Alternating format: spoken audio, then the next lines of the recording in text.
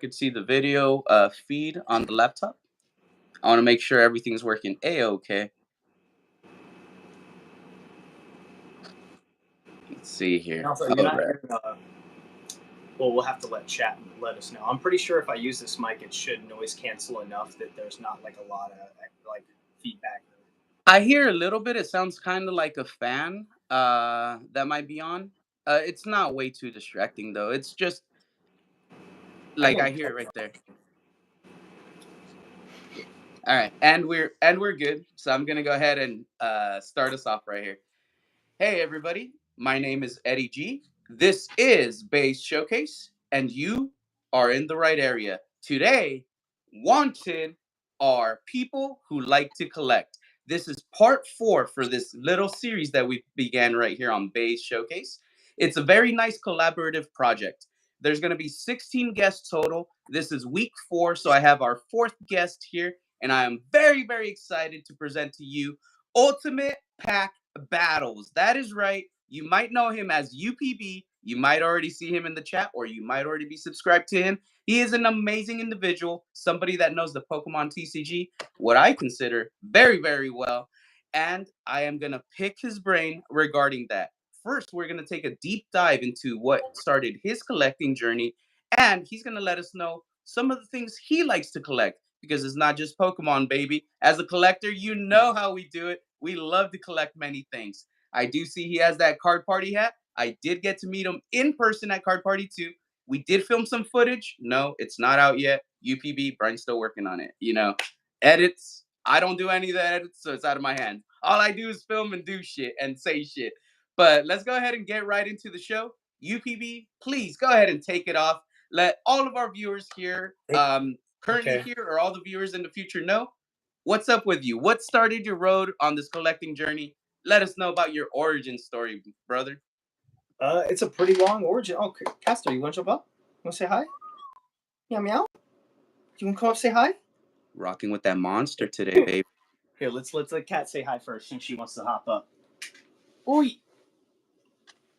Yeah. Okay, so my collecting journey is a bit of a long one. Let's dial it back to 2017. 2017, I was not yet in Magic. Not yet in Pokemon. I was ripping Magic the Gathering packs and playing D&D with some friends on occasion. And over time of going and getting Magic packs, I would go to the same shops that sold Pokemon, of course. And I saw people ripping booster boxes. And that was the first time I had seen how far Pokemon cards had come as far as having textured full arts that took the entire card.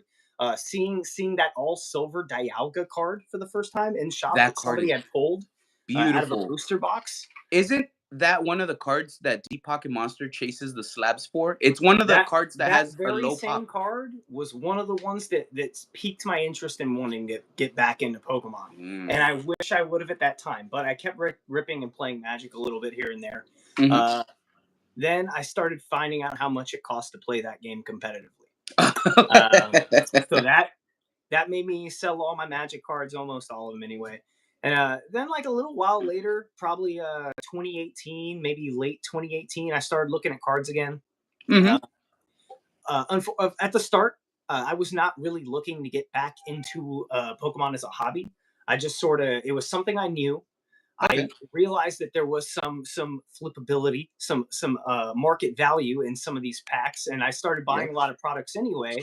I started realizing, I can get some Pokeball tins, and I know which ones to look for that have evolutions X, Y. And I could maybe just sell that one, and then that's almost the Pokeball money back, and then I can keep stacking these other packs and then see what happens. I never got around to even selling any of the packs because I started ripping them. Because I rip. And one of the first packs that I ripped that got me like hooked instantly was a pack of Team Up. For some reason, I wasn't saving any of the products at that time sealed. I was ripping them. So like I would get 3-pack blisters and I would take all the packs out and put them in a box. And then I would get like, some other product, like a box collection product. I'd take the promos out, put them in a sleeve, put them in top loader, put them in something else, take all the packs, collect them off, and put them in a box. And I was just stacking up packs like that. That's actually because I had smart. no real recollection of sealed being fully sealed and keeping. Hey, what's up, Pidgey boys? Or no, Pokefun boys. Sorry, I misread that completely. Anyway, All right. Give me one so second. One yeah, second. I do want to say hi to everybody in the chat because you know how we do it here on Base Showcase. I do like to talk to everybody. I just noticed I'm taking care of some notes, people, so I do apologize. Being a horrible host right here. Let's say a big hello to Mesozoic in the chat saying hi. I do see a freaking legend in our community. Poke Boys. What is up, Wayne? Saying what up, Bays and UPB. Can't stay on a 10-minute break. Yo, I know you're out there saving lives. Every day you go to work, Wayne, you're out there saving lives. You know the immense respect I have for you. Having previously worked in a hospital setting myself, dude, you're a fucking hero, Wayne. You you get back to work, keep saving those people that need some saving. Me and UPB, we're gonna be right here just rocking out, bro. Wayne, hopefully I have you on pretty soon in this little series we're running. You're one of the people I'm gonna be talking to fairly soon for some scheduling here in April, buddy. Thank you so much. Thank you so much for being here, Wayne. I see Mesozoic saying, I collect Pokemon from 98 to 2000 and Yu Gi Oh! From '01 to '04. I Yu was Gi Oh! about to From say '01 to '04? Golden, baby. Golden years right there. Mesozoic. That's almost my exact timeline for my child and early teen years was Mhm. Pokemon up until like 2001, and then I did Pokemon still for a little while I was playing Yu-Gi-Oh tournaments around like the early 2000s until all of my Yu-Gi-Oh cards got stolen, and that's where I was officially out of the card hobbies Yeah. until where I was just leaving off at 2018 ish. Yeah. So And I see AM/PM Pokemon. Freaking legend. He's the reason why we were able to give away Lily's Clefairy from Battle Partners, a $300 card, to William Hill in our chat this past Friday. He sent over mail. In the mail, there was a box in there. We did a little box break, and it was a free box break. And William Hill was one of the gym leaders. He got that hit, baby. Beautiful freaking card. And I do gotta say, our little buddy Gengar is gonna do the Gengar stomp on some packs today. We're gonna see if it brings us some luck, baby. AM/PM Pokemon, thank you so much for being here, pal. I really do honestly get happy when I see you in the chat. I really do, buddy.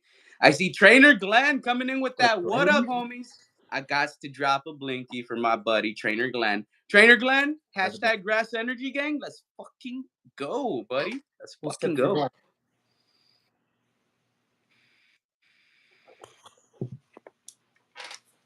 Anybody curious? I'm sipping Suntory Toki. It's my go-to. Very clean sipper. And what are you sipping? This one, you know what? I honestly don't know the strain, but I see the box. Give me 1 second. I forgot what strain it was.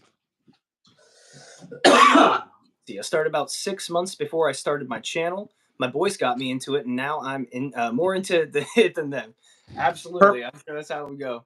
Purple Punch, Indica, Oh, 88.67% I THC, want baby. that purple stuff. Yeah. Let me go ahead and see who else is here. I know there's still a couple people I haven't said hi to in the chat. Give me 1 second here. I was running a little late, so I do apologize. We ran just a few minutes late.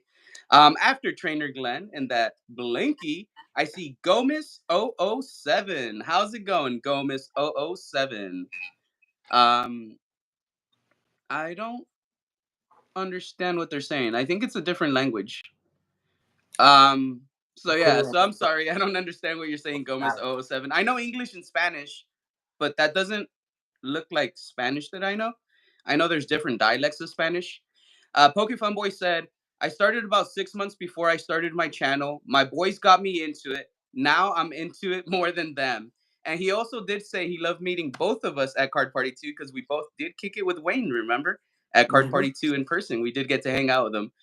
Trainer Glenn said, yeah, that's what happened to me. My kids got me back into it. Cool. Um, Again, sorry for interrupting you there, UPB, Oh but no, I had you're to say good, man. hello to our We crowd gotta right embrace the chat. You here. got right Go in on ahead my and stuff and didn't say hi to nobody. go ahead and continue. Kick it off from where you So took let's see. off. where was I? Oh yeah, I'm stacking packs, thinking about selling large pack lots, make some extra money, Mm-hmm. and then of course the Ripper in me decides screw that, let's rip a couple. First pack I open is a pack of Team Up, and I pulled a Rainbow Rare Pikachu and Zekrom GX. Ooh. First time seeing a Rainbow Rare.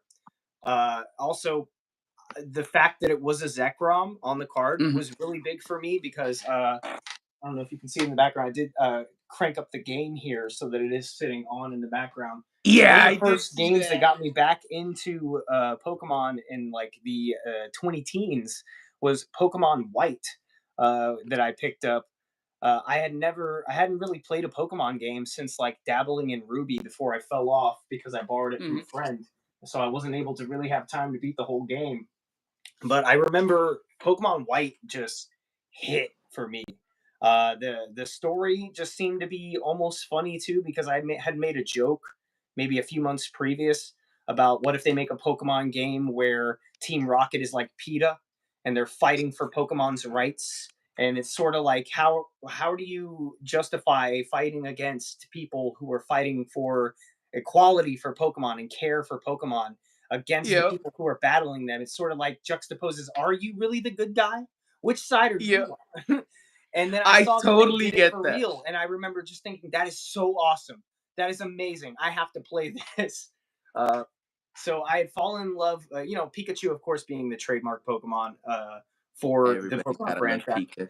and the fact that I had Pokemon White, that I chose that one not only for Zekrom being dope because White Forest of Well being able to catch Kanto Pokemon and go back and catch the all the baddie Kantomons. Um, I just felt like it was a sheer sign that I needed to get back into the hobby. Mm-hmm. Um, Especially also at that time, it was important for me to sort of get into a hobby that had such a strong community because I was not in a good place. I had been in a bad relationship and lost a lot of friends, Mm-hmm. and I had issues with trusting people. And at that time, I feel like it was. I don't know who's sawing stuff. I don't know. I hope that isn't coming up on the mic. But it's It, like, it comes up very, very yeah, lightly. Again, don't worry about it. full on There's sawing no wood at big 8 structure p.m. to What I'm talking this. about. Anyway, I'm not a TV channel. hey, I'm Chris just a Marie. little ass YouTuber. It's See, how cool, you buddy. doing, It's Eddie? cool. Stopping in to like the stream. I'm cooking dinner. Okay, Chris Marie, Oh, cook it up. Kristen Marie. Hey, love. Thank you so much for stopping by. Truly appreciate it. I know you'll probably leave us playing in the background of your cooking dinner. So, again, I thank you. I thank every single person that watches this channel. You know what? You are all contributing. Even if it's just 1 minute, you are all contributing towards the watch hours that I need. If I don't hit those watch hours, YouTube takes away the memberships. YouTube won't allow the ads to be monetized. We're on our way to 1,000 subs. That's literally our only goal right now. My only goal is to hit 1,000 subs because we have the required watch hours. We can make a little money off the ads. That's the goal. I'm being totally transparent about it, never hiding that fact away from anyone. If we hit that goal, I can use that money to invest in equipment. I need a new phone because the back of mine is shattered and my camera is The like front of mine is shattered. spazzing out.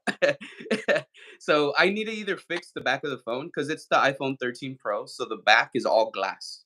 So I have to either Mm. completely swap it and swap out the camera because there's like it's fucked up internally. Like it shows me that there's an error with my camera.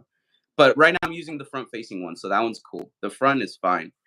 But after that, I need to get my PC set up so I could run Streamlabs and do a whole bunch of other shit and have more than one guest. Because if we run Streamlabs, we can have like 6 or 8 people on at a time. So we could have a little roundtable discussion with a bunch of content creator buddies we have. It'd be beautiful. Or we could have maybe battles from afar, especially if we all have decks. Because UPB, you're gonna teach me how to play today. And Oh, after I I learn wish how to play, I'm gonna fucking play, baby. I'm gonna I fucking play. wish I had a real deck to really. I mean, I have a One Piece deck here, sleeved up, ready to go, but that isn't gonna help us talk about Pokemon. Yep, yep. But we're like I said, I'm the biggest thing of it is I'm gonna learn the We can talk mechanics later. behind the game. So if we don't have a big an actual deck to present, don't worry about it. You're still gonna be able to answer the questions I have more than likely. As well, I do want to say PokeFunboy says, got to go back to work training CNAs this week. Later, everyone. See? I know He's you're training. doing that work. He's doing that work that needs to be done, everybody. And yeah, Kristen says, yep, doing the lurk thing. I heard One Piece UPB. Do show. Ooh, show off the One Piece deck. Go ahead and show that off. So right now it's just a little this was a intermission. You're little still going to let pricey. us know. So yeah, this was a little pricey. See, there are other One Piece deck products that I was familiar with. Those things, if you can find them in store, they're a great deal. You should jump on. You usually have to buy 2 of them so that you can get a better amount of the better cards from the Okay. one deck, so that you can have a more competitive play. The So I staples? managed to find 2. This is the Gear 5 Luffy deck, Ooh. and That looks nice.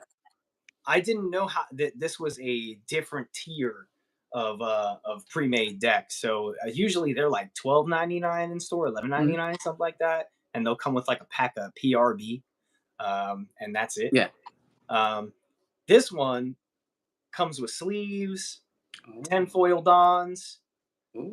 as well as like a bonus pack with 3 cards where you can possibly get full borderless textured versions of the cards that are in there. Oh! And it costs That's nice. $34.99. And I was like, Hey, ew. it is what it is. So at first I didn't buy one. I wasn't gonna buy both. I bought one, and then I went into Papi Chulo's Discord, and I talked to Feller Chris. Feller Go Chris ahead and mentioned plug that the he really homies. wanted one, Mhm. so I went back in to grab the other one for Chris. And then Chris mentioned that he had found others right when I was packing up the ship for him, and I was thinking about it. I was like, you know what? I'm not really that hurting for the money. Uh-huh. I'll let me offer to be like, hey, if you did manage to find others and you only wanted, I could just send you back the 40 you sent me and I could keep it. And he was like, no, if you don't want it, it's fine. But like, if you do want it, then it's up to you. You could, so all right. So then I combined the 2. So we got the Gear 5 Luffy. Mm-hmm. For the bonus cards I pulled a Vegapunk full, which is kind of eh. It But looks we did cool. It looks manage. cool. This is not. This is the matching one. So this is not the one I pulled. That's full and textured. Mm-hmm. It's all shuffled up right now, but Yeah. you get like a lot of better cards in there, like the Centauremu blocker, and here's a Usopp textured one I pulled out of little bonus Ooh, too. nice. And all these work really well in tandem together too. So like you have like the Luffy that has Rush, and when it attacks, it gives up to 1 rested Dawn card to one of your leaders or characters. So the cost here is what you have to pay in Dawn. So you have to rest like 5 Dawn to play him, All and right. then Give me usually one after sec. yeah. Merc, please drop AMPM Pokemon's link in the chat. People in the chat, people watching this later, Yes, the Turtle Dow please does. do me a favor. Subscribe to AMPM Pokemon if you go over to his channel and you watch one of the videos he has. He has many video shorts and he has a few long form content videos. If you watch one of them, if you like it, please subscribe to our buddy. I want to see him hit 250 subscribers. He's not that far away and it's not a big ask. He's a very chill guy. He's super funny and I'm sure you're going to enjoy his content. Please check him out whenever you have a chance. Make sure you do hit the like button on the video that you do check out. And if you like it or you don't like it, as long as you checked out that video, leave a comment in there for him. If there's something you didn't like, let him know why. It's going to help him as a content creator. It helps us all continue to grow and expand. Be nice and be fucking respectful, though. Don't be a douchebag when you do that. If you see something you like and something you absolutely love in his videos, leave many comments highlighting each and every one of those things. You know why? Because us content creators, we love hearing good feedback. And if you have some good feedback, again, leave it in there. Let the world know about it, okay? So please go ahead and check out our buddy AMPM Pokemon. No, he did not pay us to promote him. No, he has not asked us to promote him. You know what I'm fucking doing? I'm telling you to do me a favor and check him out because I watched the guy and I'm subscribed. You could ask him. I've commented on more than one of his videos. AMPM Pokemon, go check them out, everybody. Again, sorry UPB had to give you a little break there, but I had to give him that shout out, dude. Ooh, that sip scorched me a little bit. But yeah, so overall, the deck works in tandem really well with itself. Like, you'll have what is it? A Sanji card that turns off blockers.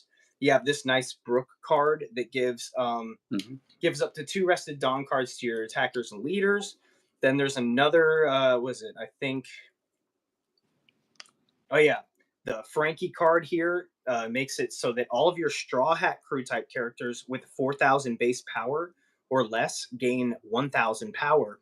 So it Mhm. automatically boosts up all your stronger ones, like your Brook, and then it's all really nice once you get it cooking. Yeah, so some of the terms that you said for that I understood, but some of them I don't. Yeah, You it's all said right. Dawn when you said you need like 5 Dawn and their leaders. I figured there's certain cards that you have to have on hand that you have to basically burn to Yeah. use like effects or use or other So cards, right? similar to like Hearthstone, instead of you having to draw your energy each turn, you'll just get a certain amount.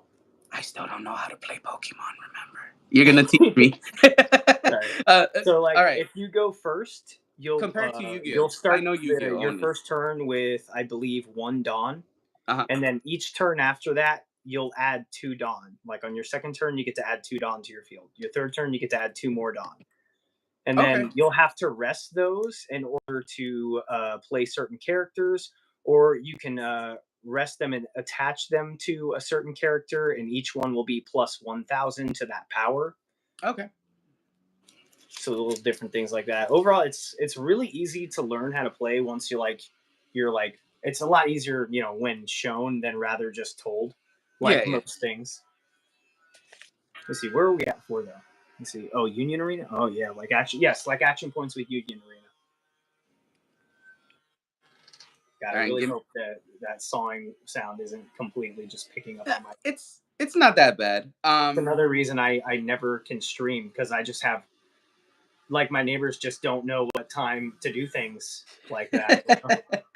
I totally get you. I totally get you. But like I said, don't worry about it, dude. Here on this channel, we're really laid back. We don't give a shit. Stuff is gonna come out raw, baby. It's gonna look shitty sometimes. It's gonna sound shitty, but you know what? It's gonna be true and 100% authentic and real. I gotta pride myself in something. Let it be that. Let it be that. So none of these talks, none of these conversations here are scripted.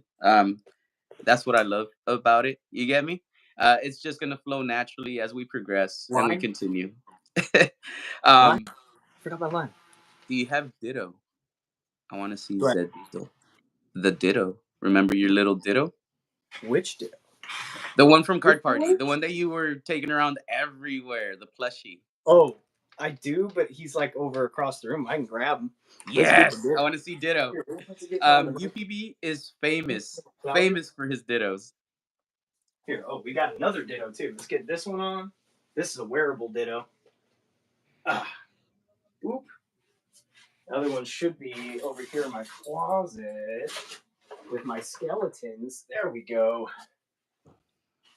Here, we can change mics here. We got the ditto beanie.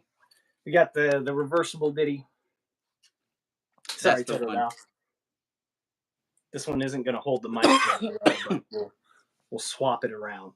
Mm-hmm. Speaking of swapping it around, as with dittos, they tend to transform. And this one is no different. What's a little slide? Yeah. Please, come on. Tuck it in. Your guts are out. There we go. So I liked this one because it's a combination of two of my two favorite Pokemon, one after another. Ditto, and then turns into Gengar, my second favorite. Weren't you happy to see the little Tomy figure that I showed you? The little Gengar? Oh yeah. Dude, did you see that if I put a light behind it, it looks freaking rad? Let me show you. Oh, Let me speaking show you what happens when I shine it. very similarly, I have something that I feel if I put a light on, it's gonna be dope. Check it out. So I gotta do it like the right way. You know what I mean? There we go.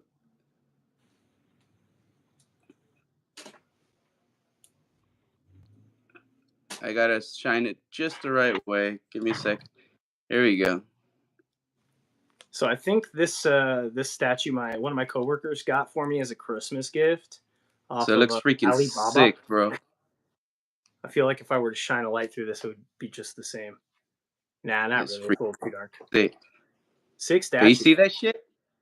It looks almost like if it's Just evil this and part doesn't really stick on too well. like if inside it has like a smoky swirl that just keeps moving around. I fucking love it. I love it so That's the much. inner child, the ghastly. I love it so much. AMPM His Pokemon. inner ghastly child. Thank you. Thank you. This was sent over by Aubrey.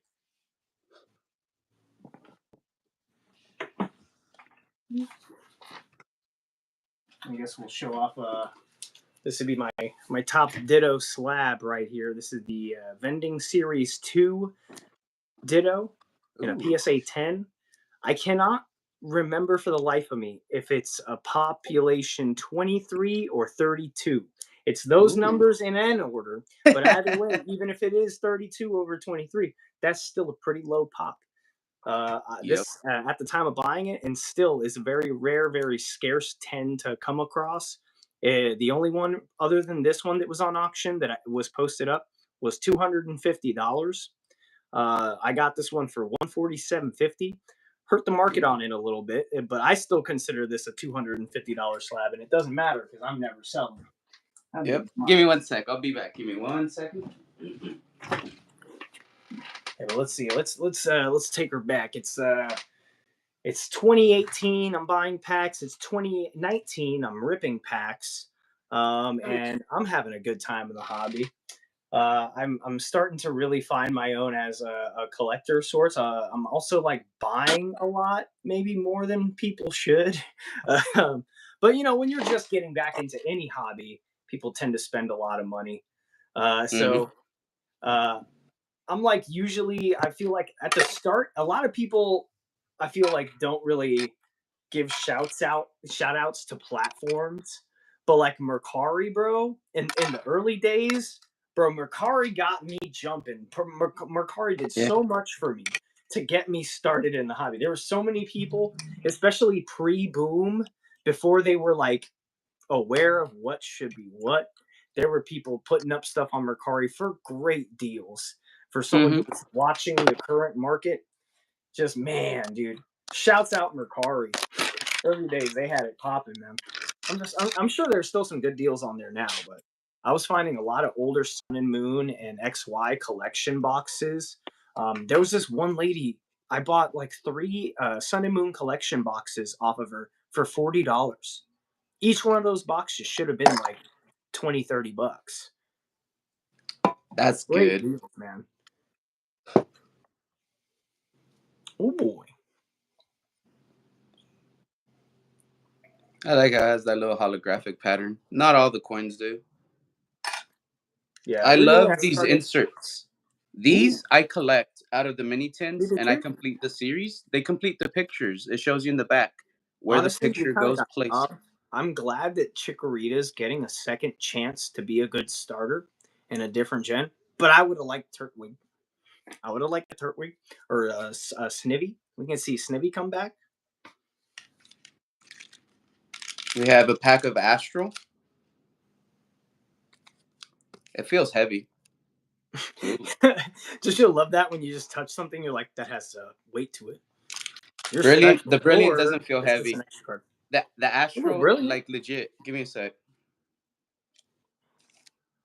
Yeah, the Astral legit feels a little heavier than the Brilliant. It's a triple banger. They put 2 SIRs in there. Well, there's been error packs from the Sword and Shield era that had multiple hits or Yep. like multiple reverse hollows. I've seen a pack that had Sun all and Moon reverse too. hollows in it. Mm-hmm. It's rare, but there's been some. Let's see. I've seen multiple packs where people open it was like all reverse hollows, and I'm like, huh? Oh, really That's quick, a weird god pack. the T-shirt. A pimp named Slickback. Yeah, Cat Williams, baby. Um, I saw how Son of a Merc says, like the shirt, Eddie. I love this shirt. It feels really good too. Like it's very well Yeah. fitting. I tried to dress up a little bit and put on a Yeah. bow now.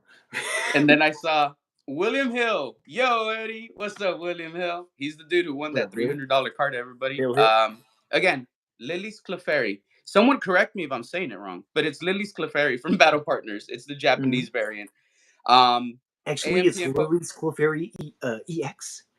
Oh, there we go. EX. Very I do important forget to throw the distinction. EX in there. Difference between a 1 and a 2 prizer. And then I feel like I was supposed to answer something from chat, but I don't see it. No, I guess it was just William Hill, right? I guess it was William Hill. Sorry for that late hello. Sorry for that. Oh, I know what it is. I know what it is. I know what I forgot. Love Sanji and Zolo. Chris Marie, I just started being less of a fake One Piece stan because I was playing the card game, but I never watched or read it. But I was in Walmart. I found the first 3 volumes. This thing originally Something is happened at $16.99. Frankinson's yesterday. $10. Something happened at Frankinson's yesterday. And April members appreciation live stream.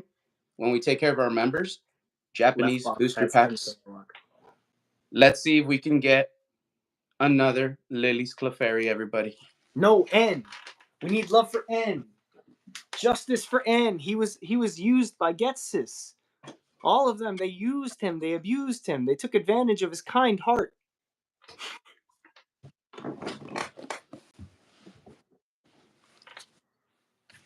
I'm gonna see if we pull that error card. That would be crazy. That's what I want to see pulled. It's the Zoroark, right? The golden one. Well, that was just one. I mean, it isn't that all of them are going to be errors. It's just that one was an error. Yeah, that's so the like, big one. I don't think you'll pull another one that's a 101. Well, I haven't pulled any of his card. I haven't pulled the regular gold. I just opened that one box, but like it's crazy because Enzorua and Enzreshiram out of some Battle Partners packs from the little binder collection. Here I bought one of each of those. Those packs hit pretty. Also got a Maractus art rare too. Ooh.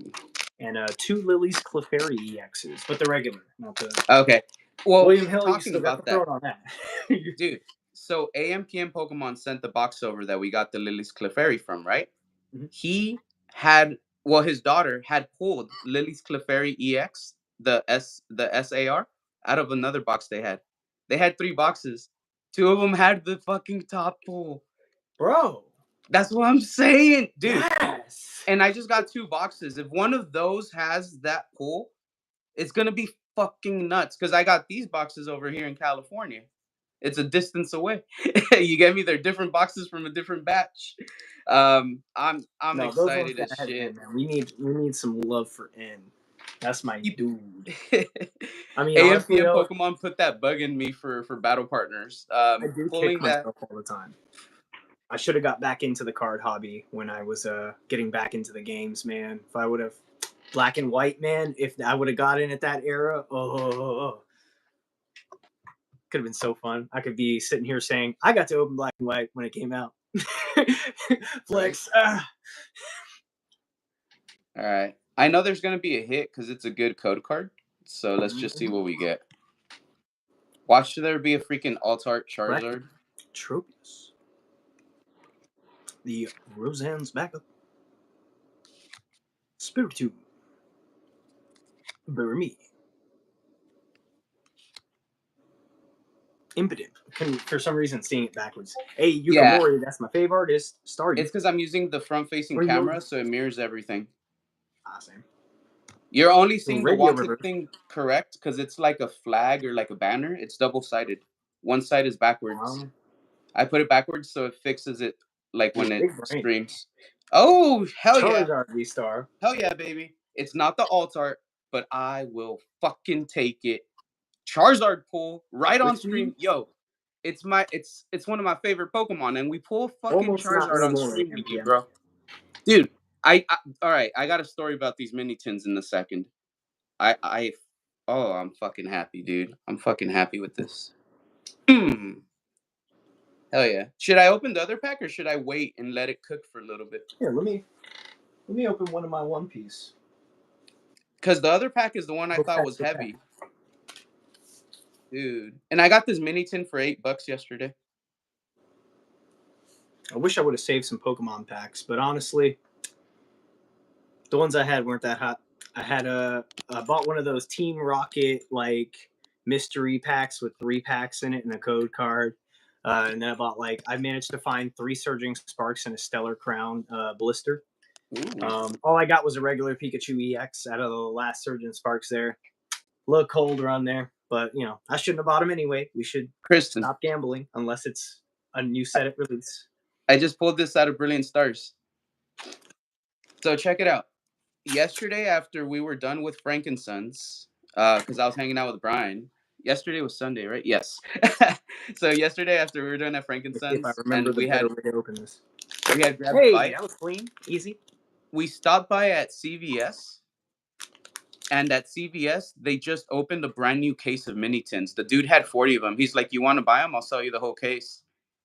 And we checked like our rewards thing, and we had like a 30 or 40% off, I think, or some shit like that. There was some coupons we had. So I just got one mini tin. He got one. We didn't buy the whole lot. But like it was crazy because like the dude had in stock 40 of those mini tins. They were $12.99 each. But with coupons and everything, I basically went out the door with my tin for like $8. And I think Brian paid like nine something. He had a coupon that was less percentage off than I did. Edward Newgate Green. These cards are all new. So I managed to find these in Walmart the day before they came out. There was like 2 little sleeves out. And 2 other people came in right as I was like finishing up picking my packs. What's my leader? Oh, got a Trafalgar Law leader. Hey, let's see a little Trafalgar Law. I bet that's playable just off it being Law. Hollow for... Can't really see what I'm getting here. 7. We got a Limb. So this set's all new to me. I don't know how well they play. But usually Trafalgar Law good. So you got a new leader though for green yellow for life. Dawn 1 activate main once per turn. If the total cost of your characters is 5 or more, you may return one of your characters to the owner's hand.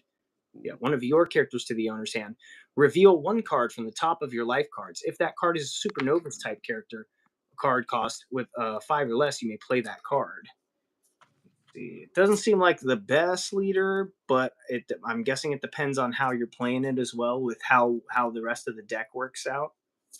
Mods, let me know how much this is on TCG Player. It's the one from Brilliant Stars. I don't know how much it is, but I wonder if Charizard is doing okay. Which one? Where are the boobs? Oh, the 85. Yeah, there's boobs. That or the one you pulled at the end, right? Oh no, Edward Newgate. That's the boobs. Dang, that's the biggest boobs we've seen. Jeez, look at you, Rogue. This man's a unit, and he got wings. The bumblebee should not be able to fly. I'm opening up this pack here. So UPB, do you remember where you were at? I think you were in the 2018, 2019 era. We're 2018. I'm buying packs. 2019. I'm starting my collecting. We're ripping packs. We're buying stuff on Mercari. It's still pre-lockdown, but I'm like, all I'm talking about is Pokemon. Everyone around me at my job hates me. They don't want to talk to me because that's all I care to talk about is how much I love Pokemon. I start finding my way into other communities through like Instagram and YouTube, Discord. Starts popping up to me as like, oh, this is where people talk. This is where you go to talk to people about Pokemon. I started finding a community called Perfect Rares. So they did a Instagram giveaway where they did like sponsored ads where they were giving away the Rainbow Charizard VMAX. Where you just had to go to their channel on YouTube, subscribe to their channel, leave a comment, the basic YouTube Oh, nice. Got a nice little trainer gallery hit. Hey, 2 hits for 2. And Nothing. hey, playable. That was good for a minute. I remember It being like, was hey, stacked it up with a Radiant Sneasler, and you can stack up that poison damage like crazy. Obama Snow. I think I needed this. I think I low key don't have this trainer gallery. This is trainer gallery 1. I'm Dang. happy. I'm very very happy with it, dude. I'm ecstatic. I paid $8 for this mini tin. I literally got like Ooh, almost $8 a $8 steal. back in pulls, Oh. and it was fun. Hell yeah! It feels better when you pull a card than if you just buy it outright. Yeah, dopamine has to do a little bit with that, though. Yeah, I I feel mean, like there's something to be said for just being able to walk up, see what you like, and get it, and know you got it. You know, that's where I'm at in my journey now. Is I've come heavily around to, you know what, the dopamine just ain't there and ripping for me as much as it is. New set, you gotta rip something. You mhm. gotta rip something at release. But like past that, Right now it's hard. do what you need, man. For people, it's hard to get stuff at release right now at a decent price to rip. That's what I mean. Very true. I did manage. Did you? No, I don't. I think you said you were working. No, I was asleep. Okay. Yeah, So I don't know if I anybody else slept. was So I able was to up earlier all today. night and I slept in Pokemon during the Center. day. Wait, Pokemon Center did drop their pre-orders today for Destined Rivals, Uh huh. which I was pretty sure they were going to do because it's a week, like the week just before the new set Journey Together drops, and usually the start of that week they will drop pre-orders for the next set. Hmm. Um, I was expecting them to drop it last like Thursday or Friday, but they ended up just dropping more prismatic. Ooh. Um, didn't get any of Ooh. that, which is fine. I was at work dying. Uh, uh, but yeah, like, God, where was I? Oh, So yeah, check it Destined out. Rivals. I I did manage to get a PC ETB. Everything else was sold out by the time I got into the queue. Hopefully, someone else managed here in chat to get some if you were able to. Um, it's pretty much the only way you're going to get something is if you're lucky enough to be off or be able to take an hour or two around the dude. time that wait queue and just cross your fingers and hope you get in early. Yep. B Pop, how's Hey, it Bebop. going? Thank you so much for being here. I do want to thank all 13 of our current viewers. I really do appreciate this. Honestly, check this out, everybody. Except This easy. series we're running, this is for my fun. This is for my entertainment. We're doing something that I want to do, something that I enjoy. Everybody that joins, I just want you to enjoy it a little bit, like how I enjoy it as well. Each one of the guests that I speak to, each one of the ones that I talk to, is a person that I find interesting. So I'm pretty sure y'all are gonna find that person interesting as well. Um, Thank you for being here with us on our little collecting journey.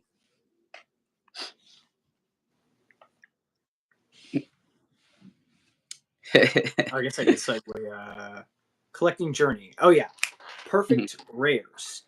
Perfect Rares had a YouTube channel where they hosted a giveaway for the Rainbow Charizard VMAX, Hmm. and I I managed to not win that card, but I managed to find their community, and that was another big important thing, not only for my own mental health, but for me getting my standings in the hobby.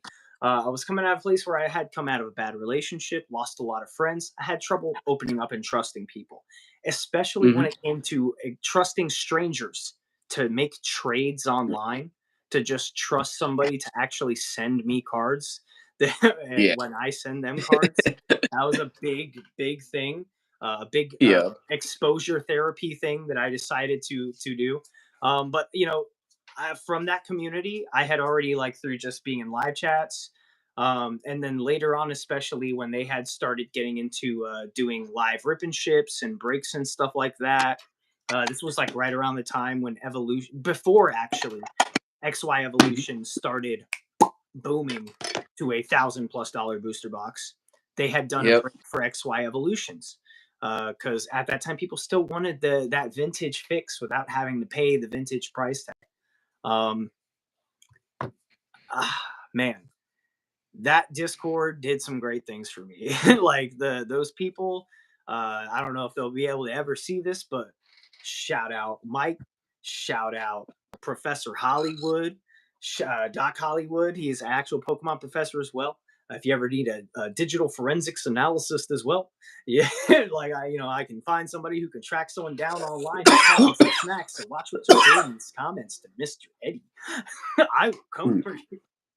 But yeah, just like a lot of great people who just out of the kindness of their hearts knew that I was just getting back in, and like went out of their way to make good trades with me, and like be willing to be like, hey, I'll send to you first, Hmm. because I kind of get a read that I don't think you're gonna mess with me. So I will send you the cards first, and then when you receive them, you can ship them to me. They were willing to take a risk on me because they knew that I was not as willing to take risks, and that helped me open up and trust people online again, as well as just really trust in the Pokemon community. Because what I really needed at that time was a community, and so I hadn't yet started my own channel, but through being a part of the Perfect Rares community, through other YouTubers I was playing, watching at the time, like Fluky Sage, who had a nice little channel where he would play some Swish Dynamaxes, doing some shiny hunts, uh, as well as another coworker who told me, like, especially like right when the lockdown hit, like, hey, if you're Hmm. really interested in this and you think you want to make a channel for it, now is the best time. You should just do it, dude. And so I did it. Yeah. I wish I would have stayed as consistent as I did right off the bat. I will eventually get a nice streaming schedule and try to get an upload schedule together once I can get my life sorted out. Uh, but everything is, it's just time and progress, trusting in the process. Well, to that aspect, I do want to say I feel like I don't feel like you're not consistent with your uploads. You get me? I do feel like you do go up Oh no, you don't and have to be put nice. up stuff I'm very as often as you inconsistent. can. Yeah. I, I I don't have a schedule. I don't have a set time. I mean, usually if I do stream, it's a lot later, but then that ruins my sleep schedule, and then also it's quiet now, but I have noise concern issues that make me Yeah. altogether just be like, well, I was gonna stream today, but I don't know when this person's gonna be done mowing their lawn at midnight, and now screaming, hey. Yeah. I feel Yeah, you. because like I'm fine if things are if I'm dropping some frames or whatever, that bothers me, but it's like as long as I'm not playing a high frame game, Yeah. I can be a little choppy if we're just chatting. But like noise stuff, audio stuff, that really distracts me. So like that's one thing that'll stop me. I either need to move to a different place or soundproof this apartment a lot better to be more comfortable with filming, and because it seems like whatever time is best for me is also best for somebody else to do something loud or host a quinceañera next door. At least once a month. Like how many? It's not. It's like you're just using your house to host parties at this point. That's, you can't have that many kids having 15-year-old birthday parties. Uh, Yeah. but yeah, man. Pokemon I came in get at you. the right time, So man. Came in the right time. so a lot of that external noise, which is something we can't control, is something that you feel kind of uh, encroaches on your artistic talent, right? Like it's one of the things that you just said. It kind of makes Yeah, you shut down. You're it, like, it cuts my no, I focus don't want it. because Yeah. especially when I hear something, it's very much cuts my attention and focus. And if something dissects my focus away from what I'm trying to focus on, then that becomes my primary focus. And then it's all I can think about. I have a very obsessive personality, which I've come to understand is a bigger issue than I thought it was. I thought my OCD was a lot more minimal because I'd gotten past a lot of my tapping rituals and counting steps. Apparently, there's more to OCD than just the physical rituals that you compulsively Hmm. do. There's also compulsive thought. I've been doing some therapizing lately on those things as well. Not sure if I will do any medications for those. I'll probably just try and use some therapy and some Yeah. coping mechanisms. Also, if I was a Pokemon, I guess my nature would be a hasty nature. I tend to be very impulsive and jump on my first instinct or my first gut reaction instead of Yeah. taking a second to just breathe and go, you know what? Let it go. Yeah. No, I totally feel you. I mean, I have my OCD, so I have to have stuff line up. Like I don't like it when stuff is crooked or when stuff looks like off. Like so Let me fix it I for try you. to get everything to line I'm up. trying. I'm trying. No, you're good. Good. You're Good. good.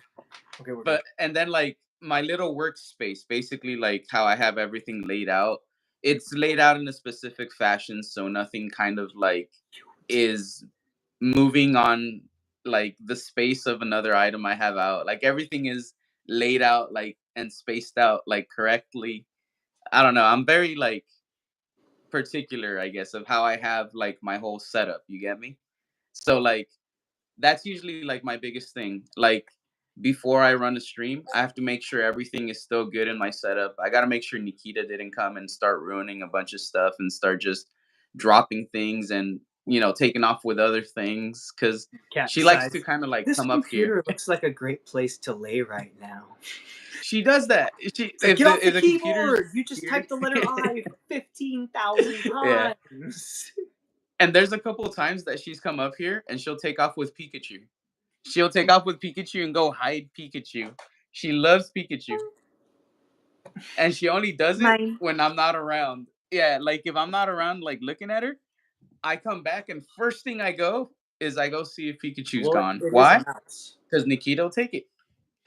It's the electric mouse. She's doing her job. Good, Nikita. Yeah. Good on you. And then I just have like other stuff, but if she like moves stuff around, like I just feel like I'm gonna need something midstream and I'm gonna go for it and I'm not gonna find it. And it's just gonna kind of like give me that weird like break, that weird pause, Because it's happened before. There's been times where like midstream I'm like, oh shit, I need a top loader or I need a sleeve, and I'm like, fuck, where are they? Like, because something got moved or I put something on top of something else. You get me? Like sometimes it's just my dumb choices, but it'll give me that hard pause where like all of a sudden I forget what I'm doing and I'm just like, where the fuck is this? And I can't focus and I'm like, Get to the point where damn it. finding that item becomes the Yeah, primary. Like, yeah, whatever I was going to do is not important. I need to find my top loaders right now. I yes, need to find yes. where did I put my sleeves? Yeah. So I have like other stuff that I usually use that I go through, like the consumables for streaming and for collecting. And I have three different spots where I keep extras of everything. Because if I hit those hard stops, all right, fuck it. I'm not gonna worry about where they are. I'm going to one of my spots and just getting some of my other stash. Gotta You have get me? your reserves. Gotta hit the Yeah, yeah, armor. yeah, exactly. Yeah, so that's a big thing of my OCD. What's Like going on, Shug for Nasty? everything, I have everything in its area in order where it's supposed to go. I have reserves, and then I have reserves for my reserves. And if something starts running low, and I have like, and I'm dipping into the reserves, and I'm not restocking that certain item, that starts to really like kind of like set me off. Like that's one of my OCD triggers.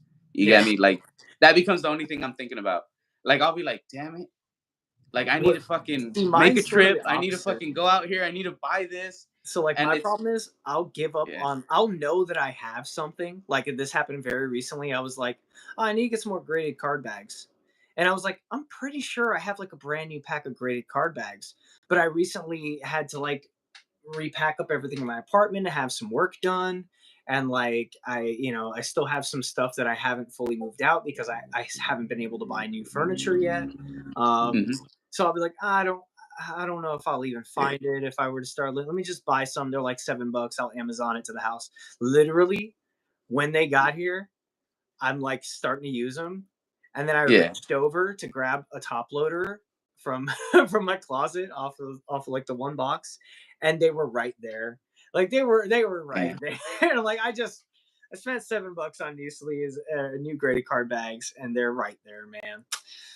So mine is like I'll give up too easy. I won't search at all. Like if it's $7, I'll just buy more. Yeah. Shug Nasty, how's it going, bro? Thank you so much for dropping in and saying what's up. I'm right here with UPV. This is one of the homies that I met out at Card Party 2 in Florida when I did go. Um, very interesting individual, going to teach me how to actually play the Pokemon TCG Right. today. Right now, we're just chit chatting away right now.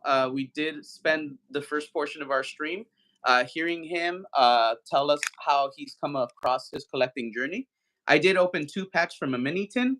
I pulled this out of Astral Radiance, Trainer Gallery #1, and I pulled this out of Brilliant Stars. This was a little mini tin that I purchased yesterday for $8, and it pretty much got me like $8 in pulls. It was pretty awesome.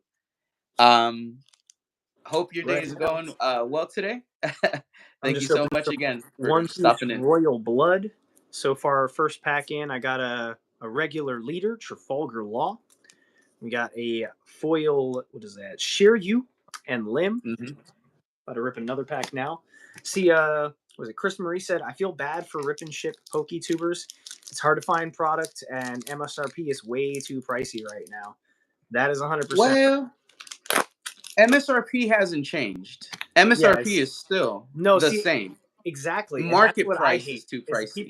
people are embracing this new market way too easily. It kind of Yeah, bothers me how people are saying, "Well, that's what the market is right now," and I'm like, no, that's that's the no, it's difference. not. Not for a set on Yeah, release. It shouldn't yeah, be, and it isn't. That's what the pumpers have made it. exactly.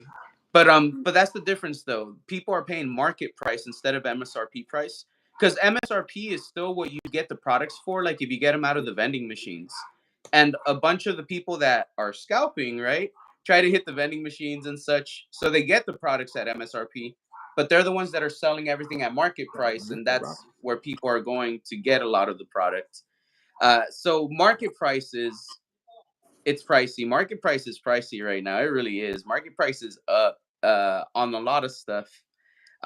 So I do agree with you. Like rip and shippers are having a hard time because a lot of them buying stuff on the secondary market, paying market price, are paying an extremely high amount, and then to still make a profit on that, I see how it's difficult. It's very very difficult right now. Yeah, that's why I held that one extra long for you, Chris and Maria. I know you like the Zoro. Yep. Bpop said reserve blinkies. I do actually try to keep reserve blinkies on hand. Recently, I ran out completely from blinkies, but we went and got Oil some more damned blinkies. punk. So we got some blinkies back. Ooh, dude. Sick looking rare for that Marco. Yeah. I almost thought it was an SR until I was like, no, that's just a regular rare. That's a It sick looks looking Marco it rare. looks like something different. It's not like an alt The art or gold anything like foil that. pops on that really nicely. Oh, that's it. Yeah, that's the last one. Nice rare though, and it's a blocker. I like seeing some blockers come out of the packs. You see, on KO, return up to one of your opponent's characters with a cost of 4 or less to the owner's hand. That's pretty nice. That's a mean little card. You could potentially, if they attacked you with a little 4 cost, you can be like, yeah, you see that? Put it back to your hand, so you have to put it back on the field next turn, reusing your Dawn, so you can't put down a bigger card. Did you see what Merc said? He said Jar Jar Blinkies from the Obi-Wan Kenobi. I love it. I love The it. Obi-Wan Kenobi. Oh, so UPV. All right. What events are you going to possibly try to go to for this year? So far, I still need to buy my ticket, but the only event I'm planning for right now is Card Party 3.0 because it is in Tampa, and I feel like, even if I don't have the money, I mean, no. I was gonna say like, I could probably just get in. It's who you know. I've been in that convention center a lot. I know all the exits. I was a staffer before. I've volunteered to help. But no, yeah, I'm paying for the event. We're getting in legit. I've definitely gone to that convention center plenty of times, and I won't say that I haven't paid because I paid vendors. I paid vendors. Yeah, sometimes if a vendor sees you and you say, "Hey, man, I remember you from last year. Hey, you need some help getting your stuff in?" Yeah, yeah. And then they help them in, and then you be like, "Hey, you got extra vendor packs?" You know what? Yeah, I do for you, dog. I do for you, man. But you gotta watch. Yeah. You gotta help me watch the table maybe an hour or two so I can get lunch. No problem. Call me when you want to take lunch. Damn right. I can sell some DVDs. I can sell some Genki hats. I got you. So check this out. I don't go to many events, right? But there may have been an event or two in LA, right? A big one. And I was there and I had a vendor's pass too, but I wasn't a vendor.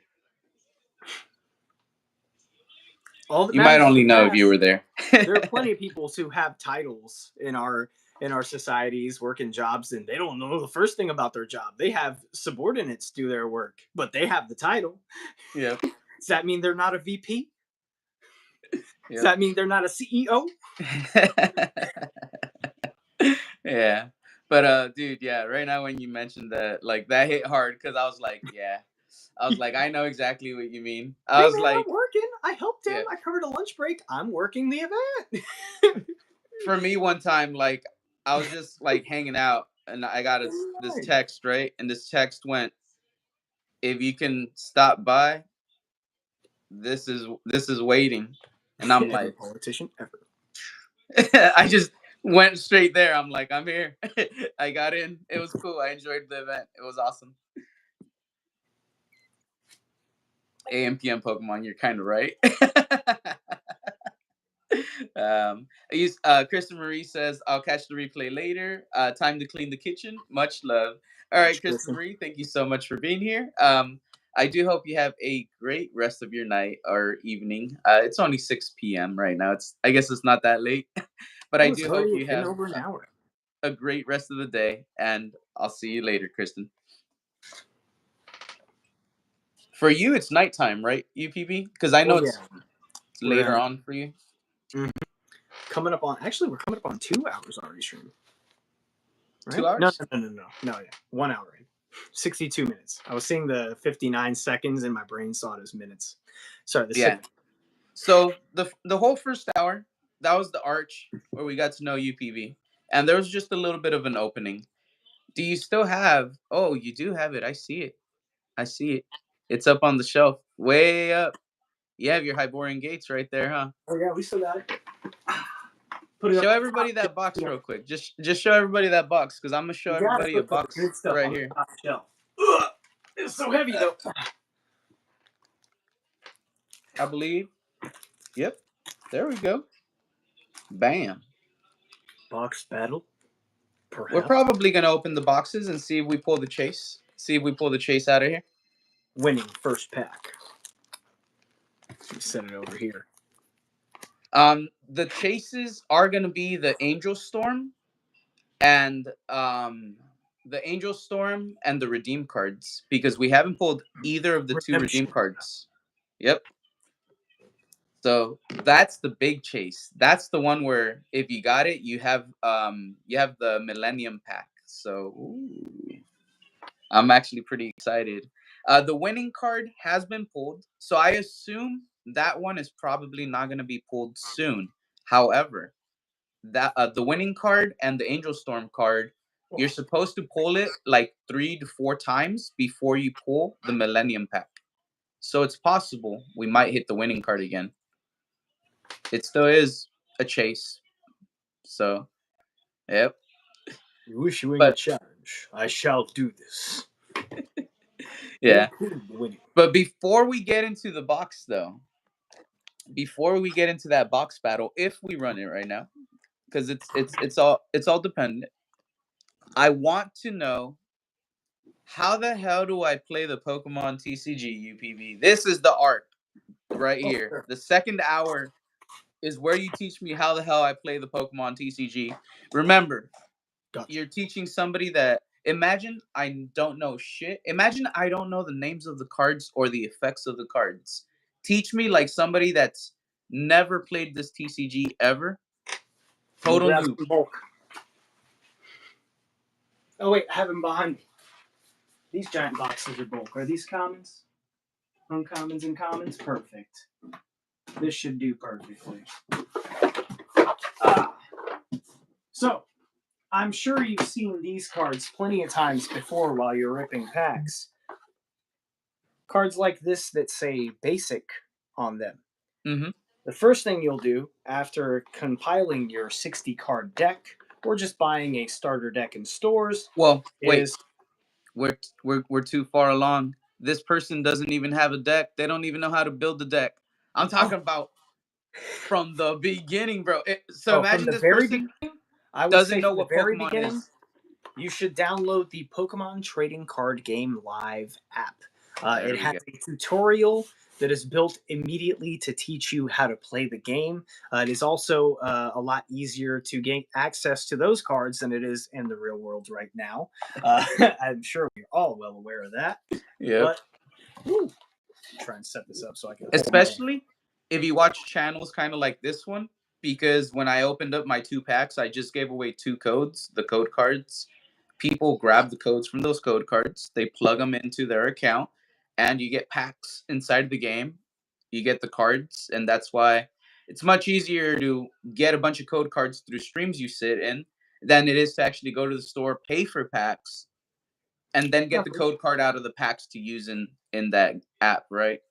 But you can also just buy codes on uh, TCG Player. That's right, huh? I forgot So about that. if you see people be like, "Oh, I have to pay money for packs," I'm like, no, you can just buy codes, and some of them are like a penny a piece. Some of them are Mhm. nickel a piece. So for you can 10x negative down a $5 pack price to a nickel, and then buy that. I mean, I've bought almost 700 code cards before for about 30 something dollars. It Um, 100x's down instead of 10x. yeah, 100x down. Yeah, Yeah, 100x down. it's nuts, right? So like but technically you don't even need to do that. The new app is Yeah. very good at just giving you good cards, and also giving you like secret rare, like special illustration rares for free. They'll give you full decks to play for free, and Mhm. unlocking cards is not terribly hard to do if you're putting in the time to play the game as well. So when you download the app, you'll get some decks to play out for free. For Mhm. your first turn, for your 60 card deck, you will draw 7 cards into your hand. Mhm. In order to play the game, your starting hand must have, whoops, sorry, Evie, a basic Pokemon in order to play in your active. If you Okay. don't have a basic Pokemon in your starting hand, you'll do what's called a mulligan. A mulligan means you'll take that starting hand and you'll shuffle it back into your deck again, reshuffle, Mhm. and you'll draw 7 cards again. Um, After you do so, let's say on your first mulligan, you were to have a basic Pokemon in your starting hand. Yeah. Then you may start your game. Okay. And after doing so, when you have a basic in your starting hand, you'll set up your prize cards. Your How prize many cards will mulligans can you do? it's any number you want. However, each mulligan can count against you because Oh. the opposing player for each mulligan you have to take, the opposing player can take an extra draw. So Oh. instead of having their starting hand start with 7 cards, they would be able to draw an extra card for each mulligan you have to take. This Ooh. is in order to make it so that you are guaranteeing you're having enough basics to start your game. If you're playing a really risky deck where you only have one basic for some reason, there's some room for punishment there. Okay. You want to make sure you have a good balance of basics, a good balance of supporters to fish your deck for other things you need. Team Pokemon, welcome in. What's going on, fam? Team So Pokemon. How's it going, dude? Thank you for popping hope in. you're having a good night. I'm sure TP can explain how to play the TCG just as well. You Does remember plenty of streams UPV playing from the Card TCG Party? live. I don't know, does he? No, I don't remember me from Card Party. Ooh. All right. So then all right, so I understand that then. So you have your deck, however the hell you built it. You could Mhm. run a safe deck which has a lot of basic Pokemon. You're guaranteed you're going to get one. Well, not guaranteed. You have a higher chance to get a basic Pokemon on your Yeah. first hand. It's fair. You both start off 7 cards, game starts. Yep. if you don't have a basic Pokemon, you can't start the game. Yep. You reshuffle everything, draw another hand, but they get a bonus card in their hand to start off against you. You have 7, they have And 8. also, If you go, if your opponent at the same time, like if you both have to mulligan, it cancels it out to where neither of you will draw an extra card. oh, At least that's what I was told in person. When I okay, play the app, I can't remember right, but I feel like you still draw. But I could be completely wrong. It's not very often hmm. that me and the opposing player both mulligan at the same time. So I may be misremembering and All right, adding facts there. But I'll just say in-person event was right. Um, so it'll cancel out the mulligan if you both have to mulligan as well. But okay, let's say you both get your basic Pokemons. You're both able to put a basic in the active. Once that happens, you'll set up your 6 prize cards. The 6 prize cards will be the first 6 cards off the top of your deck after you've drawn your hand and put your basic down. all right. Let's To pause here. win the game. Wait. Let's wait here because I got questions already. Yeah. So I know how to play Yu-Gi-Oh. That's the TCG that I rocked. I know you go face up attack position, face down defense position. For Pokemon, is there something like that, or are they all? So you'll How's start the game face down, but it's more of just a starting phase having it face down. Everything for Pokemon is face up. okay? And And face as down is far as just to show you don't have a mulligan. That's it. that's really just so like you can like have at least an early moment of, oh, I don't know what my opponent's playing yet. Okay. Just that moment of, okay, you put it face down, and then after you set up your prize cards, which will be 6 prize cards, those act sort of as your life points for the game. That's Okay. where the differences in cards come in as well. Okay. Say I you understood that have reference hard. Yeah. cards like this, an Eevee, or really any other card that's a basic card like this. These are going to be, oops, sorry again, different Eevee. Drop that one as well. These are going to be considered 1 prize cards. So Okay. 1 prizers, if you were to knock out an opponent's card and it is a 1 prizer card, like these smaller cards, you may Yeah. only take 1 of your prize cards for Okay. knocking out that Pokemon. In order to win the game, you have to take all of your prize cards before your opponent, or make sure your opponent has no deck to draw from, because if you don't have a deck to draw from at the start of your turn, you will deck out, which will lose you the game. So there Oh. are decks that also play in terms of not taking prize cards at all.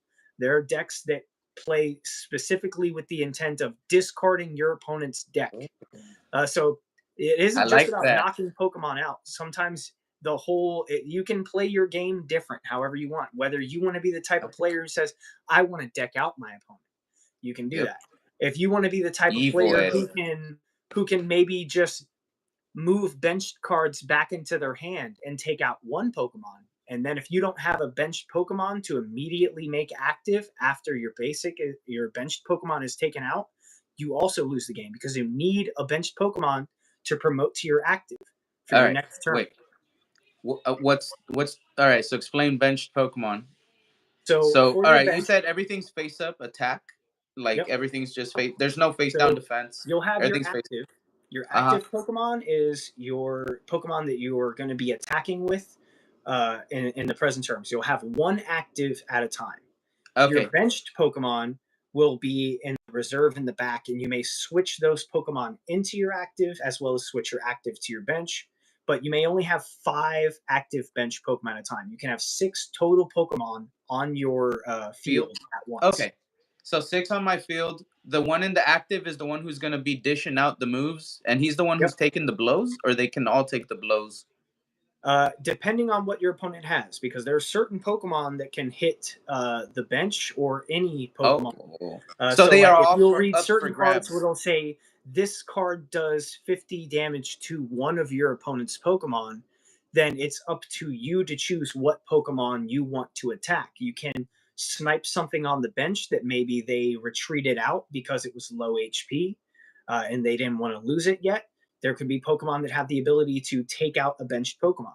If you were to say take out, let's say they have a Luminion V Mm. on the bench or something. It's 170 HP. You manage to hit it for 150.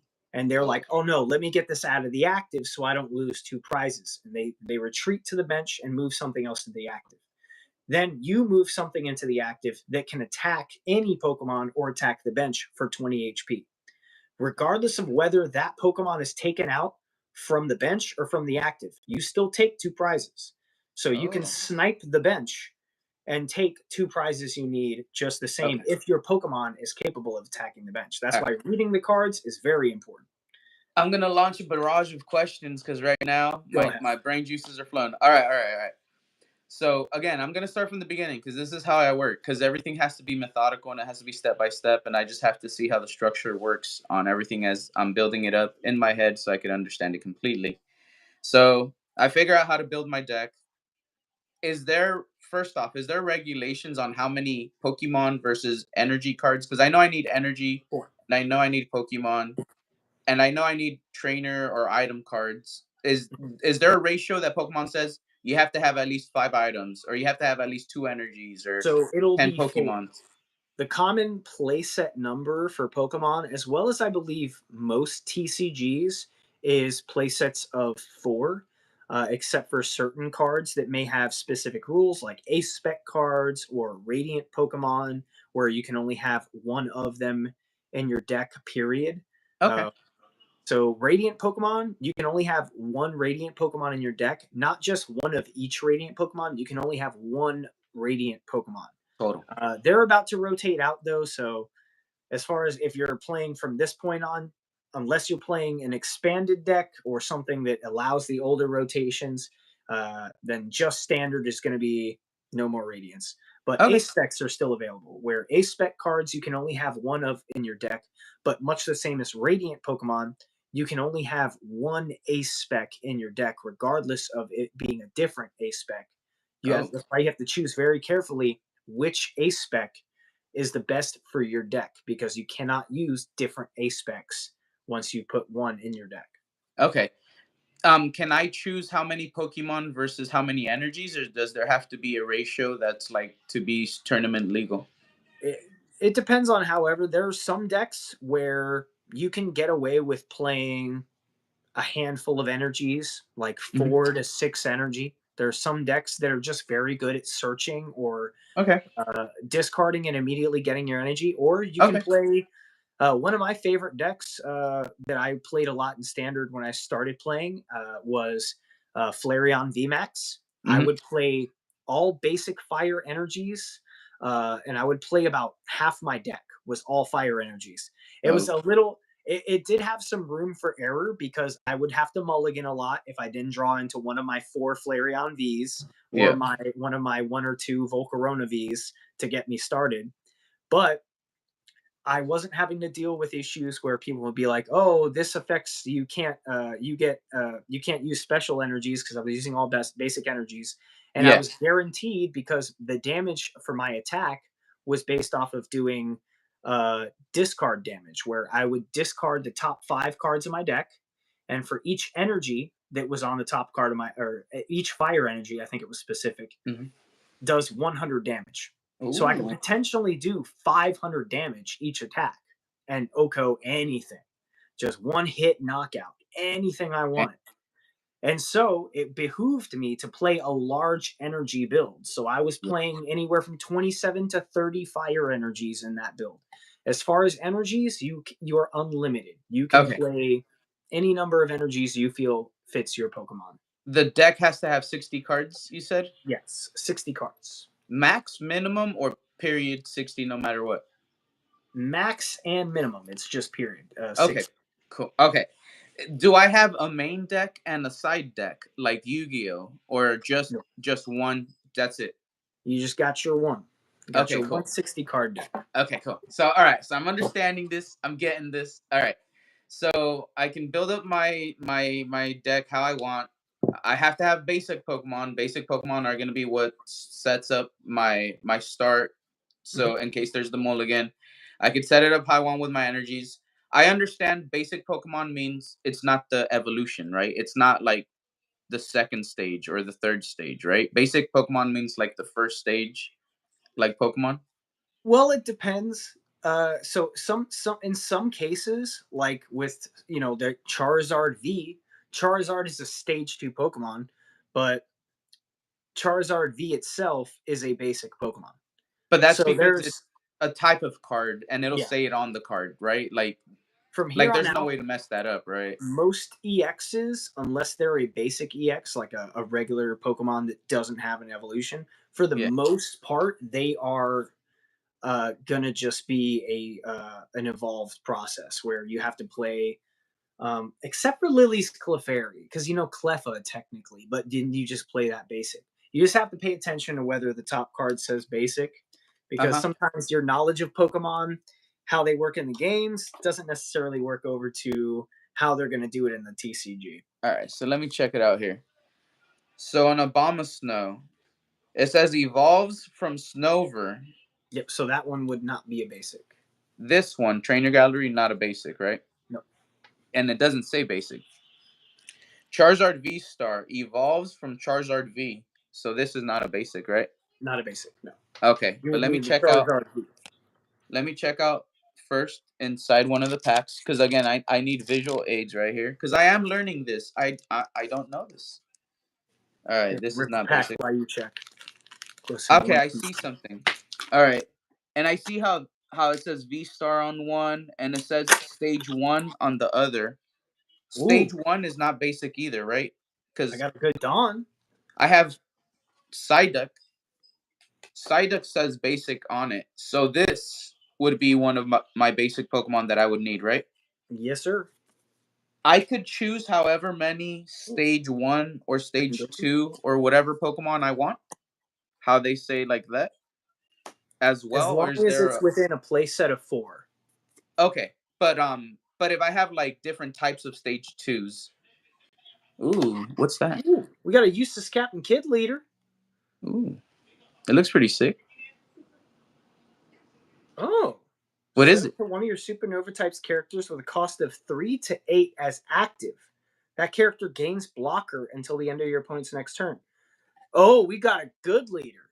That's Ooh, really good. So I can attack with something that's within 3 to 8 cost and still be able to then attack with this. And at the end of my turn, I can make that thing active again so it's still able to block an attack for me. That's really good. This sounds like a good leader. Still all right. only a regular leader, no alternate arts. For foils, we got a Virgo. For trainer Oh, we got more cards. Boobas. Ooh. Wow. For Oh, trainer, what is that? Dolphingon. Let's go. That's sick. I got a foil Don. Doflamingo. Nice. That's sick, man. How many trainer cards can I have in my deck when I build it? Like, Same if it's same different playset. types As long as it isn't like a specific type, like an A spec, you can have up to 4 item, 4 trainers, or 4 tools of any of a kind in your type. deck. Mhm. But if I have different types, can I have like 12 item cards if I have 3 different item types? Yes, as Okay, okay, long cool. as it's like 4 of a specific type, then Uh-huh. you can have like 10 different items. I wouldn't do 10 different 4 full set items though, because then that's 40 cards of your deck all in items. But you know what I mean. Yeah. No, I totally get that. All Yeah, right, there's but no it limit helps on me the number because of items or tools or trainers as long as you stay within the playset number.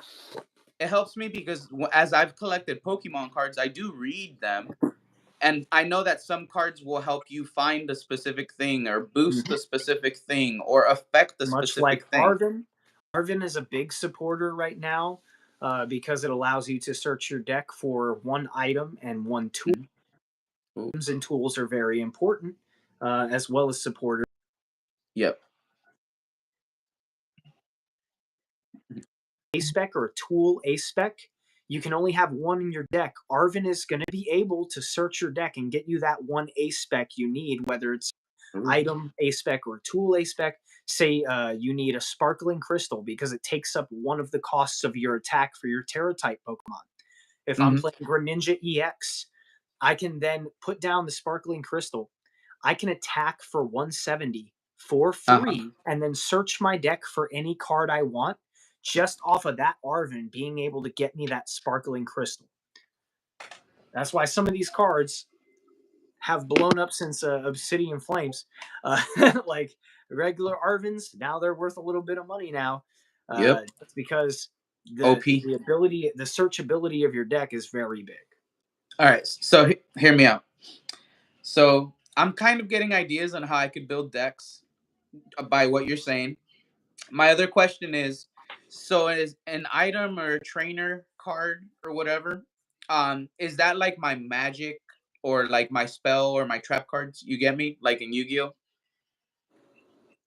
Essentially, but it kind of switches around. See, there are some Pokemons that have a. I said Pokemons like that sounds so.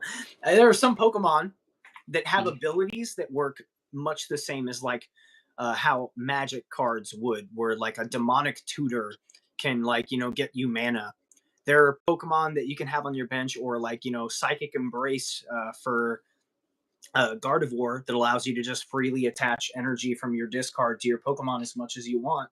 That's Okay. a play mechanic built To into a recycle. Pokemon card. Yep, for To you to be able to recycle. recycle and reuse things. So Oh, not only just your items, but abilities of Pokemon abilities. are very important to keep in mind. Okay. So anytime you see red text, it's something you need to be reading. So what I would do first, build up my deck. I would fi- I want to find out what trainer item cards I want to run depending on the type of deck I want to run, because you said I can try to win by decking them out. I can try to win by knocking out all their Pokemon entirely on their field, by clearing the field basically. Mhm. Or I can win by taking all my prize cards before they do. So that gives me three methods of attack. I can Yep. just defend, defend, defend, deck them out. Or Just also kind of stall them, right? there's there's another way that most people don't talk about, hand disruption as well. If you have the ability to just not even if you're worrying about trying to deck out your opponent, if you're just limiting the amount of cards your opponent can even use through supporters like 06 machinations or airy, where you're able to discard cards from their hand. Your hand is your most important tool, more important than your Mm-hmm. deck, because your hand holds the cards you have at your availability to use.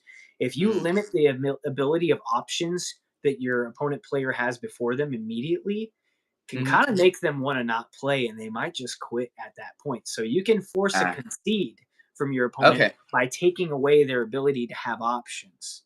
All Where right. you can just be like, yeah, I get to get rid of two cards from your hand. My other You might have question. needed those.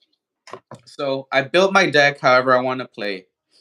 Um, Again, I would start off with like my trainer and item cards. Then I would decide how many energy I want to run, and then I would decide the Pokemon that I want to run, and I would base it off of, do these Pokemon, do I want to run it where they have high attack or high HP, or do I want it where it's just a bunch of ability based? Because I know certain decks shut down ability based Pokemon as well, right? Mhm.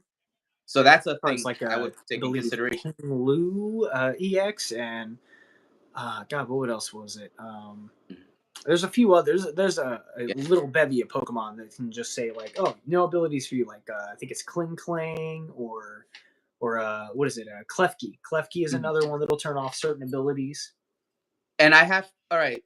So to evolve a Pokemon, go over that process with me, because again, in my mind, I'm Mhm. going, this is how I want to build something. But now I'm like, I have to choose how many basic Pokemon, and at the same time, how many evolving Pokemon. And if there's two stages, I know it's going to be harder to get to that other stage too. So Yep. explain that process. So we shuffled our deck. I have my deck built, quote unquote, right? We shuffle Mhm. our deck. We draw our hand. None of us mulligan. We set down our first thing to the field. You said the cards face down. They don't know what I have. I don't know what they have. We're about to start. Game starts, cards get flipped over. I know what they have. They know what I got, right? Mhm. If my Pokemon's a stage one and in my hand I have, I mean, sorry, if my Pokemon's a basic Pokemon and Mhm. in my hand I have the stage one of it and the stage two, walk me through that process now. Game started. I want to evolve that guy. So let's say you're going turn one, you're going first, you put down your basic. Now I hold up this one, but actually this one's a bad example. This one has an ability called Boosted Evolution, where as long as this Pokemon is in the active spot, it can evolve during your first turn or the turn you play it. Oh, So technically, this card can evolve whenever it wants. Let's throw that okay. away. Nick it. Okay. Okay. You start off with this Nicket. Let's say you have the Thievel in hand. You cannot evolve until this card has been on the field for one turn. Okay. Similar to Summoning Sickness, you can't attack after you've just summoned a card in Yu Gi Oh! You cannot evolve a Pokemon until they've been out for a turn. So that would be similar to Summoning Sickness for Pokemon. Okay. Cool. So if I start off the game and I have Squirtle, I have to have Squirtle on the field for one turn and not have it die, and then I can make it War Turtle, and that has to be on the field one whole turn and cannot die. Then I can make it Blastoise. Unless you have a rare candy item, which can allow you to skip evolution. It'll still have to be on the field for one turn as a Squirtle, but Okay. let's say you had Blastoise and you didn't And have War War Turtle. Turtle and you had a rare candy. After Uh it's huh. been on the field for one turn, you could play the rare candy in order to immediately skip a stage one evolution into a stage two. Okay. Cool. Cool. All right. And now, all right. So I get that. So if I don't have rare candy or anything like that, having a bunch of stage two is going to be kind of harder to get to Mm-hmm. because I have to make sure my guy survives basic, then stage one, and it's going to be two whole turns. It's going to be like three moves for me to get that Mon out and start using whatever I have planned for that Mon. All right, I get that.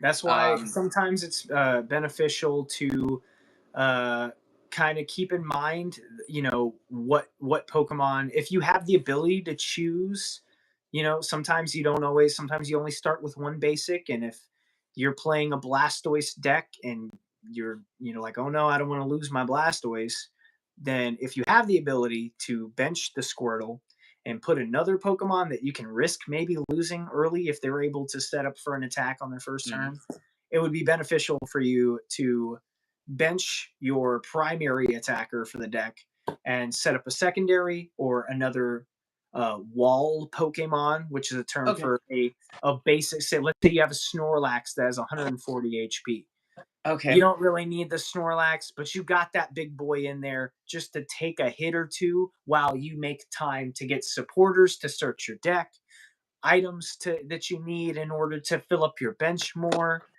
Yes. So you All right. have to I'm be excited. aware that you can't not lose any prizes all the time. Sometimes you have to be willing to lose a Pokemon in order to fill it. And that's why you have the ability to have up to 4 copies of one Pokemon in your deck so that you can risk losing one here and there or discarding one here and there because you still have the ability to maybe draw into more if they are not in your prize cards, All right. which I, can be a problem. I have so much to unpack here. All right.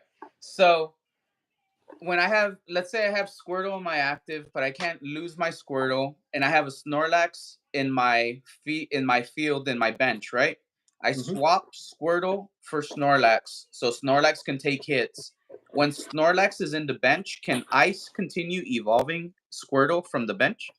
You absolutely can. Safest way to You do do so. not have to only evolve the active. No, no.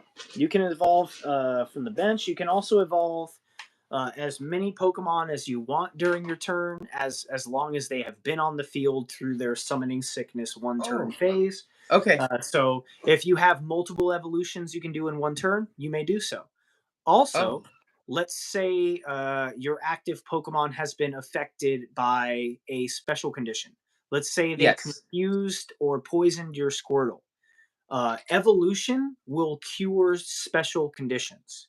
When it Okay. evolves into a War Turtle or a Blastoise, it'll remove poison, confusion, or burn from your Pokemon. So, evolution can also be another way to help To save your cure. Pokemon from being affected by those conditions. Okay. When you evolve, the condition doesn't prevent the evolution. If it's like a sleep, No, you can still evolve. no. In fact, that's one of the best ways to get out of sleep as well if you don't have an item. Okay. Sleep is very annoying one to get Okay. around. Special All right. conditions are one of the things in Pokemon that a lot of people don't play enough to unless Uh it's huh. a specialized deck. And when people do encounter them, they realize why it's important to have certain cards in their deck. All right. Here's a follow up. So Um, all right.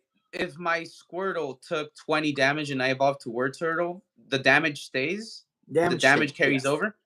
So So let's if say the the Squirtle Squirtle has 60 HP, it evolves into War Turtle, it has 90 HP, but it had 20 on it. That War Turtle would only have 70 HP. and if it's damn near death, the evolution doesn't really give it too much of a boost if it's not a big jump in HP points between the two, right?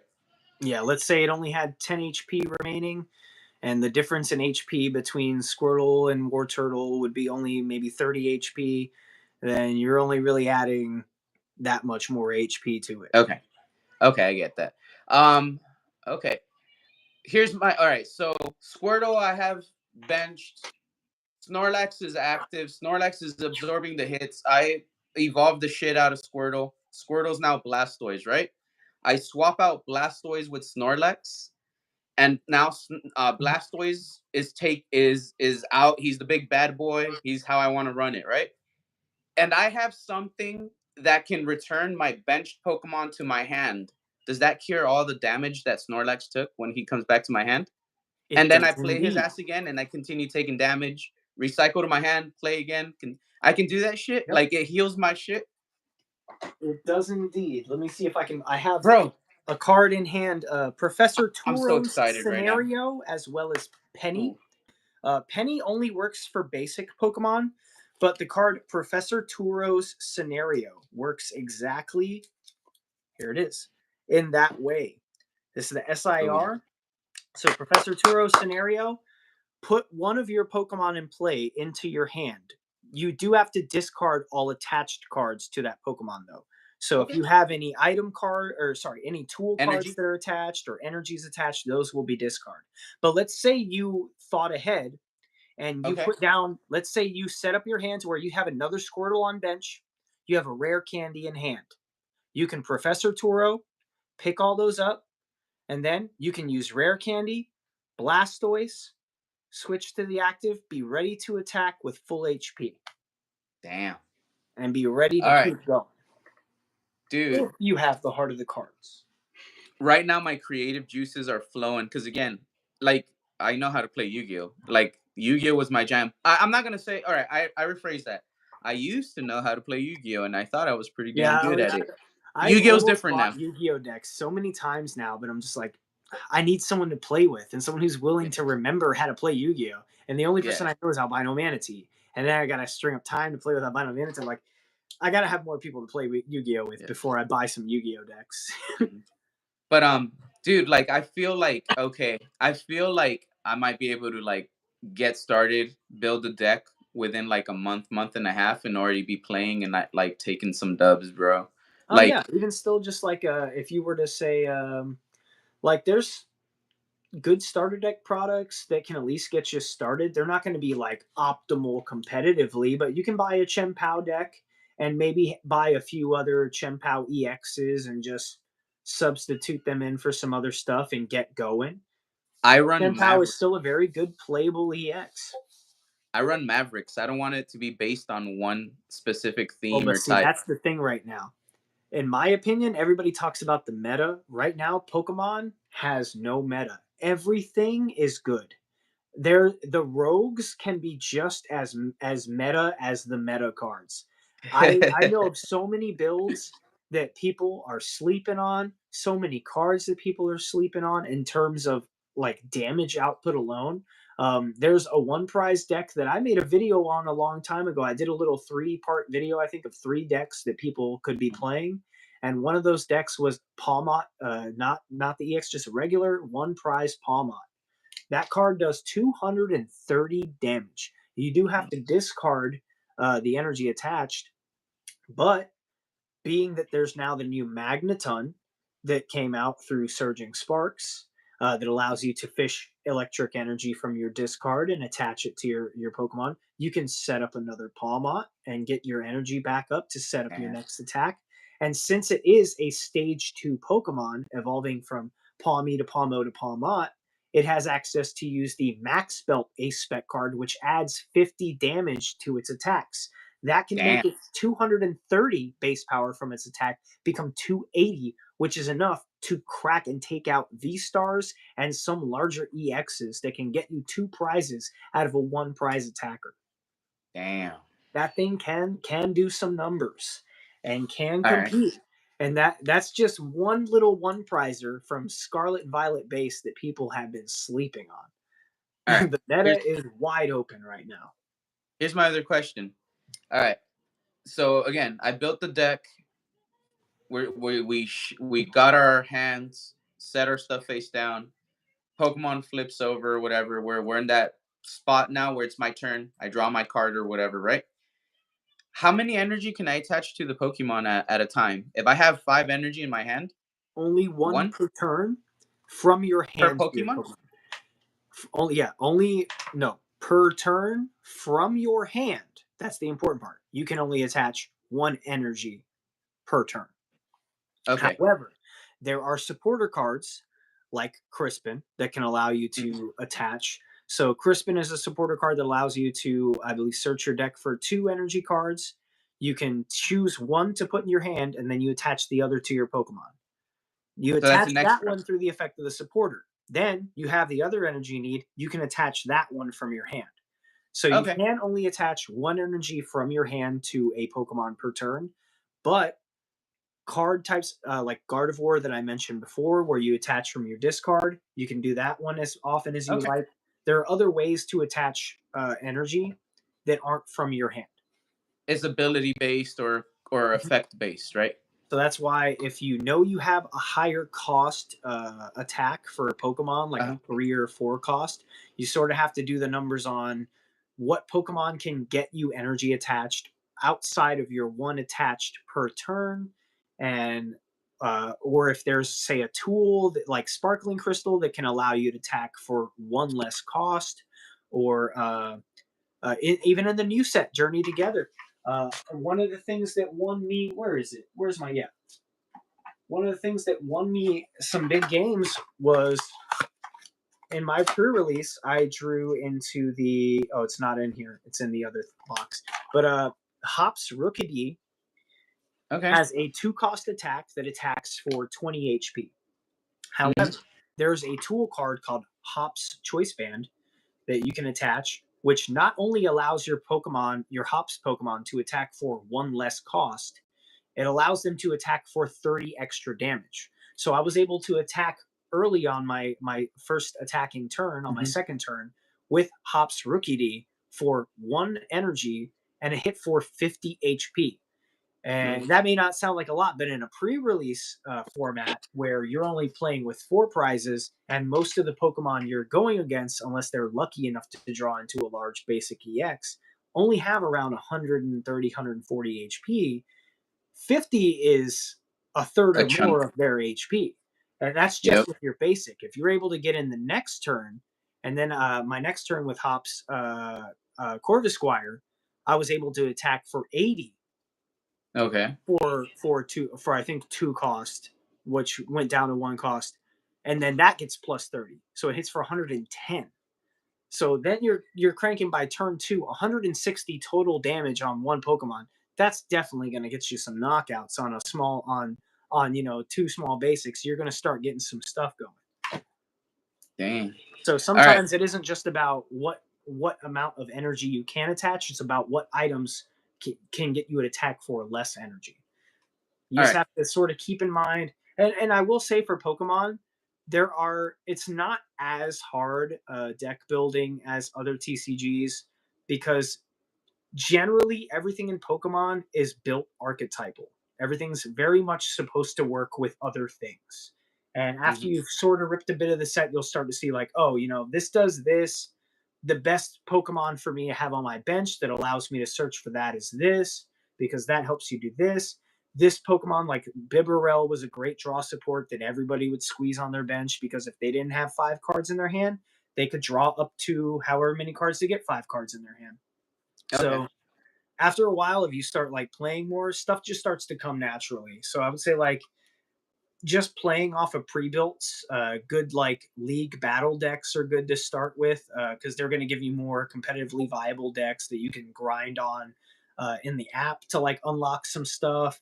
And then as you unlock more in the app, you can start getting more a grasp of what are staple supporters, not just in general, but staples for you. Because there's some cards that are considered staple supporters that I don't play a lot of. Like Okay. Professor's Research is known as a staple that a lot of people will play.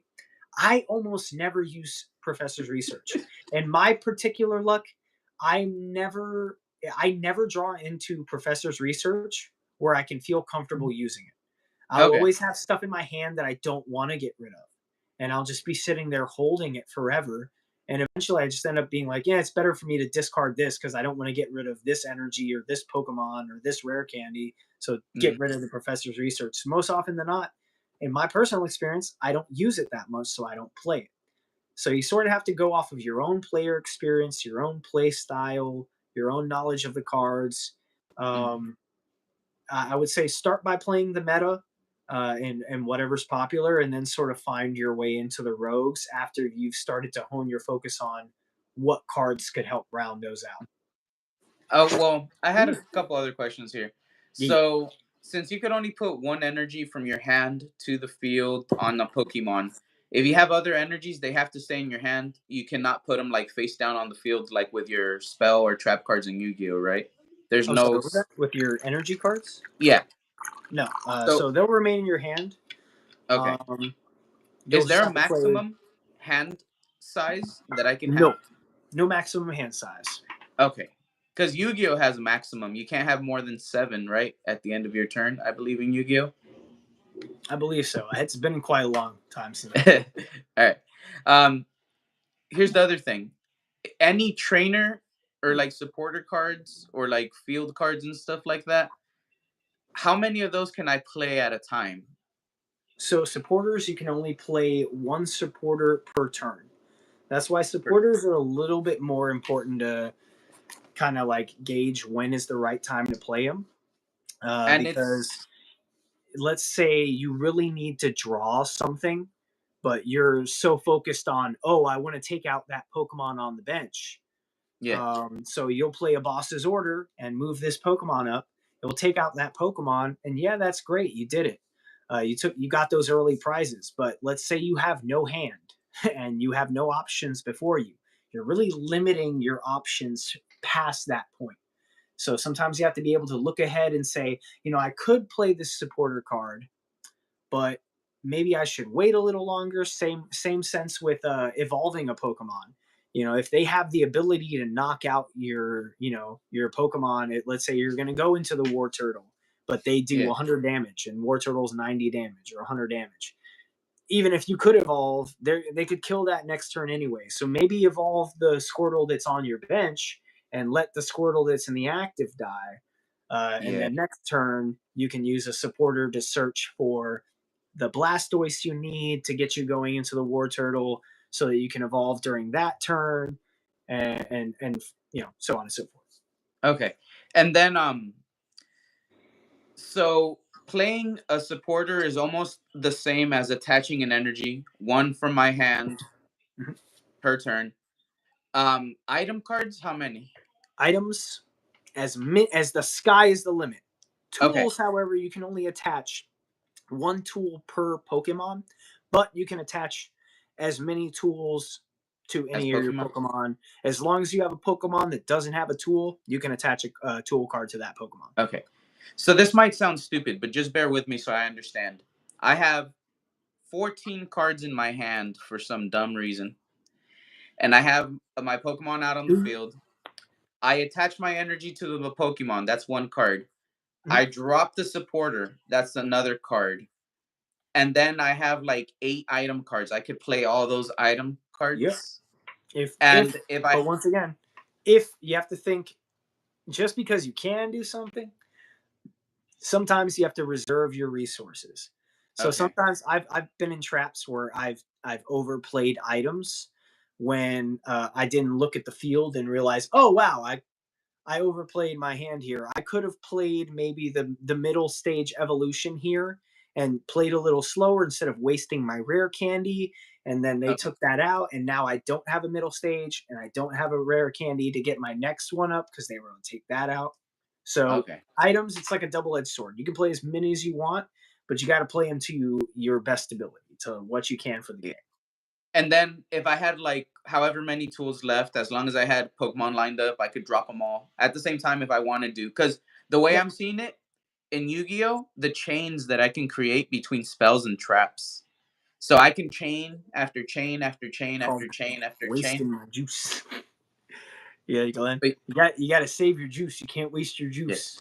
But I'm just saying, like, I'm allowed to if I want to play that strategy, right? To do like a Mhm. big chain run because I want it to go a particular way, right? Yep. Okay. As long as there's like if let's say the strategy is like I don't believe there are any cards that do more damage or do anything extra for numbers of items played. That would be an interesting play mechanic though, to have item heavy deck.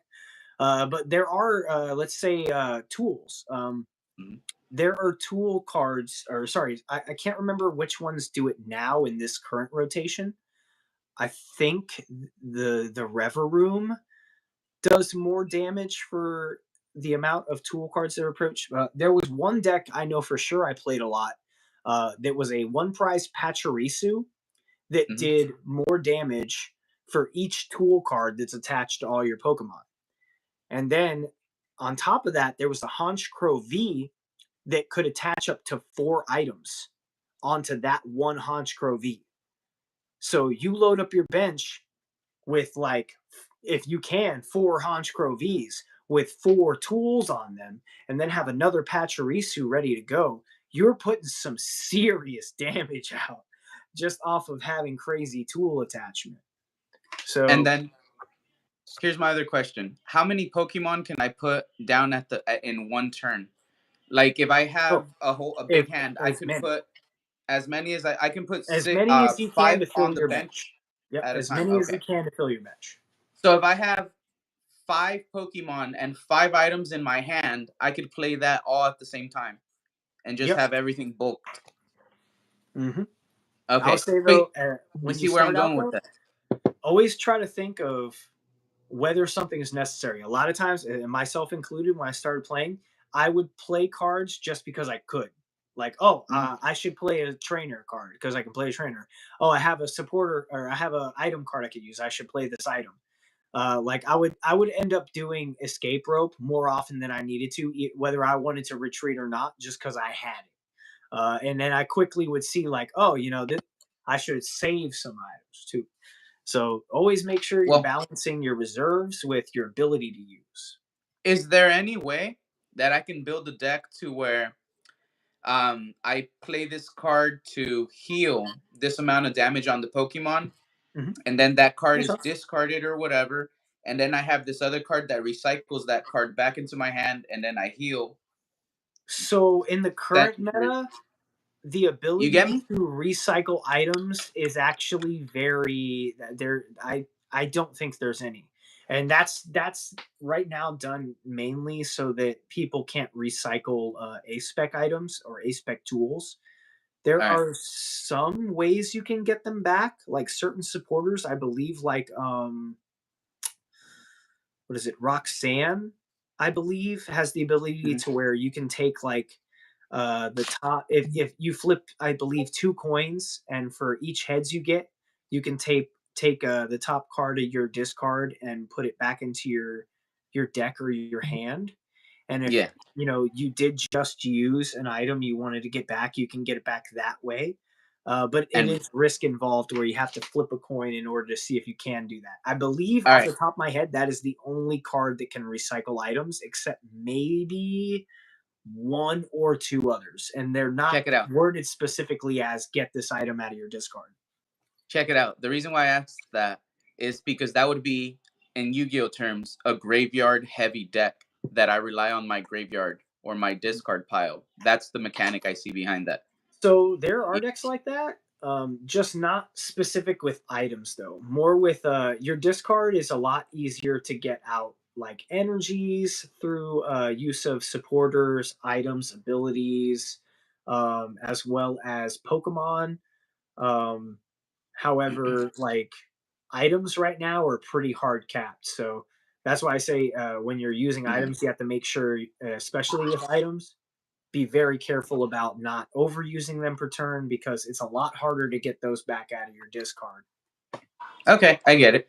Um, but I like how we're going here. Like this is honestly getting me thinking here, and I'm like, okay, Mhm. I could see how I could run multiple different decks depending on the battle strategy I have for a particular like type of match. Um, when you get your prize cards, they're just going to be regular cards because you said it's the top six Yeah, cards of your the deck top when you six. start out. Oh, You could so play those right away. no. So the way you get your prize cards is by taking out your opponent's Pokemon. So if they have a one prize Pokemon and you knock that Pokemon out, you'll take one prize card. One. And if it's a two prize, you'll take two. There are no Oh. more three prize Pokemon, but let's say you take out a two prize Pokemon with Iron Hand ZX using Amp You Very Much. The effect of Mhm. that attack is you get to take an extra prize card. So you Mm. can take three prize cards. That's half your prize cards right there. Now, deck searching is very important early game. This is one of my biggest mistakes, and this is why I'm going to drive this to you with the utmost importance. When you get a card that says search your deck and it is like very early game, the first thing you want to do is before you get the cards you're looking for, look through your entire deck and make sure you have an idea of what your prize cards are. Because sometimes late game, you don't want to be searching for a boss's orders in your deck that is not there. Searching for an energy that is not there because it is in your prize cards. That has lost me so many games because I didn't have the forethought to search my deck. And even if I did know my deck well enough, in some cases it'd be a new deck, a new build I just threw together, Okay. still not 100% on what I had in there, but like if you know your deck well, take the time to really look through and be like, oh man, I only had three of this card and two of them are prized. This game's going to be a little rough. Now I can play Okay. around that. Okay, check it out. So you don't know what cards are going to be your prize cards because you don't choose because you You have to just shuffle draw your them and you deck and it place them changes. face down. All right.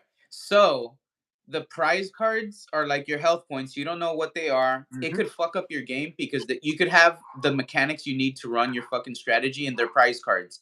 But as you win your prize cards in the match, can you play the prize cards Yep. right? I have to wait. Like because They'll I go went into from, battle, I took out his Pokemon, I get two prize cards, let's say. Can I then play them or I have to end my well, turn? if They you're go, then taking I play. prize cards primarily, you've taken prize cards by attacking. Once you attack, your turn ends.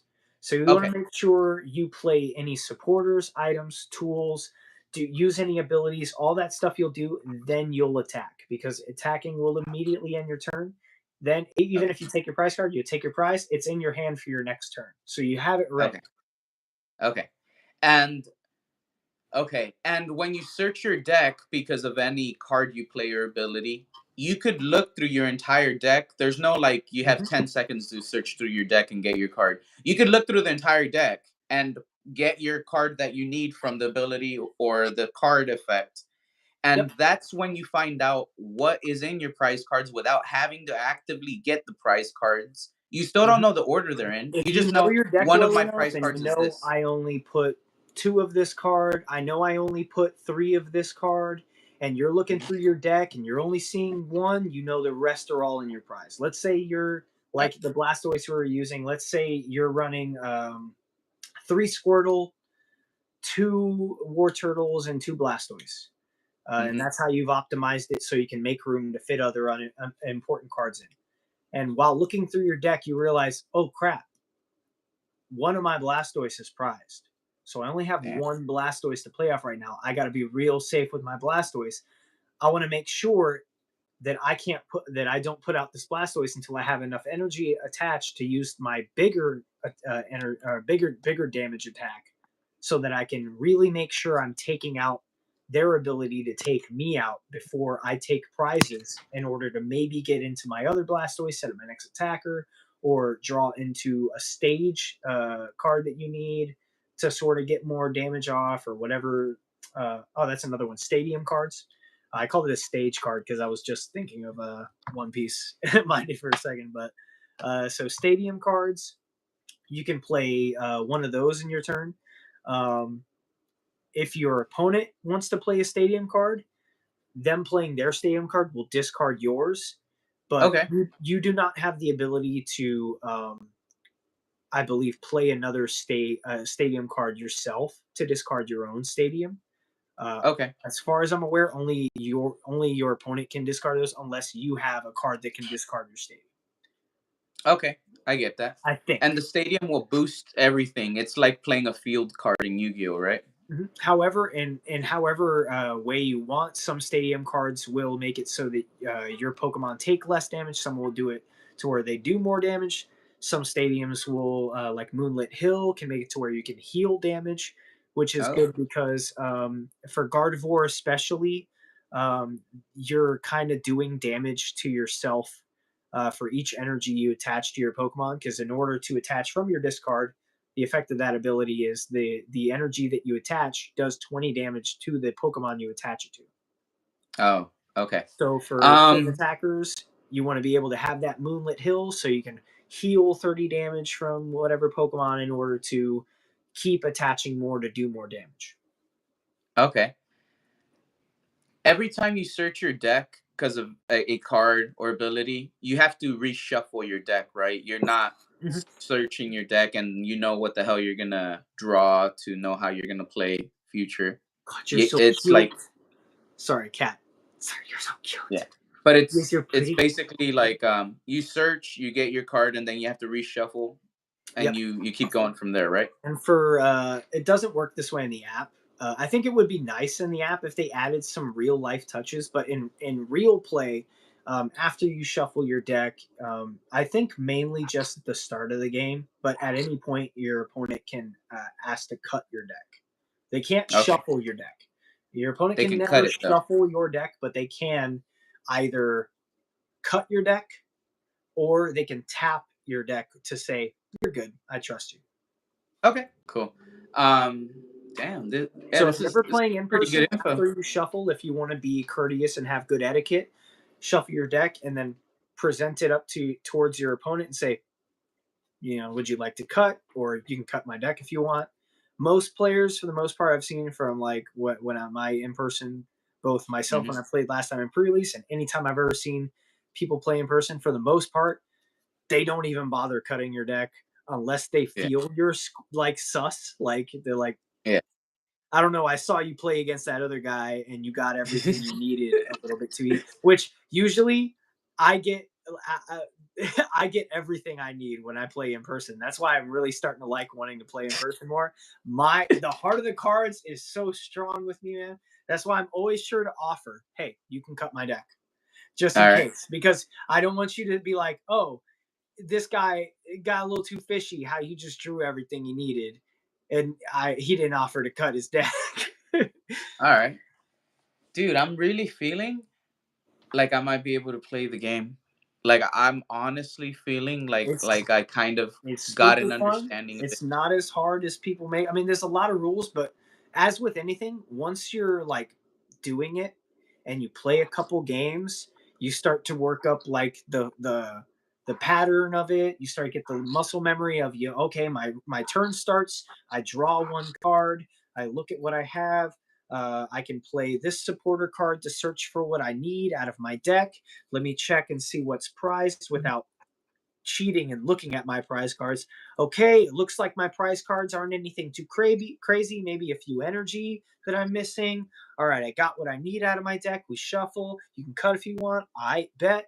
Now I'm going to evolve this. I attach this tool to my bench, and now we're Mhm. going to evolve this one on there. And now I'm going to pass off because I don't have enough energy to attack. You can go next turn. You can do whatever else you need. It all comes naturally once you start getting going. Just like the Okay. same with like learning to drive. No one comes right out the gate, hands on the wheel, unless they're just like I don't know, Dale Earnhardt Jr. or something. Yeah. Like, I just know how to drive. And then you have to have the required amount of energy to attack. Do you have to have the required amount of energy to swap Pokemon out? Yes, so that'll be the retreat cost. Yeah. Explain that. Or actually, you know what? Do you mind if we just take like a 2-minute break real quick? I gotta go use the restroom real quick. Oh, yeah, But sure. when I come back, can you explain the retreat cost and how that works? Yeah, no problem. I'll rip some packs for All the right. chat. There you go. Thank you, buddy. I really won't take that long. I just quick restroom break. Hey, no problem. All right, so this is now my channel. Everybody needs to call this the Bros Showcase. This is Brody's channel now. What we do on this channel is we talk about how ripping packs is played out. Dopamine rushes, who needs that? Go base jumping if you want a dopamine rush. All right, gambling is for the weak. Go buy the singles. Learn how to play the game and have a good life. Take care of yourselves. Make sure you're not over prioritizing the cards and you're taking care of important things in your life. Pokemon is a great distraction, but the other thing is it's a great distraction. Make sure you're doing the important things.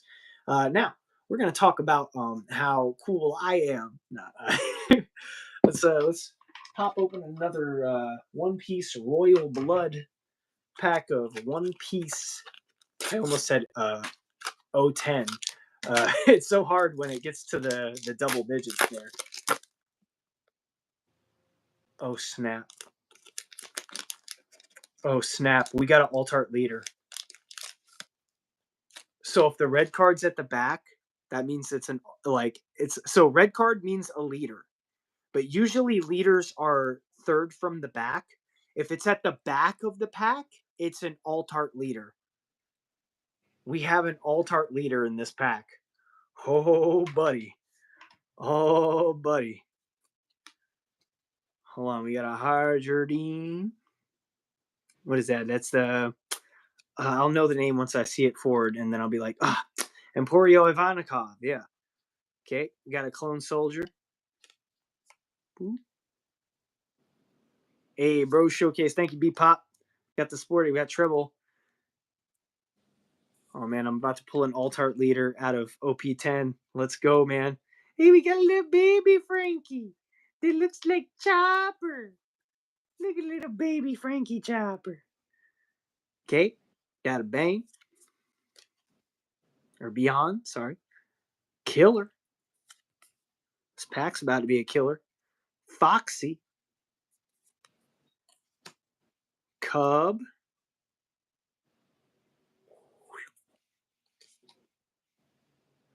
Oh boy. That Vinsmoke Sanji. Is this it? Oh, bro, I'm scared. I'm scared. I'm scared. I'm scared. I'm scared. Yo, feller Chris, we're about to pull an alt-art leader, fam. Came in at a good time.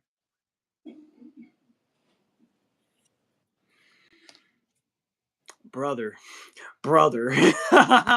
Brother. And I already know it's a good one, too, because I just pulled the regular leader. We got the alternate art Eustace Captain Kidd, brother. Let's go. Oh, baby. I'll take it. I'll take it. This is a good one, too. That's a good one, I'm pretty sure, but I don't know much about One Piece. Hey, any alt-art leader is a goodie to me, man.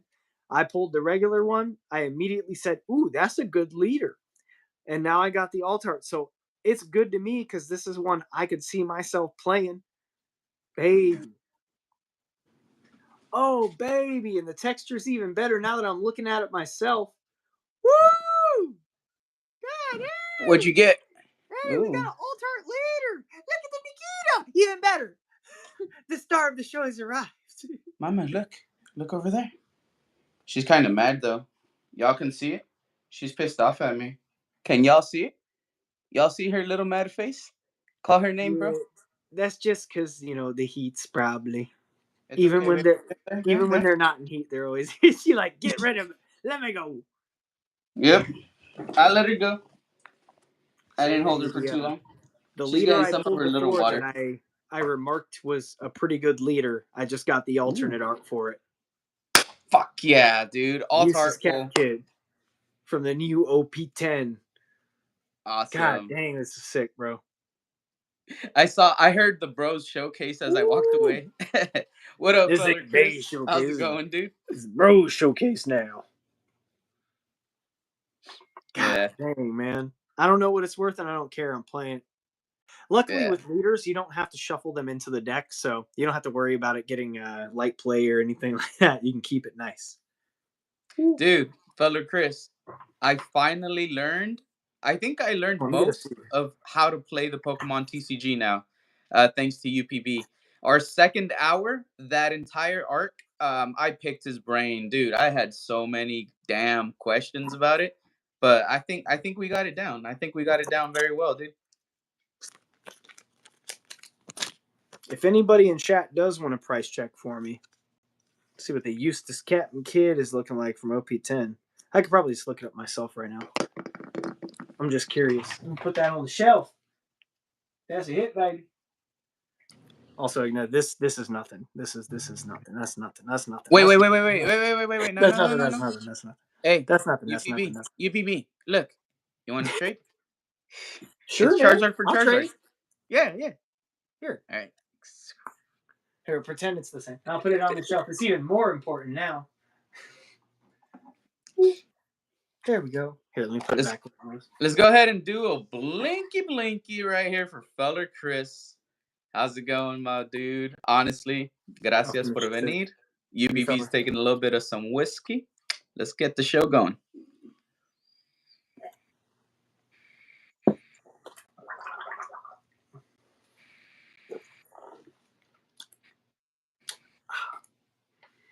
I won't pour another because I think I'm 3 glasses deep now. I don't know. I hold my whiskey pretty well though. I'm one of those people that can sip for quite a minute before you start to see signs of like, this fucker's a little sloshed. I'm like, yeah, a little bit, but I'm pretty good. I could drink a whole bottle before I'm like, oh no, I'm fucked.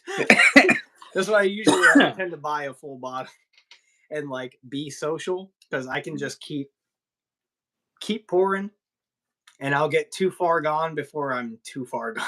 All right. So yeah, now here. Water. Yeah, go for it. It's close Nikita by. went back to her area. So now that you told me how to pretty much play, right? I feel like I got it down. I feel like I understand it. I feel like okay, I could go through it and I could probably pull everything off in the correct sequence for order. What are some tips? Go ahead. This is your hour to shine right here. Give us your pro tips.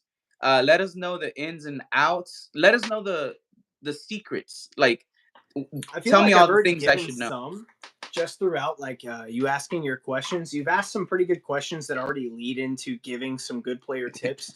Like the one I drove home last, but is the most important. Yeah. Early game. You $55 for the kids, says Bebop. Nice. We got a nice strong alternate leader. Yes. I already knew it. I knew it had to be a good one because I read it and I was like, "Ooh, that's good. I can reset up a blocker of cost 3 to 8, and I can attack with a blocker and still have it as a blocker. That's good, buddy." Yeah. I mean, it may die after I block with it, but I can get double use out of a blocker in one turn. Great. Yeah. I'm excited to build me a little Eustace Captain Kid deck now. Just got to find some more yellows to play through out there. Oh, also real quick, I'll just show. We did get the Dofidon here as well, fella Chris earlier. So far, that's it though. We got what was the other leader? We got a Trafalgar Law leader from OP10, as well as a Dofidon, and then the alt art Eustace Captain Kid. As far as important tips though, always search your deck as soon as possible in the game. That's the other reason you want to make sure you put a good amount of... Oh, another thing you didn't ask, but your first turn, you cannot use a supporter.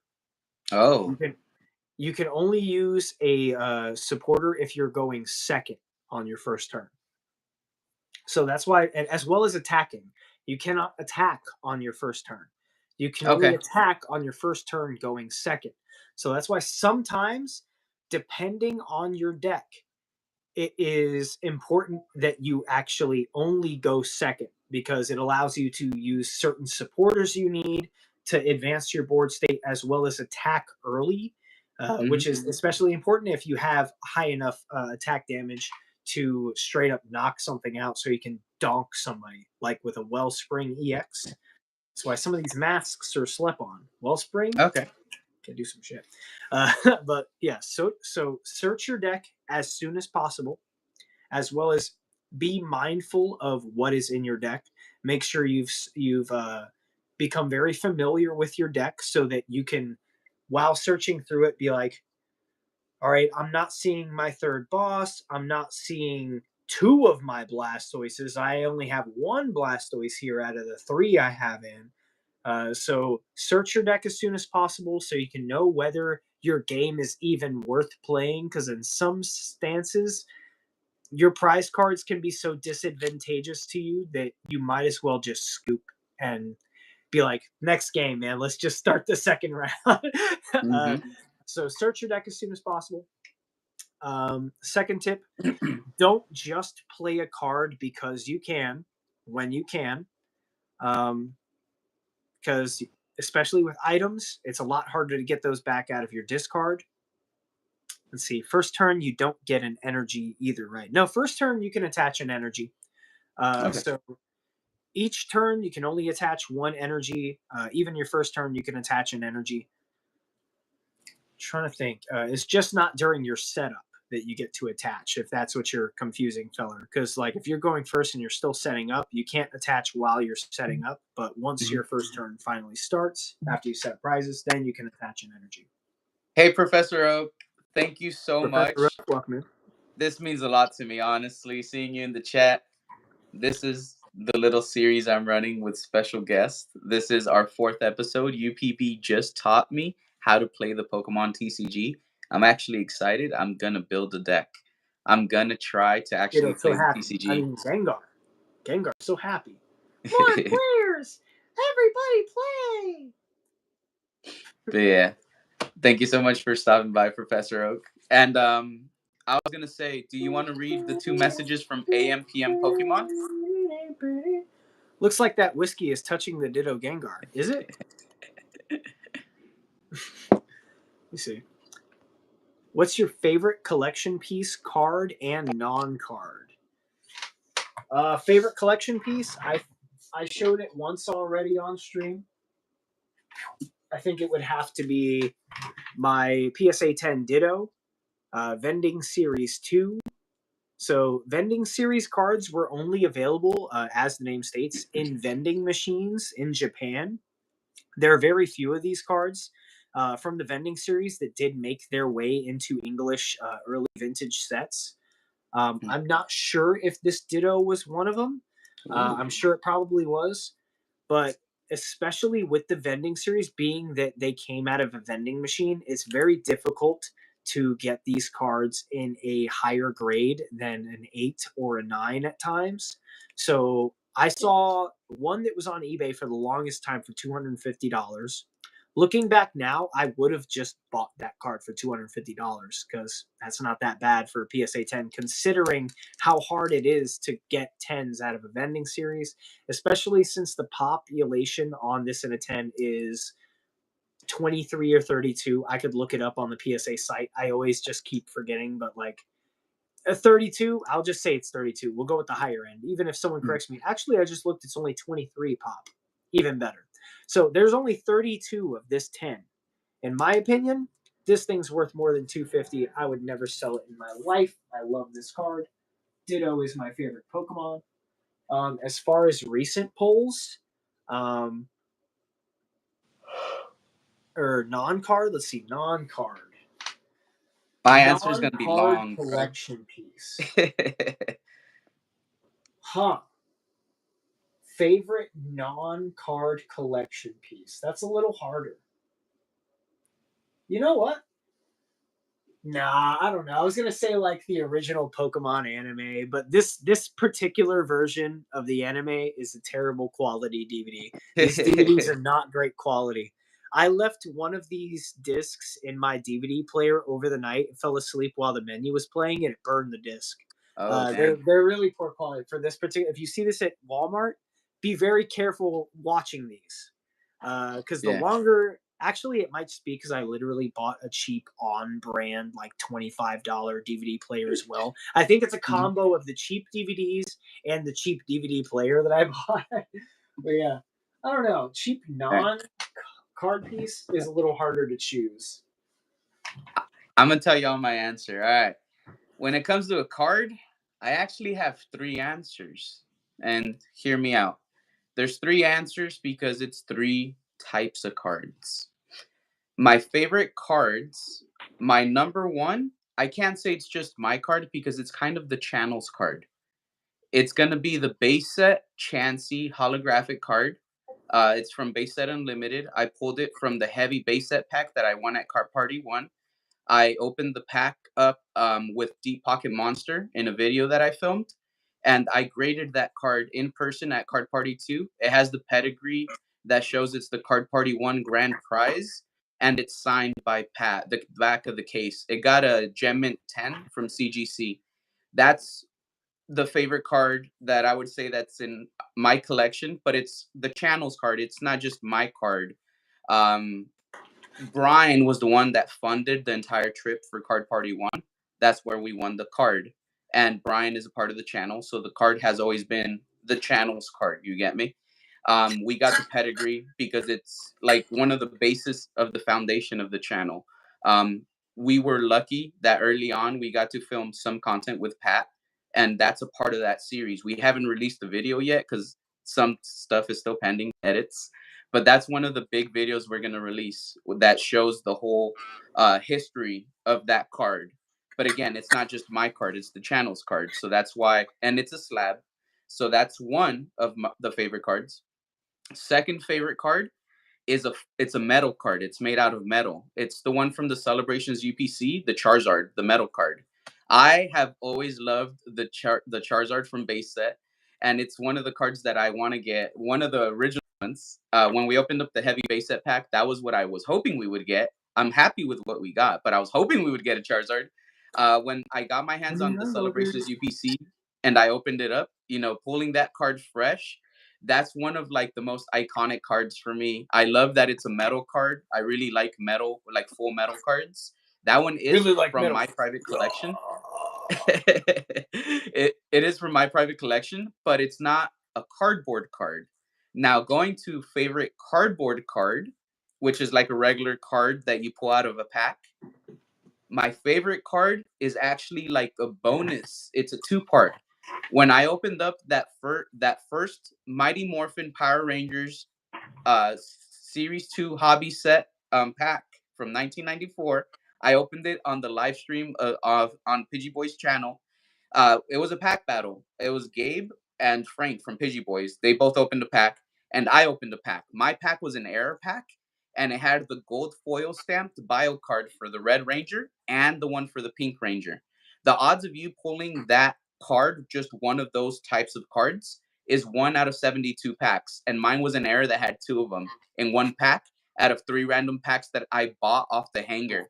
They're like freaking epic cards. So that Red Ranger and Pink Ranger, the F1 and the F2 gold foil stamped cards, those are my favorite cards out of my collection that are cards that I actually pulled that are made out of cardboard, and I do plan on grading them when I get the F3, F4, and F5, which is the blue, the yellow, and the black Ranger. When I get those, all five of them are going to get consecutively graded. That's the ultimate goal. But those cards That's send me fun. on that insane chase for the Power Ranger cards, and they're the reason why I buy packs and I've ran those streams on the channel. They're the reason why I pulled an extra one for the Red Ranger, which I sent to get graded, and I'm just waiting on that to come back in the mail. But it's already been graded. Once it comes back, we will do a reveal. That's going to be a card, a slab, I should say, that we're going to give away. And it's going to be like a population one of three worldwide through PSA, and it's like 30 years old. And we're just going to give it away on the channel, bro. So that's why my answer is long for favorite card. You get me? I have like those are the three that come in mind, and they're very different. And now for favorite non-card item, YouTube's gonna get mad, but it's one of my firearms. I have a Colt revolver from the '60s. There was Okay, only 500 I made was in the gonna say a world. gun It's can't really be numbered. a collection piece, but if it's a vintage It's gun, hell yeah. yeah, it's numbered, and I have it unfired. And it's a 1 of 500, and I have the paperwork from Colt to show that it is authentic and everything. It is a very, very I bet expensive that's thing. pricey. Yeah, that's got to be It's like very, very thousands at expensive. least of But dollars. here's yeah,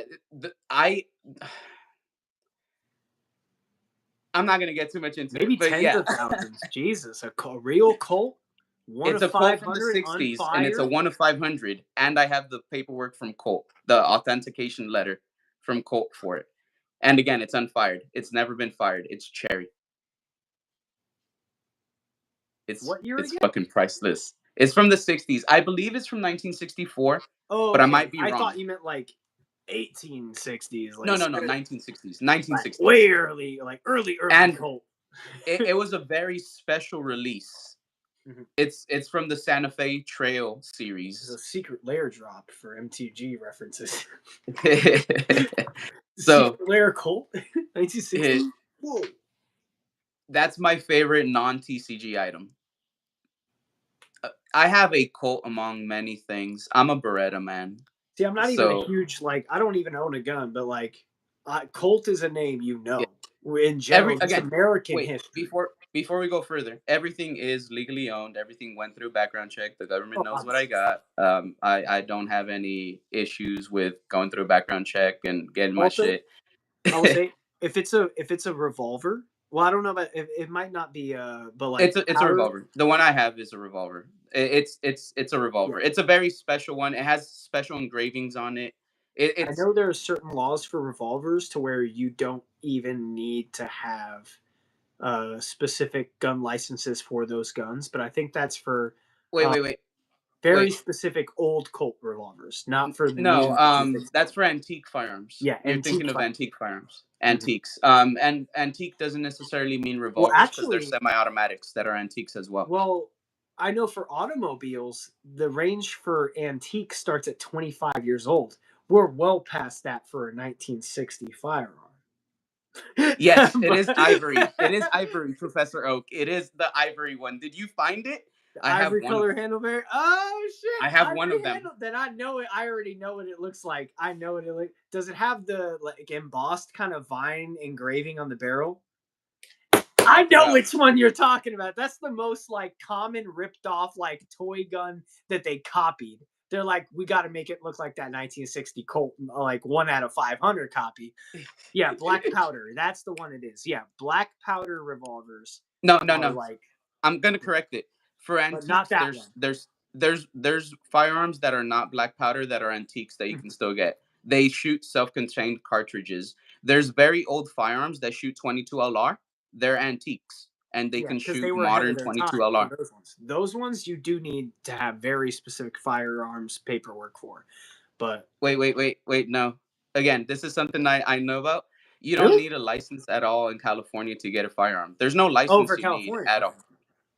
I'm in I don't know if that's the California. same There's with no Colorado. license you need. All you need, you just go through a test and you get a firearm safety certificate. You just have to pass a 30-question test that they ask you at the dealer where you're going to go through your background check to try and get your firearm. And as long as you have your other paperwork in Yeah, order, you need like your ID. It has to have like the proper like the current address, and you need like a second form of address verification. Usually it's like your car registration or something like that, or like any government permits you may have for like work. Usually that works. You go through your background check after you have everything in order, and then it's just 10 days. You go pick it up, but you don't need a license. You need a license in California to carry, but you don't need a license to own. You could own for your home. You could own just to go to the range. You could own for hunting, but you need a license to go hunt. You get me? Mhm. So it's a common misconception. I had to correct it because I worked in the firearm field. So so it's one of the things that I'm like very, very passionate about. Yeah, I was just laughing because AMPM said Eddie's got that Red Dead Redemption piece. Let's see what Professor Oak said. Badass man, love my guns. It's the 22 long barrel. Yes, it is the 22 LR. The one I have, which again, 1 That's of super 500, is chambered long. in 22 LR. I didn't know they had numbered ones. That's so cool, man. Dude, I'm so happy that you know what it is, Professor Oak. It's a very niche item, but for cult collectors, we know what it is.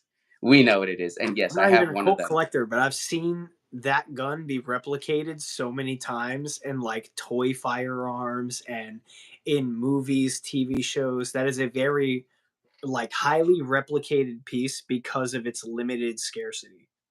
Yeah. And it's But just a very pretty gun. But besides the fact that's my favorite non card item, it is a collectible item, Mhm. and I do have like my own personal firearms collection. You get me? So I that is one of the things I'm passionate about. But even though that Colt is my favorite like collectible item, I would say overall, Colt is not my favorite firearms manufacturer. It would be Beretta. I'm a Beretta man. So I'm a 92 series Beretta man. Any of the 92 series handguns, I love them. Um, Personal choice is 92 FS Vertec Inox because that's my current bedside one. And then the 96A1, I'm a big fan of. I'm a big fan of the 92 FS Brigadier Okay. series. I've used them for competition before, and I've used them for carry for work when I had to carry them for work. So yeah, I'm a Beretta man through and through. AMPM has some high collectible pieces as well. It says I actually have the black powder revolvers 1851 Colt Navy and I the know that one. 1858 Remington Oh, both 44. Remington Single Action Army. Mm-hmm. That one. I've seen those. Those are coveted like firearm collectible pieces. Let's see. Professor Oak said, if you guys could steal someone's collectible of anything, what would it be? Honestly, Nothing. I I wouldn't don't steal it. steal anything. Yeah, I don't want to take somebody's collectible item by any dirty Wait, means no. just to have I it in will my steal collection.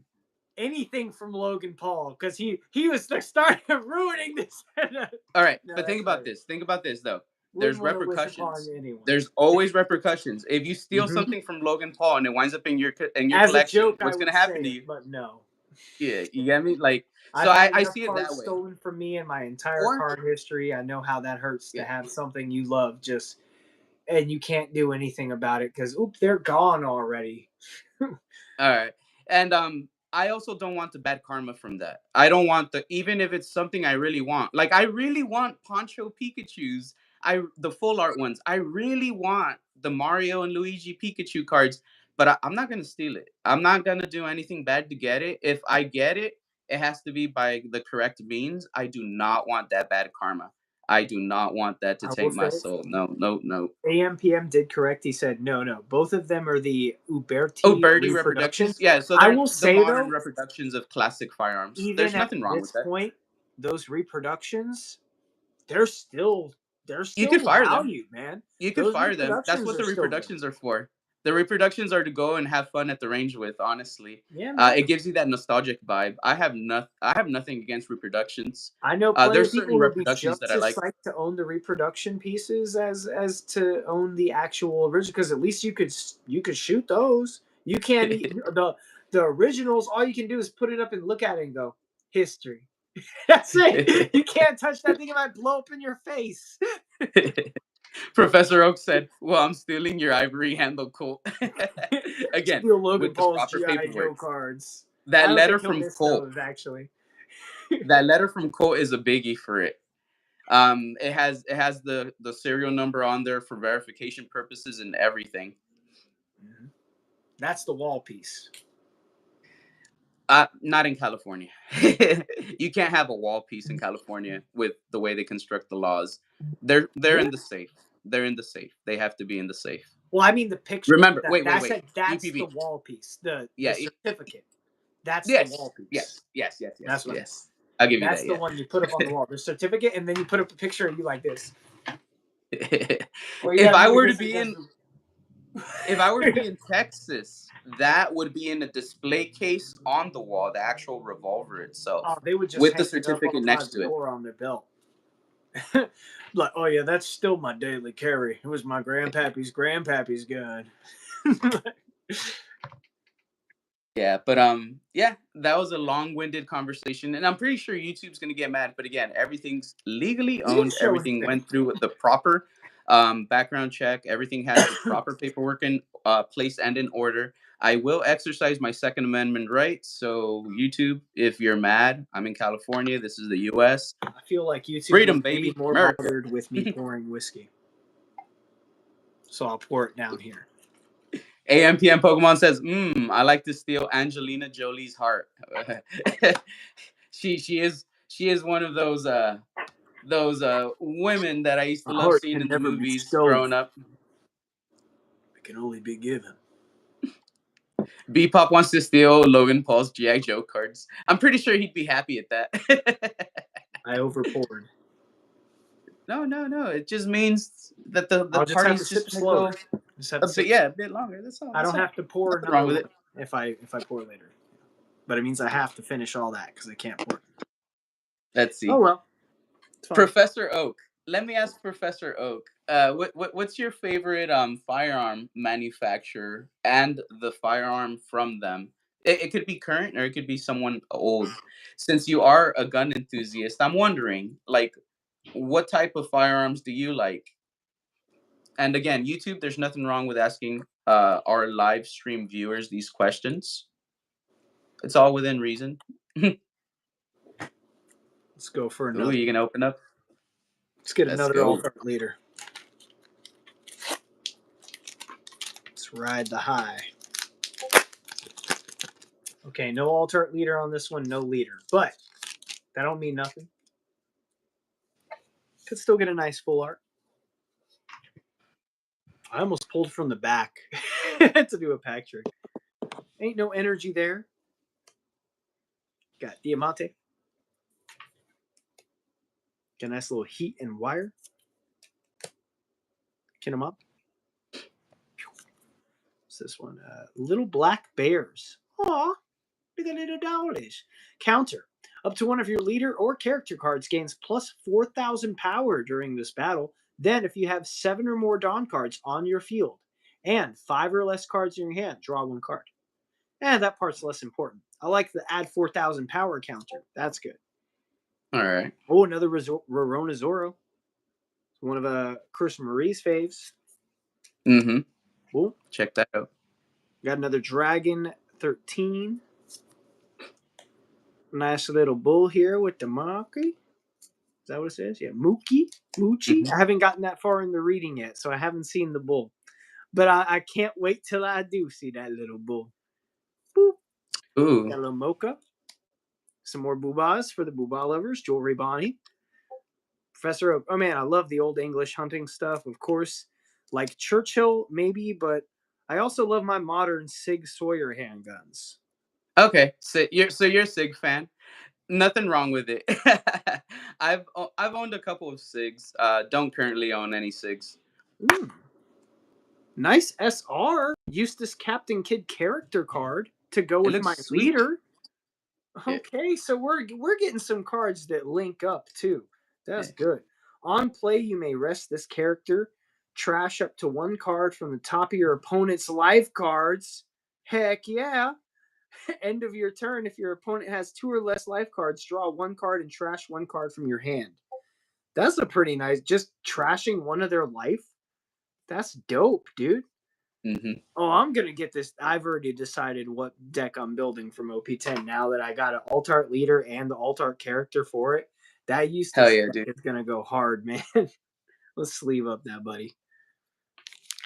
But yeah, Professor Oak. One of the types of firearms that I'm most into, revolvers. I honestly love revolvers and just how they function, the power output and everything. Um, if you get a chance, Professor Oak, look into the Smith and Wesson Performance Center Stealth Hunter chambered in 44 mag. Just whenever you get a chance, look into that one. No particular reason, just just look into that one whenever you get a chance. And UPB, Mhm. going back to the Pokemon conversation because I know I we just like the deviated smell. a Sorry, little bit. just wafting. Um, going back to the Pokemon conversation. So you're saying don't use all your items right away, especially if Mhm. you don't need to. Don't Well, overuse. really, with any of your like supporters, items, tools, make Hmm. sure you're keeping in mind that there are things that can discard tools as well. You don't want to attach a tool you need before you are ready to use it, because your opponent may come out with a supporter card or an item card that can discard your tool card. And if it is something important like your ace spec tool, you want to make sure you're not Give losing me a second. early. Oh, kitty be in bed or the bed. Yeah, I just gotta grab I'm something. Yeah, I'm surprised my kitty's being good. She's just napping hardcore. I let her outside running around in the sun most of the day, rolling in the dirt, having a good old time. Now she's just hardcore napping in the chair, and she's just so cute. Oh, she's so pretty. Oh, that baby's so pretty. Mhm. Time for her to get dinner soon, though. That's probably why she sleeps. She's like, Brody's too busy Nah, making me dinner, so I'll just go sleep. no, definitely not gonna be dinner. But mommy came in and I guess she just wanted to say hi to mommy real quick. But she was like scratching at something I don't want her to scratch at right now. But she's getting some treats right now, so she's happy.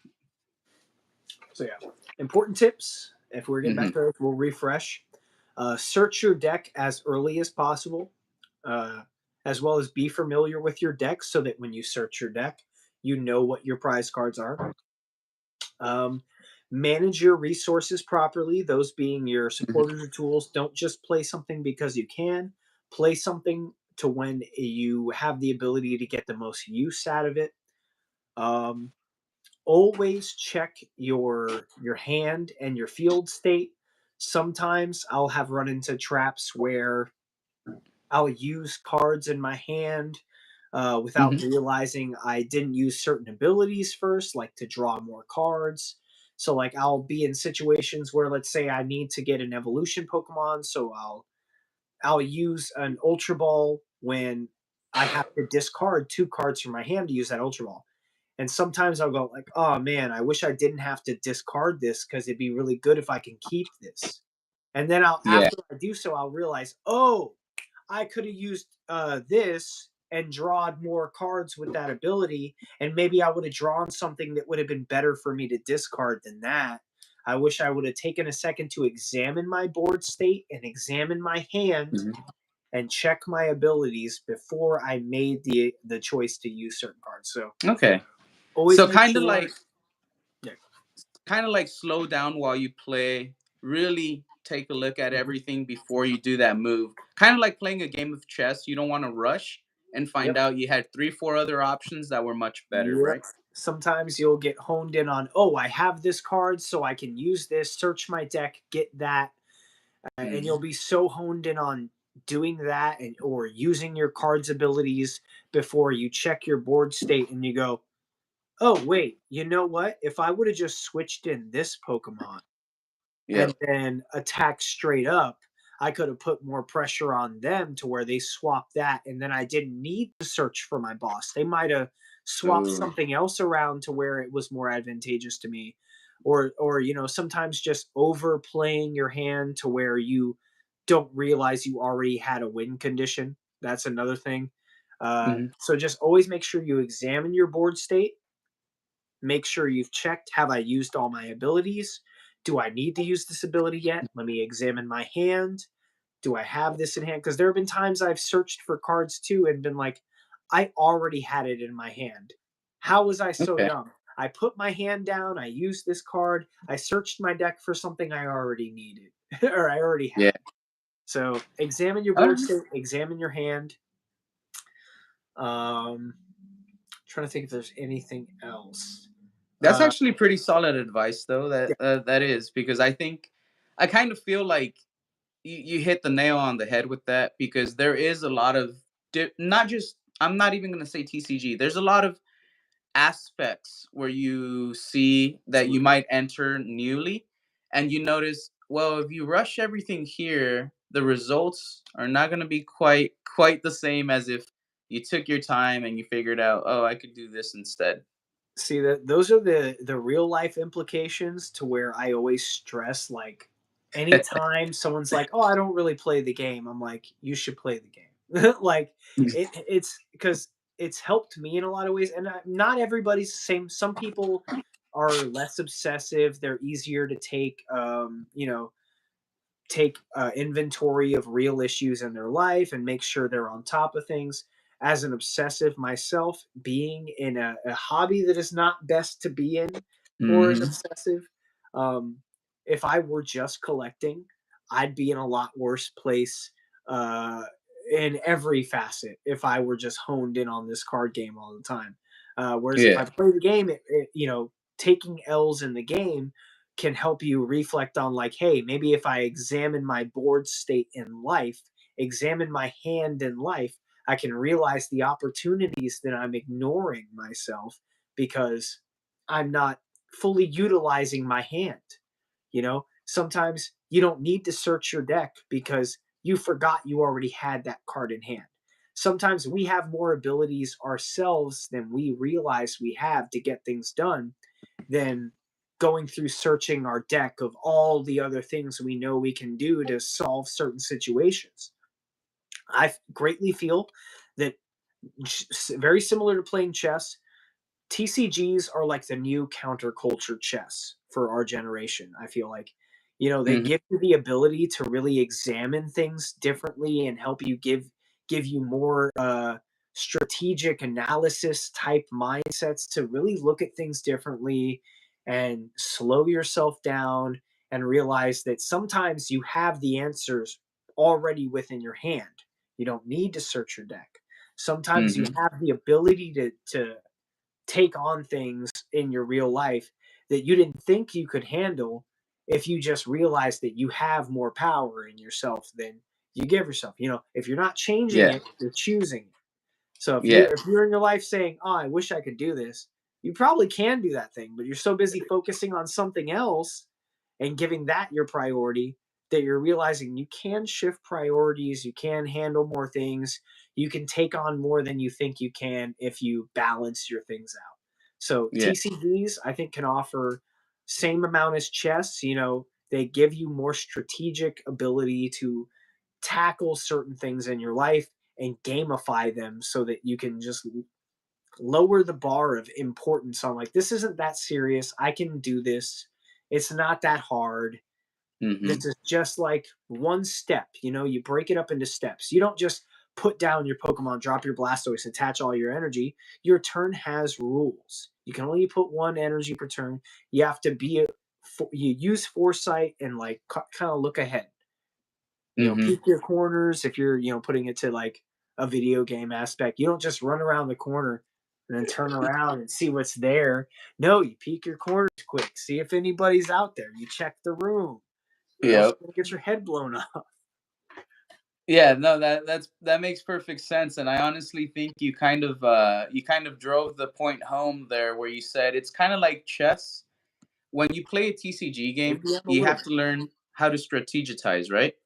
And it makes you get creative. It gets you thinking, and it expands how you could it expands your view of things. You get me?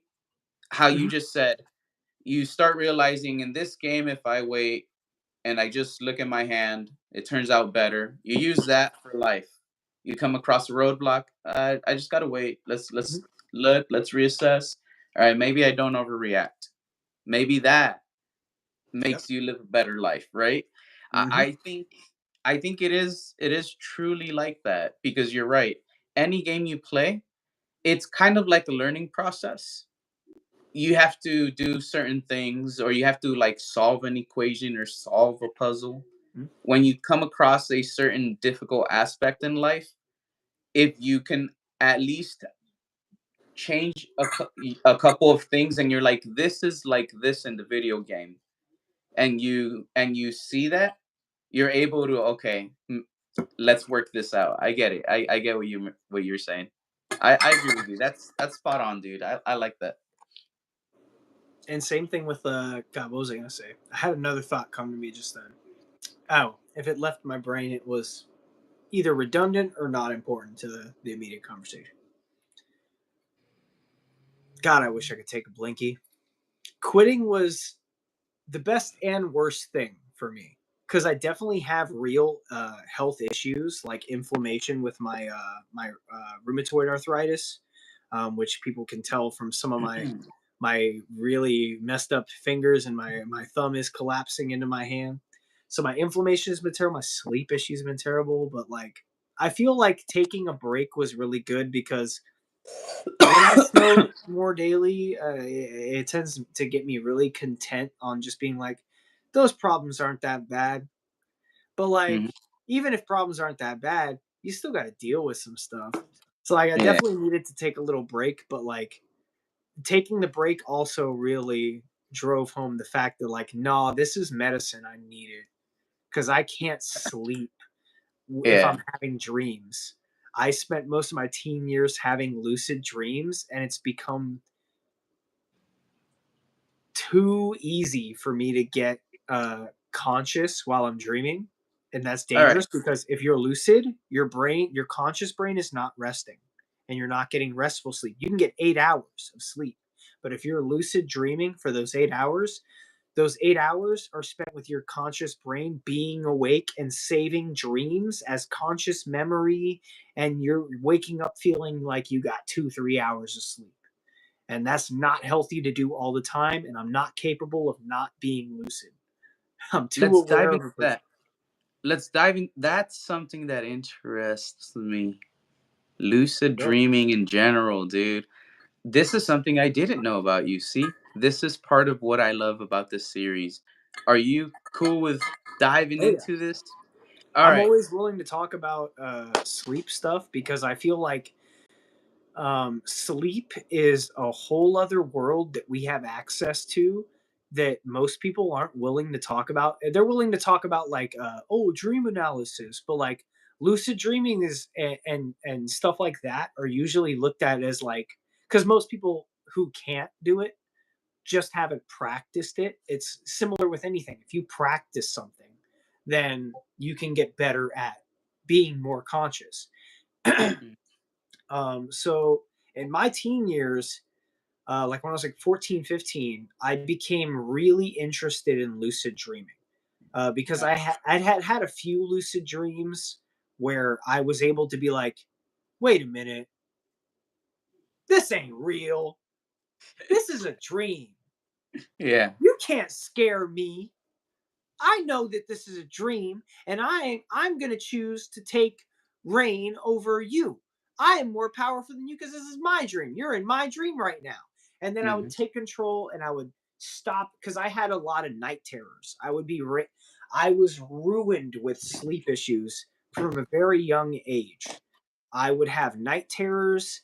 I would have where I'd wake up swinging and kicking like at people like who were attacking me in my dreams, and I'd wake up like, the fuck, man, or like trying to fight in your dreams but being not able to because it's like, everything's so heavy. And that's because you're actually trying to lift your arm while asleep. It's called a hypnagogic stage where you're in Ooh. between sleep and waking realm. Um, so for a while, I got interested into it because I had a few dreams where I was like, oh, Mhm. during that dream, I knew I was dreaming. And I decided that because I knew I was dreaming, I would take conscious control of my dream. Mhm. But I couldn't do it all the time. So I started looking up like, little forum posts and like live journals at the time of like when live Mhm. journal and like different blogs were a thing of like people who had practiced it and been like, this is what I do to make myself better at lucid dreaming. All right. So what I would do is people would say, you lie down flat on your back, arms by your side, and you focus on your breathing. You focusing on like with your eyes closed, like I'm feeling, the muscles in my shoulders start to relax. You're focusing on your physical body. You focus on like, the facial muscles start to loosen, all the tension leaving your body. You're recognizing to yourself that you are laying in your bed and you're about to go to sleep. You will be familiar. Also, there's things you do throughout your day that you would practice, like you would constantly during your day be cognizant of certain things and how they are, like Hmm.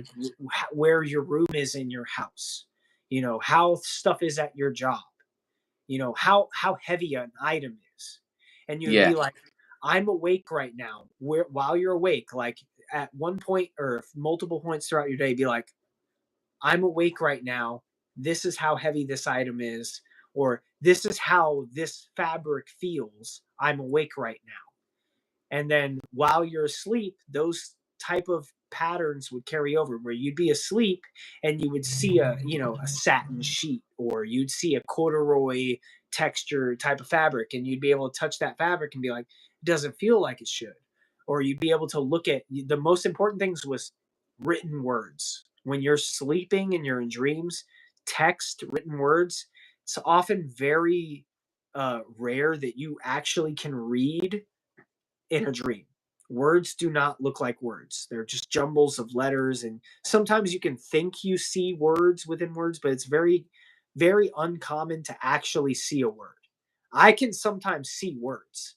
Um, Yeah, but I was gonna say, I do remember some dreams. I don't think I lucid dream, but I remember most of my dreams. I'm able to wake up and recollect what I dreamt about that night. I'm not saying I remember today what I dreamt about 4 months ago, but if I wake up, that's the thing. I'm able to recall Lucid most dreaming dreams. can make it to where those dreams save as conscious memory. I have dreams that I've dreamt when I was 14, 15, Yeah. 18 that I remember in full detail as if I lived them, Well, check it because out. you are living those dreams. You're saving them as conscious memory. Check it out. I've had that happen. I do have certain dreams, like you said, at certain intervals that I still remember to this day. I have dreams that have picked up from other dreams, like a continuation, almost like if you pause the movie and you just hit play and you're continuing and it's going on. And it trips me out. Not just that, I've had dreams where a certain thing happened and down the road it happens in real life and I have proof of it because I told Weird individuals stuff and they happens when you witnessed it happen. Really weird stuff happens when you're like really cognizant of your Oh, dreams. Because sometimes getting the people chills. sometimes people say that your dreams are mirrors of your real life, but I think just the same as with life imitates art and art imitates life. I Yeah. think sometimes through sheer manifestation, sometimes the things in which you experience enough in your dreams and that you cause to happen in your dreams can in fact happen in real life. And sometimes, whether or not we want to admit that we're causing certain things to happen, sometimes we are causing certain things to happen. Sometimes Mhm. the power that we have in dream states, I feel like there needs to be more sleep studies to really go over this, but I feel like the lines, like especially since the government dropped like things saying like, oh, we're living in a high energy simulate no a holographic high energy simulation. They just dropped that, and everybody's like, yeah, whatever. I saw that and went, oh, that explains a lot. That's why sometimes dreams and reality are all just one giant jumbled mess, Yeah. because like we're causing things to happen because we're just kind of already living dreams. Yeah.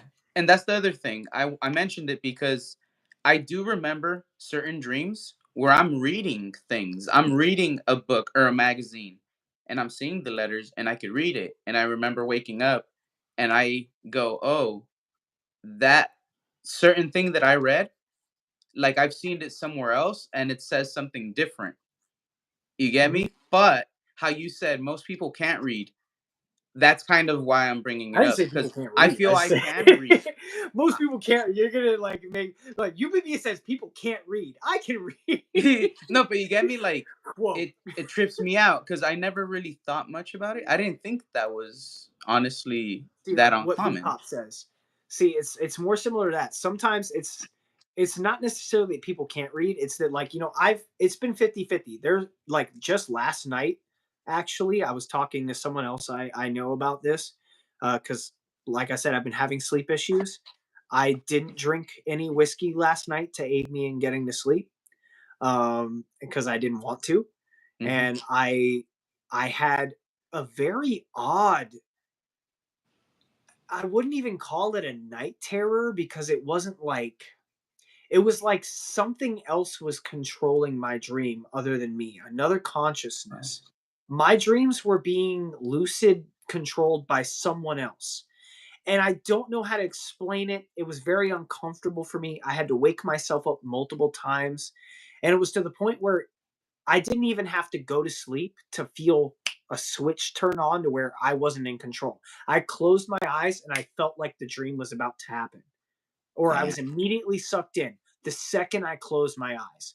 So I also have issues with sleep paralysis, but I don't like to talk about it as much in detail, because I feel like talking about it in detail gives it power. Manifest So it. I Yeah. just mentioned that I've had sleep paralysis. If you know what it is, that's another reason I keep even before I had a conversation with Getchu, and he told me that one thing that helps is keeping a Dreamcatcher. photo of a family member Oh. or something nearby. So at the top of my door frame, I got a picture of my dad with a bunch of fish. Hmm. Just a gang. You see all them magic carps? He was hunting magic carps way back in the day. Yeah.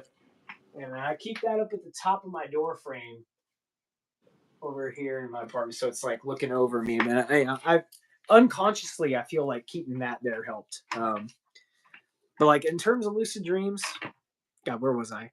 Getting up changed my Oh. Um. whiskey's So definitely kicked in a little bit. so you're talking Oh about yes, the reading. loose. So we were talking about the Yeah. reading thing. So like sometimes you can think you're reading in a dream.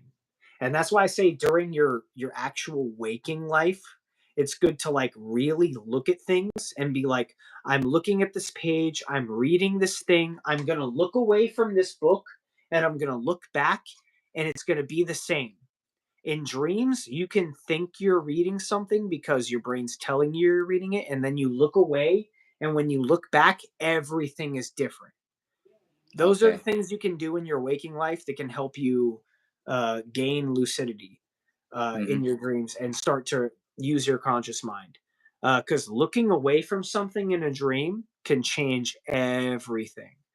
So that's another thing, is like sometimes if you want something to stay the same, you got to stay right here. And sometimes something in your dream is going to happen over there, and you're going to want to look over and see that thing that happened. But you have to keep in mind, if you're happy right here, don't pay attention to that, because that's Yeah. your brain trying to get you to get restful sleep, which is actually good for you. But if you're really having a good lucid moment and you feel like, oh man, I'm actually getting some therapy out of this dream. Like, this is teaching me something. I'm I have a having question like, yeah, because you might be able to answer this. This might be tied into lucid dreaming. I might be a lucid dreamer without knowing.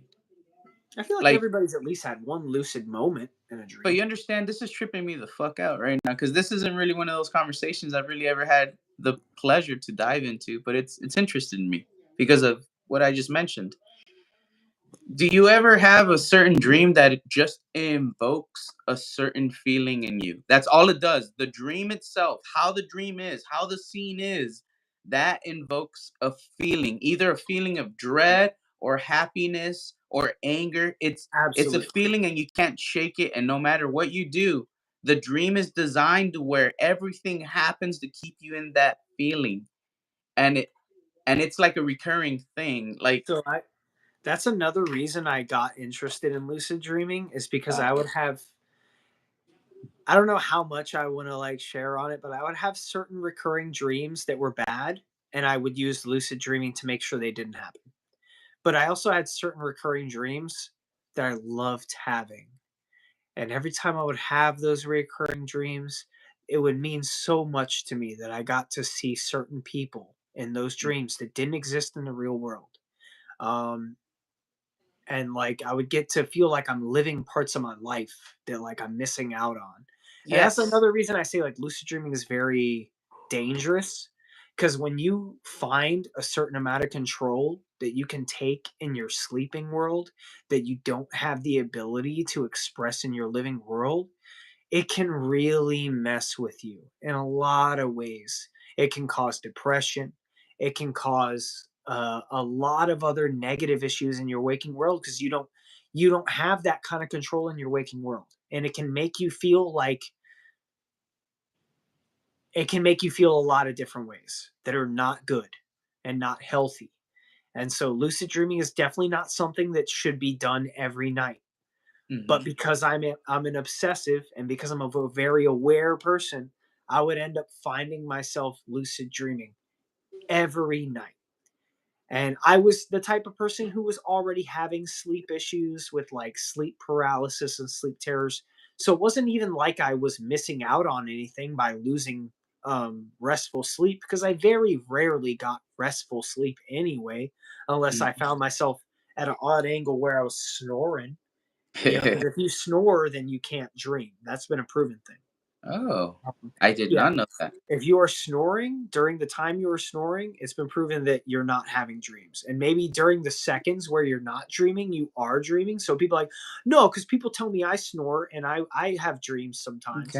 And it's like, yeah, those were the moments where your airway was cleared and you weren't snoring. Okay. We have to remember time dilation works crazy in dreams, to where you could not snore for 5 minutes, but that 5 minutes feels like hours of dreams. And you're like, oh man, Okay. that was great.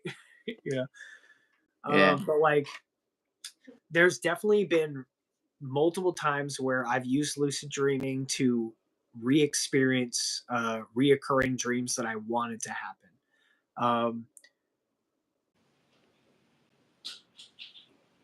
it's been a long time since I've had those reoccurring dreams, mostly because um, I just feel like I've moved past being, dwelling enough and wanting to Mhm. make those fake realities feel real. It's a really unhealthy way to live, I would say. But for a brief time, it's fun to experience. I think it's also important for mental growth in some regards to practice lucid dreaming, because it can really help you in some regards of like, giving you more mental awareness, hiring your mental acuity to be more cognizant in your regular waking life, to be Mhm. more aware, to be more considerate, to be more actionable, to like doing things. But also, if you're getting lost in it, where you're using lucid dreaming as an escape, it can be very unhealthy. Just as with Yeah. any hobby or anything you do as a distraction, is similar with cards. I spent a lot of time just sorry distracting myself with TCGs, because it was easier to rip some packs and get a dopamine rush than to do something important I've been wanting to do or tackle in my life. Because it's sometimes harder to be like, oh, I have to, call an electrician and fix this electrical problem, and then buy new Mm. furniture and do all this stuff and all this life problems. And I'd rather just rip packs. It's it's a balance. You have to really look Yeah. at like how important it is to gain an experience versus learn something from that experience. So all I'll say about lucid dreaming in general is practice it, but don't make it a habit. It can Mhm. really cause some problems with you, in my Now, own experience, for sure. the next question, again, just cause we're on the topic about dreaming, and Mhm. we don't have to get into it. That's fine. And this next I'm an question open is book, man. not based on science, not based on religion. It's just based on how you feel, how you think. It's just two guys kicking it. One's drinking some whiskey, one's enjoying some blinkies. It's just shooting the shit. You get what I mean?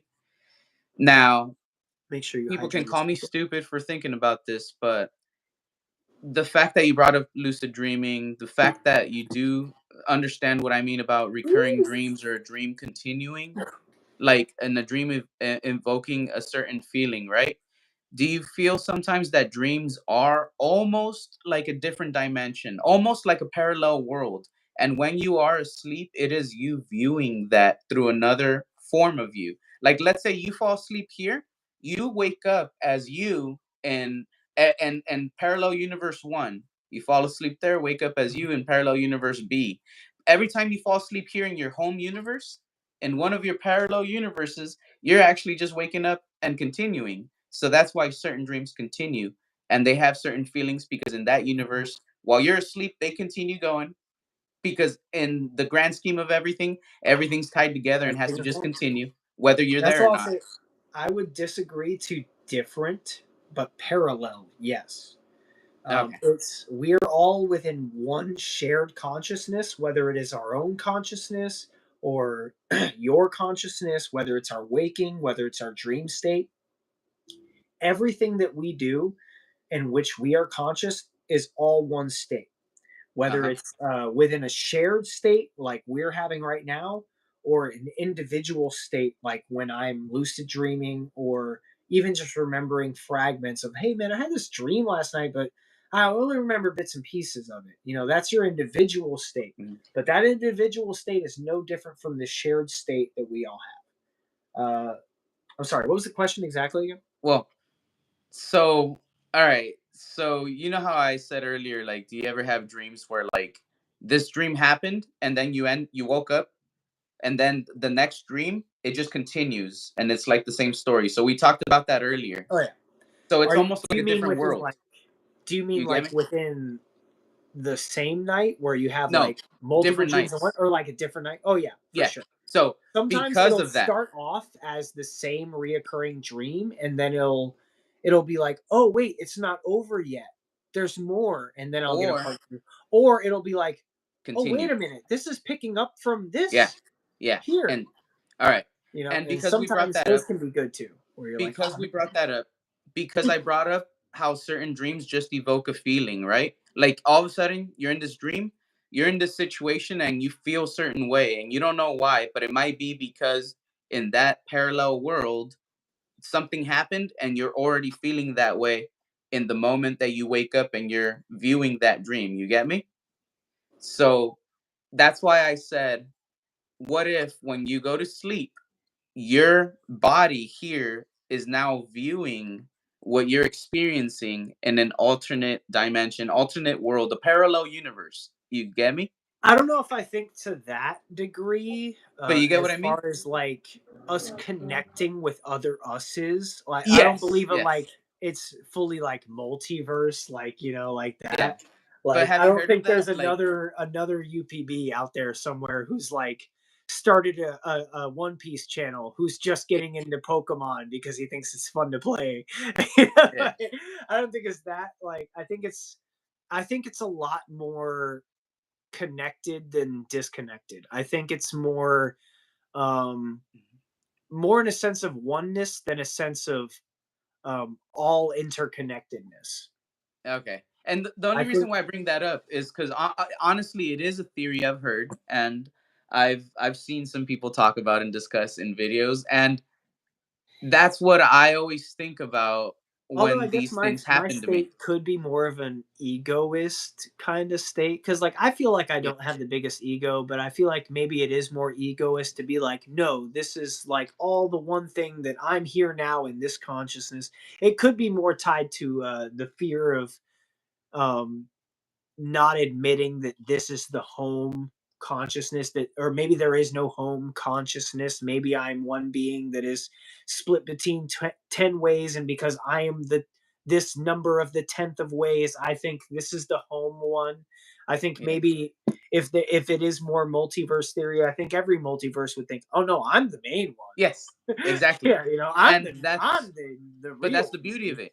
That's why it's an entangled web and nobody knows who the home multiverse is If because they so, all think I they're the would think original. that there's more ability for those to bleed into one another than one thinks. Because I've definitely had issues where I've seen negative things arise in myself that I don't feel are natural to myself, but because certain things happen in dreams, I and while I'm lucid, sometimes you're not fully lucid, even because you're lucid. you're acting on the state of knowing that the state you're in is not real. So Yeah. sometimes you allow yourself to just do anything and everything. And I can fly in a dream. I can breathe underwater in a Yeah. dream. I can't do that in real life. Does that mean that in real life I can that I'm the type of person who will eventually breathe underwater or fly? No. So maybe in some reality I am. I'm using this as like not necessarily Yeah. whole factually like Yeah. another you could be can breathe underwater or fly. Yeah. But like, as terms of different aspects of personality or like being, sometimes we'll experience things in dreams and we'll think, oh, I can do anything I want here. And sometimes that can create negative traits when you wake up where you're like, oh, I did this in my dream. And then you'll think about these things. Those things carry over into your conscious. So maybe things bleed over from other times, Mm. or not at a time, Yeah. but other parallels where you, Yeah. you pick up certain traits from other selves. Maybe possibility. And again, not saying this is true, not saying this is science. This is just for entertainment. This is literally just for fun. If anyone wants to talk shit, This is say a I'm the pseudoscience. dumbass. You get What are me? your hell? EMT? Nobody, I nobody never go done after that you, personally. PB. Nobody attack them. I'll take all the attacks. This is just me taking a few blinkies, just having fun conversation. Okay. Would you imagine So growing gills and yeah, swim to the bottom of the ocean? I don't have to imagine, and I didn't have to grow gills. All you have to do is make rules. So for me, breathing underwater worked this way. I can breathe in through my nose and out through my mouth. You just make up a rule. See, like one thing. See, really, dreams it's a lot more control than you think. Like well, one thing I would do for myself is if I was having a dream that I didn't want to have, I made a rule to where if I closed my eyes really tightly and opened them fast, I could wake up. mm, And that rule didn't take too long to actually happen.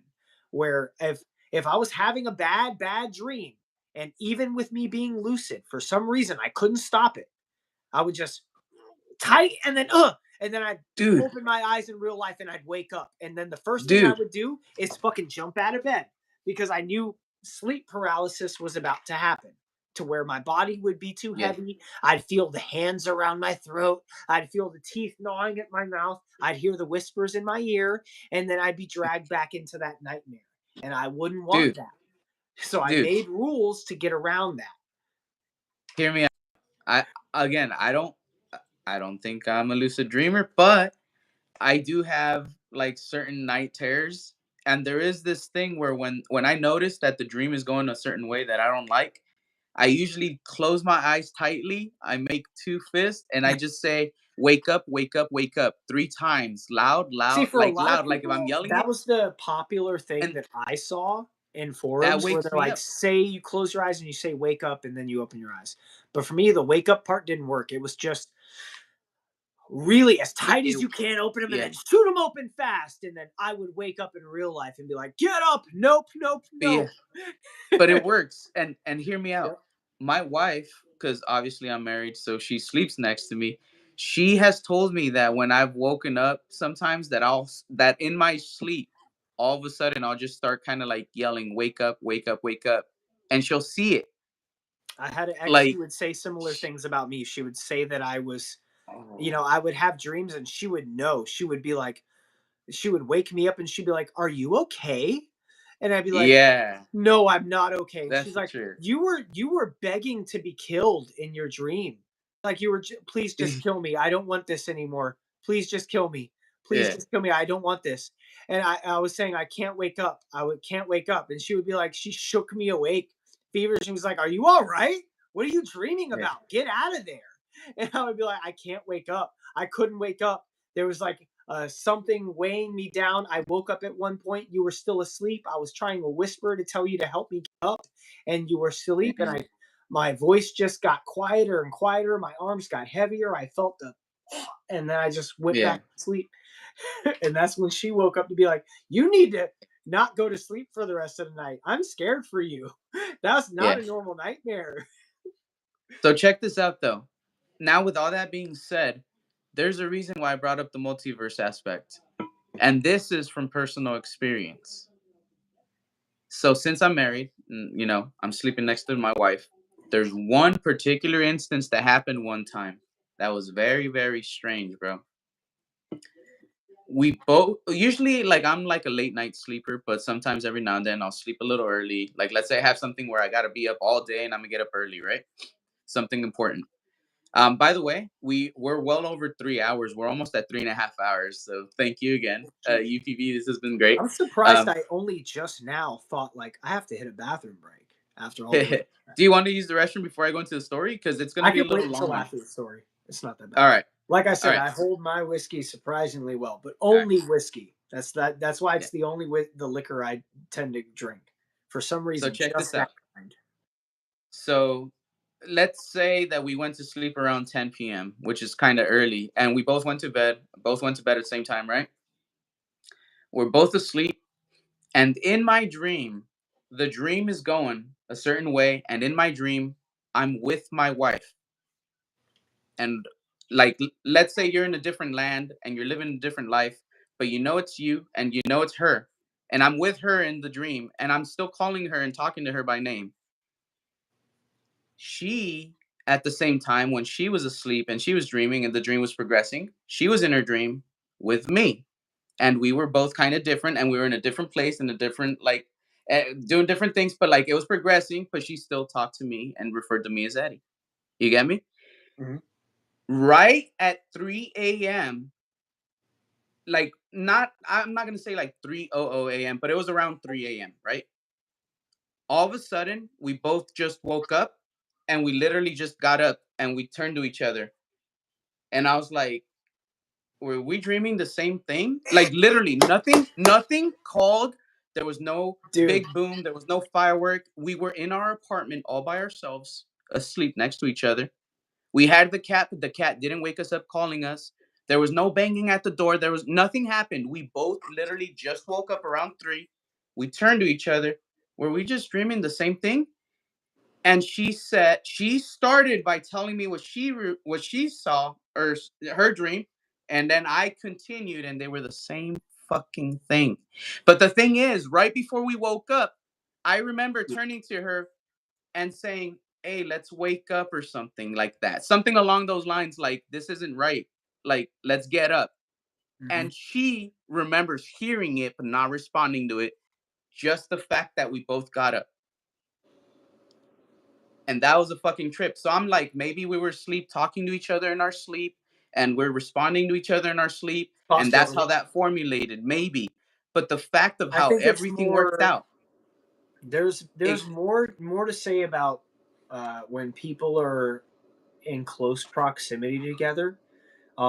And this may be an odd way to compare it, but for the most part, when women are in close proximity, either family or friends, or coworkers, it's proven that when women are in close proximity, they tend to sync up on their cycles as far as their mm-hmm, periods. Um, there's a lot more power put into the people we spend time around than we put like conscious thought into.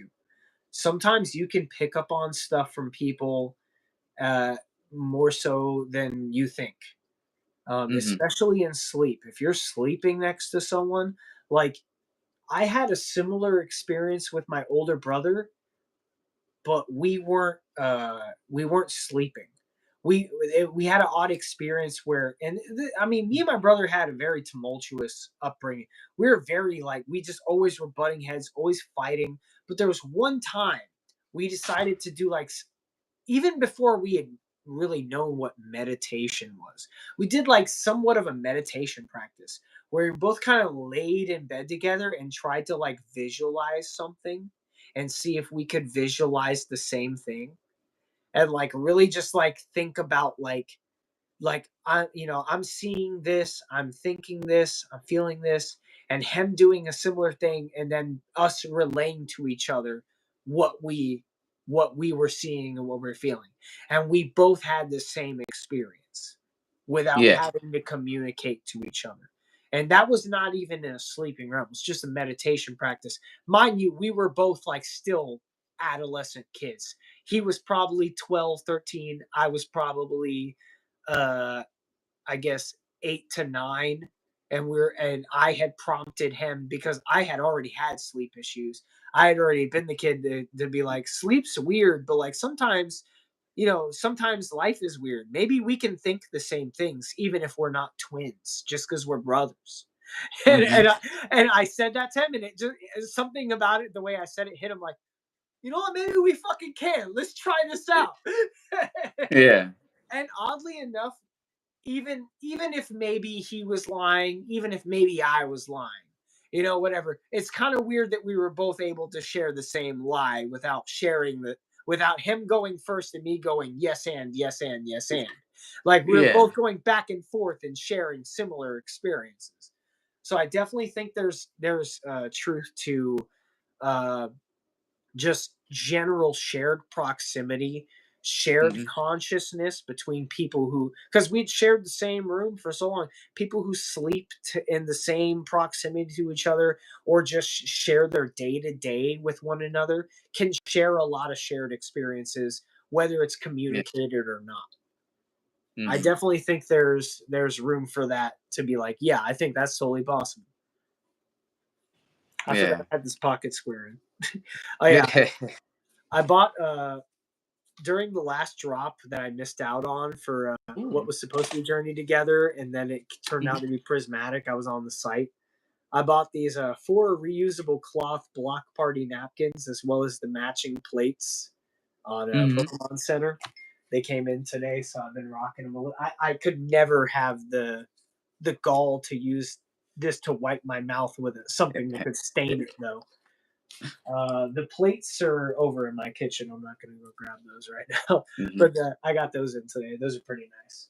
Oh, I did get a matching dice box as well. Where did I put that up here?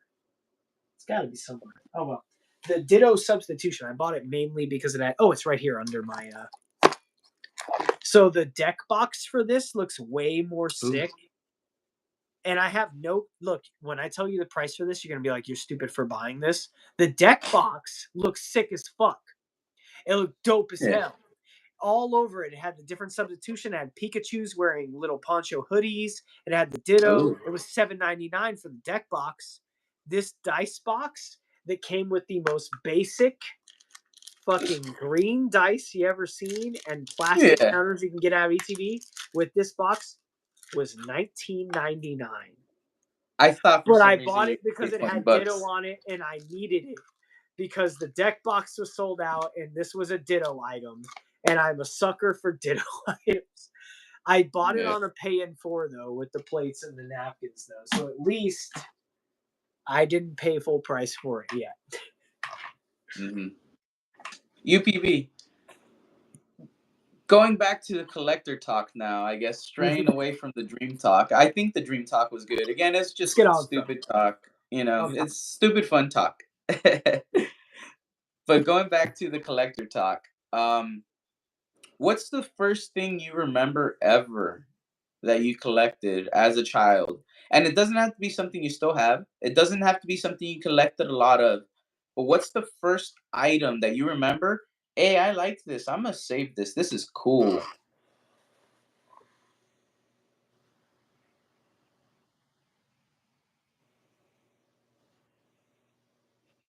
I mean, probably Pokemon. It was Pokemon? probably Pokemon because Pokemon came out right. I mean, when I was like 6 and 7, I was born 1990. Um, I found my first Ziploc baggie of Pokemon cards. I was on a field trip to a bowling alley Hmm. with the not even a school. It was like But wait, little daycare. but We went to wait. a bowling Bef- alley for a field trip.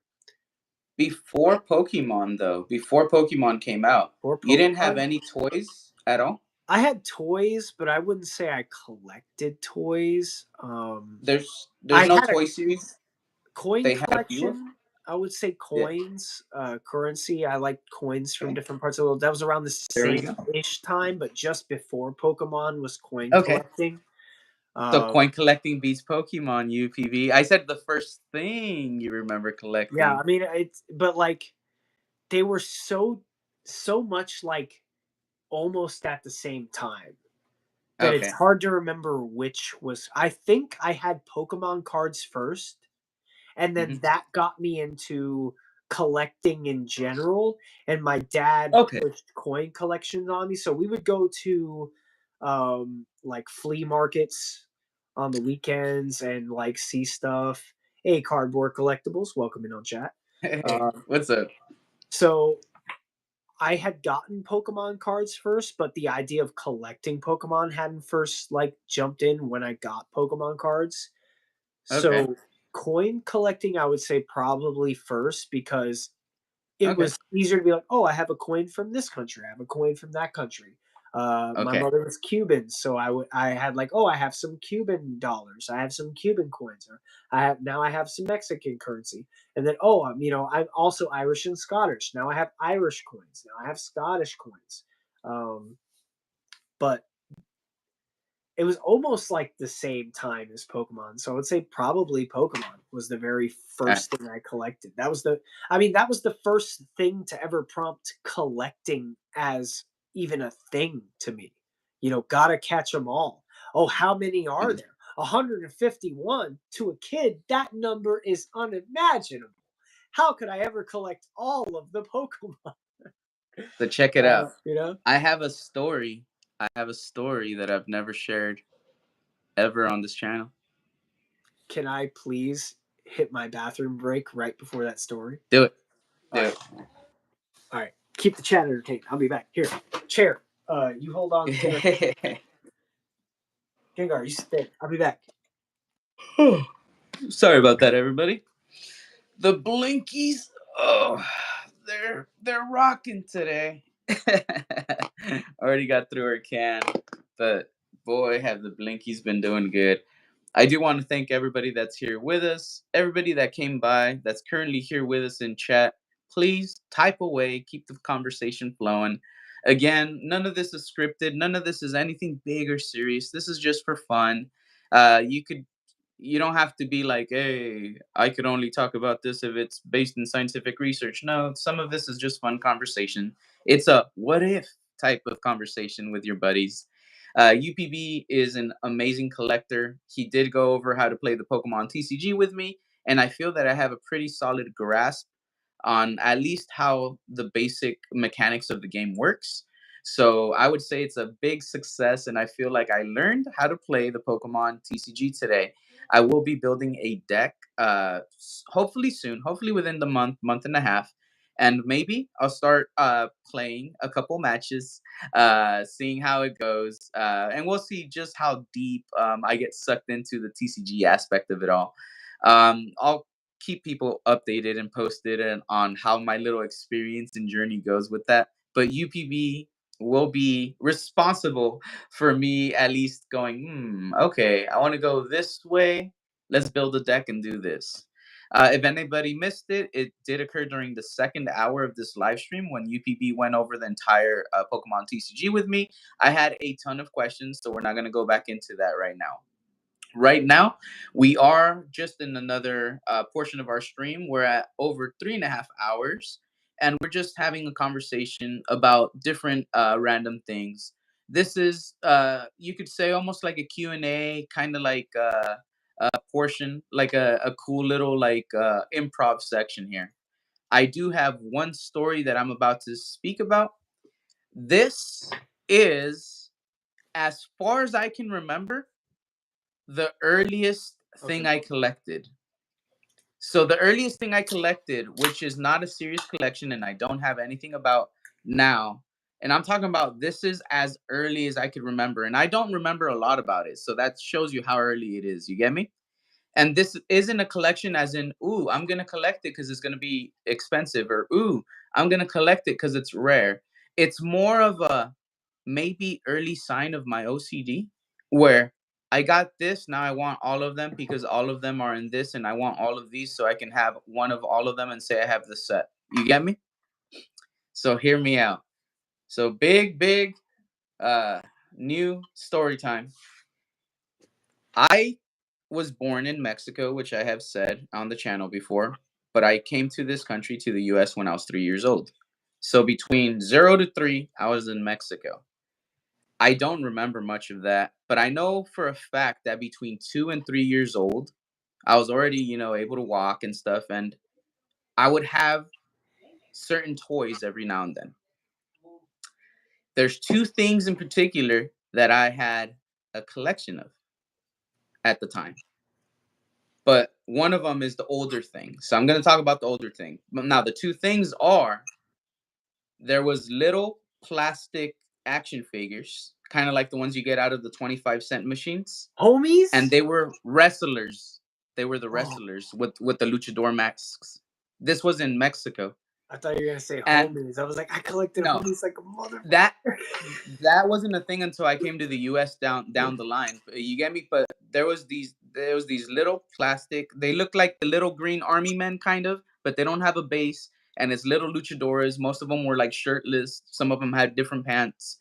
And I don't know how many there was in the collection, but I remember there was a certain amount in the collection, and I would beg my mom to buy them for me from the little tiendita, which means the little shop where they would have candies and chips and shit. We were dirt poor, so she wasn't able to get them very often. And if she got something for me, sometimes I'd have to be like, okay, I don't want chips, or I don't want a candy today. I want a toy. And there was a few of them that I had, and I kept them in the little box that I had near the bed. And I would put them in there when I wouldn't play. And when I would play, I would take them out and they'd fight each other and stuff. But I always kept track of them because I didn't want to lose them, because I knew I didn't need a bag of chips because I got a toy. And that was my toy. But when we immigrated to the US, we lost everything. I don't know what happened to them. You get me? The second item was little toy cars like Hot Wheels, kind of like these. This is not a Oh Hot yeah. Wheels though. Oh, you know what? I definitely no, but I guess that was after Pokemon too. I I guess yeah, had Pokemon was the first for me. I guess. I had a bunch of little like metal toy cars. I don't know what brand they were. I don't know what type of cars, but I know that I didn't like doubles. I didn't want a bunch of the same car. So I always, sorry, I almost dropped the tin. I always got different cars, and there was little kids that I remember I used to go play with outside of wherever we lived. And I would trade if I had like another second car that's the same, I trade it for just a different type of car. But they were always like a type of car. Like I remember like I liked like the big muscle cars, or I liked the trucks, or I liked the ones that were like big vans, but I didn't like the little sports cars, and I didn't like the little like race car looking ones. You get me? Like I only I was like the opposite. specific I like types. the ones that look like futuristic and they look like Speed Yeah. Racer. And I liked the ones that were like vibrant colors over the ones that were like the darker, like boring colors. I thought they were like, ooh, the special ones. And same thing, I would keep them somewhere specific, but when we immigrated, I don't know what happened to them. But those were the first things I collected. The little luchadores was the first item. That's sick, dude. Oh What's yeah, up, Cardboard Collectibles? I know where there were like similar little like gumball ninjas as well as the little homies when those came out like mid thousands. Like I used to collect the ninjas. for I some used to reason collect the ninjas. yeah, the little ninjas, and then when homies came out, for some reason homies were like so big for me. And I was just like, bro, these are just cool little guys, and like I like them. Like, and there's different ones, and then oh look, I got the little female homie. She's special because she's one of the only female homies. Yep. Give me a second here. Sorry about that. I still have one of those little ninjas. I came across it the other day, a little green ninja, and I was like, man, I have not seen you since I was like 7 and shit. Bro, I don't know where I put him, but I remember putting him exactly where I found him. Like, wherever you are, that's where you at, homie. I missed you. It was a pencil topper type of thing. He's like, man, Yeah. That story was a real blast from the past for me, man. Damn. That was like an unlocked memory type of deal. It's crazy. yeah, I mean, I guess as soon as my dad saw that I was interested in Pokemon and there was a collecting aspect to me or for that, that was when he kind of like pushed his collections. Oh, we got another leader. So like Ooh. he immediately just gave me his own coin and card collection. So I had also had some sports card collections, but personally, I never got to personally invested in sports to where they kind of felt like my own thing. That's why I never really kind of count sports card because it wasn't like I bought my own. I mean, I did buy a couple packs. I pulled a nice Ken Griffey Jr. Ooh. rookie when I was. That's a cool looking dragon. What Kozuki is that? Momonosuke looks more like a little more kind of parade style dragon. Another Trafalgar Law for the leader. So we got a dupe.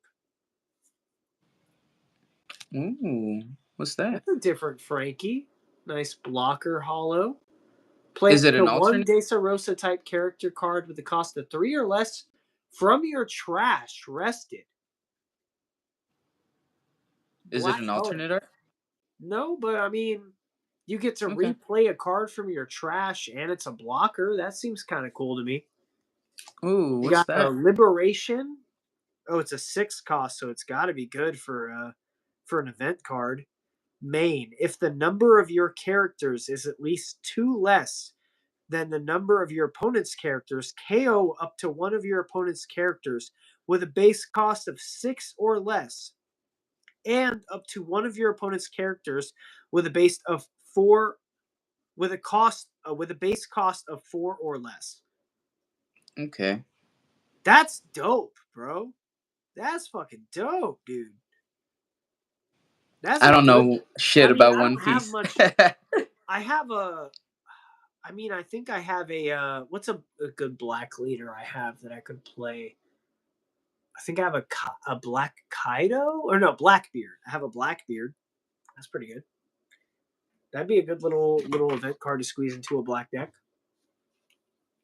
Got one more Okay. pack. I'll save it for a little bit till the end of I stream. got another question for you, bro. Yeah. Here's another one. Currently, if you had like let's say you had 5 grand free money to use, it's because you want to use it because let's say you're making a video and you have 5 grand, that's your budget, and you're gonna get collectibles, but they cannot all be the same thing. You have to use all that money to get different collectibles from different things. What are the items that you currently collect, which you would be like, okay, I'm gonna go and get this from that, this from this. So it So can't be like, oh, I've never collected this. I have 5 grand. I'm gonna go get this from that. No, it has to be stuff that you currently collect or have in your collection. Because I know you've collected a bunch of different shit throughout the years. So it could be, you get me? Like, I hope you got the question. so this is gonna be easy, but it's gonna require exposition. So out of that 5 grand, Mhm. about 4 grand of that is going to be used to get one card. Um, so let me explain. So I had. It's going to sound so dumb because you're going to be like, why did you sell it if you knew it was that? And I'm like, well, I was scared, you know? But like, so there's a card that I had pulled from Hidden Fates. Oh, It was a Sylveon GX full art shiny. yes. I had pulled that card twice. But the first one I had pulled, even without ever submitting a card to be graded, I knew was perfect. It was Okay.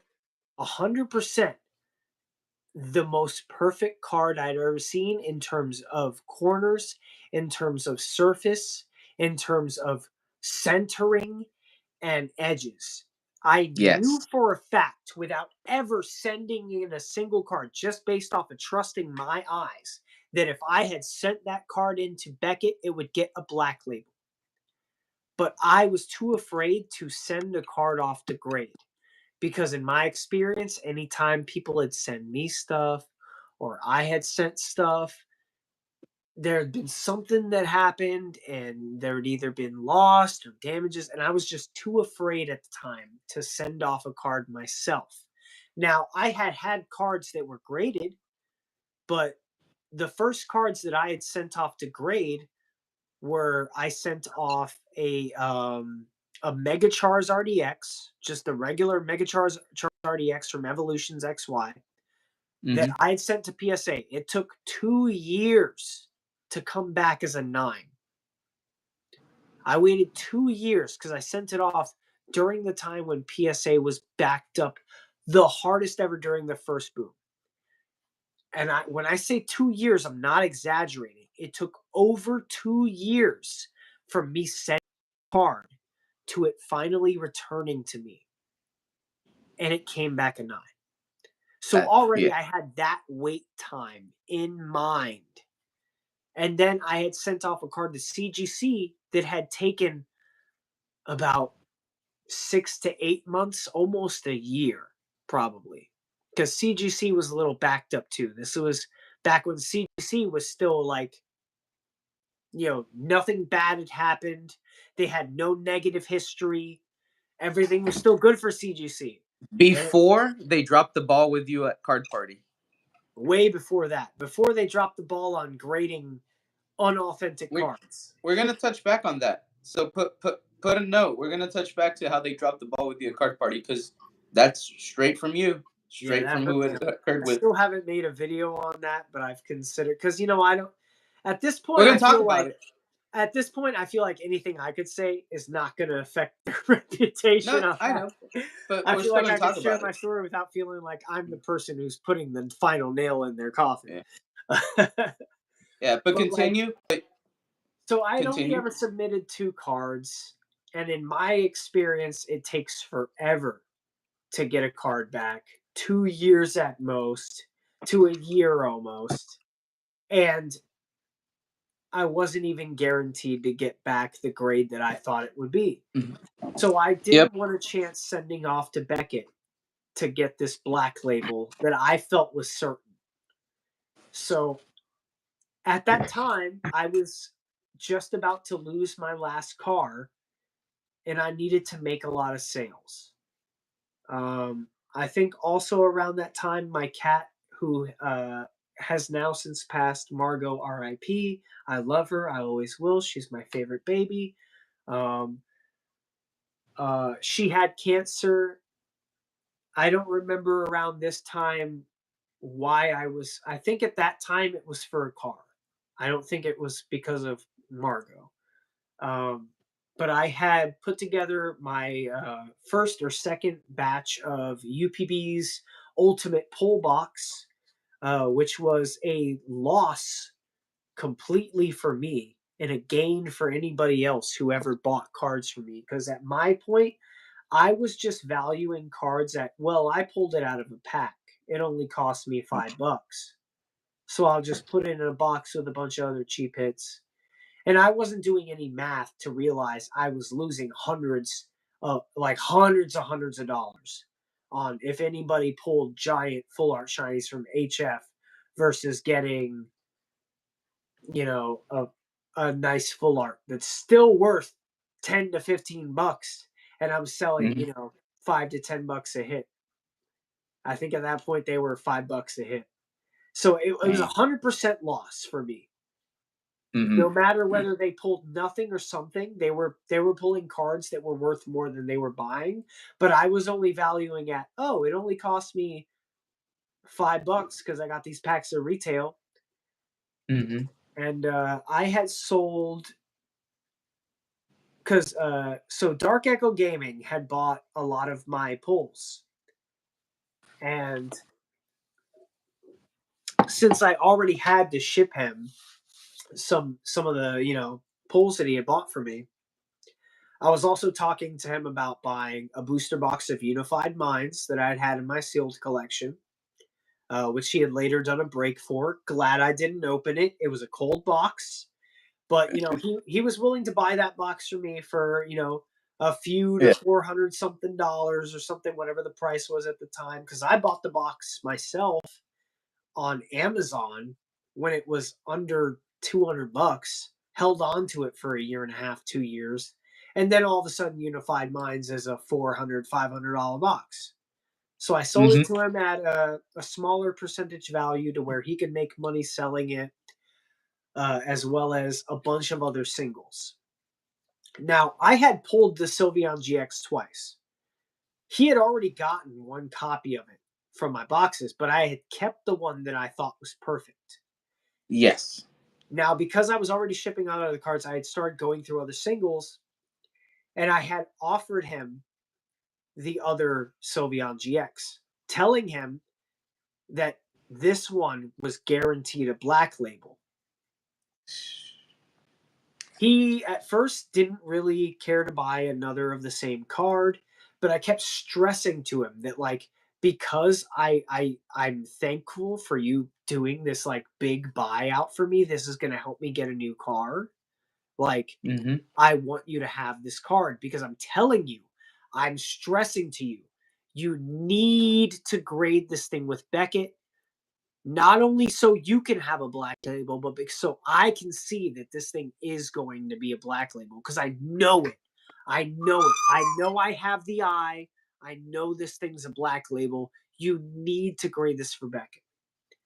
I had used that card to compare other cards to. Anytime I ever thought another card was close, I would line those two cards up and I'd be like, not even close. Not even close. Nothing. When you see a perfect card, you like I know now why my grading eye is so good is because I pulled that perfect card and I saw what a black label should look like. I saw what perfection should look like. And I knew from that point on that anything less than that card was not a black label. And also it kind of hurt me from PSA grading because I had Beckett eyes from that point on. So there was a lot of cards I thought would get, oh, that's a PSA 9, because even they wouldn't give that a 10. They gave it a fucking 10. Because PSA, yeah, they're a little bit more lenient. But like, so I stressed to him, this card is a black label. He didn't believe me, but he bought it because why Yeah. not? You know, I have another one I could sell. But I told him, hey, if you sell this one, if you give this one away, make sure you don't give away or sell the one that is the one I'm telling you is perfect. Make All sure you right. grade this. I sent that card to him.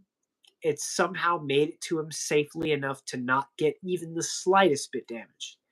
He did Ooh. not grade it for months. I kept reminding him, hey, make sure you send that off to Beckett. But at that point, he hadn't even thought about readying a Beckett submission. Eventually, after 3 months of me saying, hey, are you going to send that card off to Beckett? 3 or 4 months or so, he finally, due to other people saying, hey, I want to send some cards off to Beckett, he finally said, okay, I have an excuse to send this card off too. And sure enough, my eyes were right. That came back a Beckett Black Label. Ooh. Now, keep in mind, the highest chase card in Hidden Fates is the Charizard Shiny. That card in a black label still has around 250 black labels, but that Sylveon GX has only 7. The 7th being the one that I sent to him to grade in. Previous to that, there were only 6. Now, Damn. granted, that could be because not as many people were Beckett grading Sylveons. I'm sure that if I were to put out a plea like, hey, if you got a Sylveon GX and you even think it looks close to perfect, send it into Beckett for me.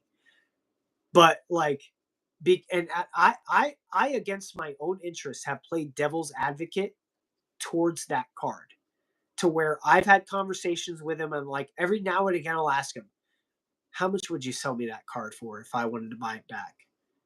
And at times we've had talks where he'd be like, I don't want to sell it, or if I did want to sell it, it'd have to be like as much as the Zard, or it'd have to be maybe 2,000.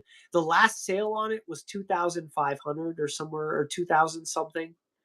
But the Yeah. fact of the matter is, if you're looking at the population report in comparison to the top poll of Hidden Fates, and looking at the population report, it has to be at least close to the Zard's price. So if I were to be given 5,000, sorry for the long-winded back No, around you're to the good. You're answer. good. If I were given You're good. I'm cool 5,000, with it. Yeah. 4,000 of that, because we've had multiple conversations about that, 4,000 of that at least would have to go towards that Sylveon GX coming back to me. And it's Like, that it sucks to specific have to one, right? send. And then the other 1,000, I'd probably buy some vintage Pokemon games like Pokemon Crystal. Uh-huh. Just vintage Pokemon games. That'd be it. All right. So you would only buy Pokemon product. It would be that card, not outside of Pokemon. But it's that sentiment of like Yeah. that being the true one perfection I've ever seen and pulled with my own hands and seen with my own eyes and known with my own eyes that that is what perfection looks like, and had that validation, not through myself, but through someone else. And I need it back. At some Okay. point, he needs to sell me that back. I don't care if it's 4 to 5 grand. I'll save the money. You had the balls to send it in after I told you a million times it was perfect. You didn't believe me, and then you took a risk, and you were right, and I was right, and I want it back. I want Yeah. it back, damn. No, I hear you. Damn, I But want the it reason back. why I said only Pokemon product is because you'd also get the Pokemon Crystal games, but you didn't say any Funko Pops, Hot Wheels, Yu-Gi-Oh, Lorcana. You get what I mean? It's only Pokemon intellectual property items. I mean, maybe. I mean, it depends on what else I could get for a Because thousand. because I of love how I Earthbound. phrased Maybe because of how a I Super phrased the question. Nintendo. No, I have a Super Nintendo. I have a Super Nintendo. I just don't have Earthbound. I'd buy a copy All of Earthbound for 250, and the rest would be used on Pokemon games. right. Because this is what I would do. That's it. If I had that, right? I would go and get a couple of Funko Pop Chase figurines. There's a couple there isn't any that I have in mind, but I would go after a couple of my favorite ones that I'm able to find. You get me? But I would get a couple of Keep Funko talking. Pop Chase.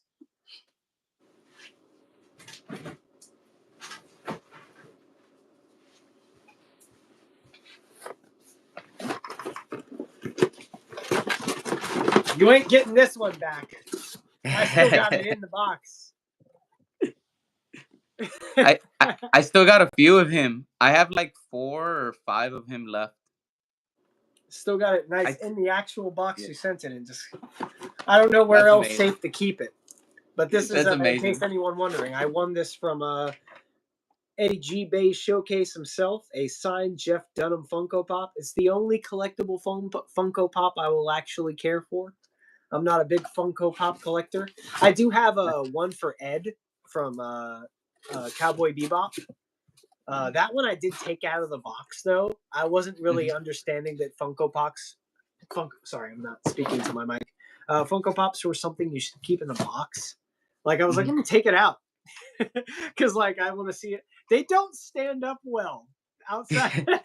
That big head just falls right over, man. Yeah, yeah. Some of them come with a stand. There's a base that comes underneath the box for some. Oh, okay. Not in mine, though. I didn't see one. Yeah, but not all. But again, I would get a couple of Funko Pop Chase. They have a little sticker and it says Chase. Usually, it's like the alternate art. Like it's like the same like as the original one, because there's a mass produced one. But this is like out of every 6 mass produced, one is a Chase. Sometimes they have a flocked Chase or glow in the dark Chase, or a Chase where it's a different pose of that figurine. Um, Up there. I would get a couple of those. I would go for Hot Wheels. I would get a couple of the Treasure Hunt or Super Treasure Hunt series for different cars that I like. Nothing in mind, but I would probably go after a couple of Mustang inspired Treasure Hunt or You Super know what? Treasure Hunt chases. There's actually some Matchbox cars that I had when I had when I was a kid. I think I would try to get again. There's So some that's dope early Matchbox that are pretty good. Matchbox is, to me, it's like a competitor of Hot Wheels. They're like the same. It's little die-cast automobiles, very well detailed. I like Matchbox. There was a So, collection of them that I actually almost had complete as a child, and I didn't realize how rare and sought after they were until I had looked into that market after talking to Hot Wheels collectors mhm, and being like, "Oh wow, I remember that car," and then being like looking at like entire sets and being like, "Holy fuck, I almost had that entire set of Matchbox cars except like 5 of them." And I had some mhm, of the highest sought after ones, like little like all silver futuristic looking ones with like these purple or blue windows and like side uh-huh, views. They're like look super sick, especially for that time in the 90s to 2000s. mhm. All right, so that was two of my things. I would get some Pokemon sealed product for packs that I want to rip. Again, we're not going to get into the details of what packs or how much, but I'm saying some would be allocated for Pokemon sealed product. Some would be allocated for Pokemon singles that I want to get. I would get some Yu-Gi-Oh singles. I would get some Lorcana singles. And so that's 7, right? There's more. There's more that I wanted. Oh, there's a couple of plushies that I would get because there's a couple of plushie collections that we have, and I'm missing a couple of key like plushies. I would only be able to buy them if we go to like a Collecticon or a Comic Con, and they would have to have those specific plushies. So that would be number 8. For number 9, what would be number 9? Because again, I would be smart about it. I would want to split it up among a bunch of different things. A hug from UPB, but that's free. For number 9, oh, for number 9, it would have to be some sort of artwork, like a poster or like a figurine, like a statue or something that I could display. That would be number 9. And then number 10 would be some sort of new collectible that I don't have that maybe I've seen before. What comes to mind are the NECA toys, NECCA. They have I've horror figurines definitely like heard that Friday before. the NECA. 13th, Jason Voorhees, and all Oh that. yeah. I've seen those. They look cool. Yeah. There's a couple that I would get. I like the ones for aliens, from Aliens versus Predators and the Predators. I like those two different alien subtypes that they have. Dylan, you son of a bitch. That's all I ever Predator. That's my favorite Predator meme. Just Mm. that dap up is the best dap up in history. Just Arnold Schwarzenegger and Carl Weathers just locking it up. Dylan, ka, with like both arms flexing, and then so you son of a bitch. And then, so that's the 10 items that I would want to split it among. If there's anything left over, I would try to get something for my coin collections. What's that? It's just a let me see, Is gold? event card, damned punk, little duplicate, Okay. but I like events because they're useful. Top one cards from the top of your opponent's life cards. Place it at the top or bottom of the life cards. Then KO up to one of your opponent's characters with a cost of 5 or less. All right. So And 11th would be sugar. coins, and that would only be a bonus one if there's money left over. And number 12 would be, what's number 12? So something for my coin collection, or I just had it right now in the top of my head and I can't think about it. It's going to come to me right now in a little bit. The first coin you ever spent on a piece of candy. I don't know. Just something that's like, I used that coin in that year, that specific currency. Now I'm First trying to currency I think ever of spent. collection. There has to be a 12th item that I'm missing right now. Manga, I I have feel no like there idea. was a second item that I would only get if there's like extra left over for. Look at this tonight. Ooh, that's pretty Not a sick. manga, but we did pull a nice alt art leader tonight, William Hill, from our OP10 packs. I bought 7 packs Oh, from a Walmart. Picked some good ones, I feel like. At least that one card is worth 55. I spent just under 40 bucks on those 7 packs, so that one card paid for my 7 packs. I'm good. number 12 is video games. If there's some sort of video game that I probably don't have that I would want, I would get a couple of like video games to add to the collection. That would be the 12th item. I So that recently would be bought a new everything I copy of split that Pokemon among. Sapphire. I'm really sad though because I spent $109 on this cartridge. Hmm. And then when I got home, I cleaned the pins again one more time on my copy of Pokemon Ruby, which granted, the cartridge is cracked and broken and has no label. But not only did it turn on and play on this SP that I also bought for $130, it still had a working battery, so it had the last save file still on it. So I could have played Gen 3 without spending $109. Um, but hey, we got a nice copy of Sapphire now. Yeah. But yeah, that's why, like I say, I have a lot of different collections and different interests, man. Because that was 12 different things I split it amongst, and I know there's other things I collect among that, or besides those 12 things I referenced. I used to collect a lot more, but pretty much Pokemon took over everything. I used to collect comic books. I still have some. I have some comic books left, but nothing that's really crazy. I sold and dumped a lot of them.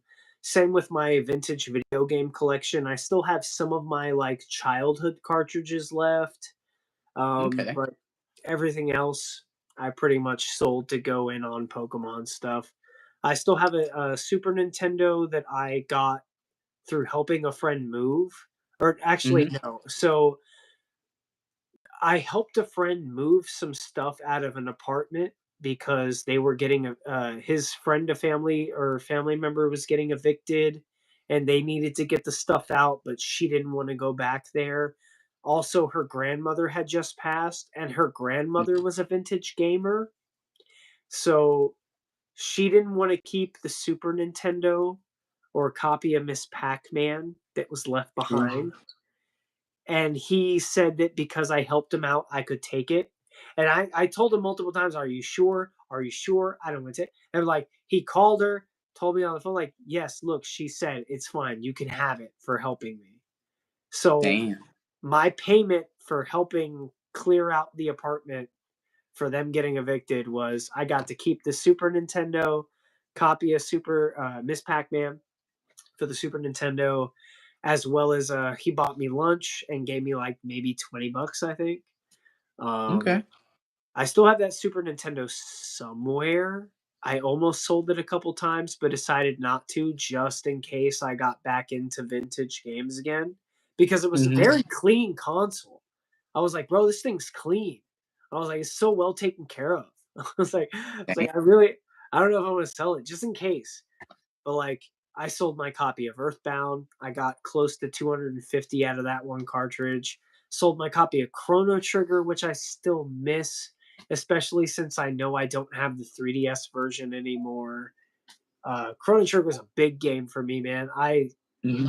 I still to this day think that is one of the best RPGs, better than most Final Fantasy games from that time or now. And I loved Final Fantasy VIII, Final Fantasy VII, Final Fantasy X. I still think Chrono Trigger, just as an experience, it was the first JRPG to break through the American market, and that's for an important reason. Not only because the story, not only because the time travel aspect, but the music in that game is so just it just gripped me. I was like, man, this music is so good. Oh my god, Yeah. it fucking makes me want to cry. Oh, that game's so Check good, it man. out. I got another question lined up here. And just so you know, we're over 4 hours, dude. We're about to hit Damn, 4 hours and what 10 time is it? minutes almost. Zooming. So let's see here. You froze a little bit there. I'm gonna wait a second, see if he gets back.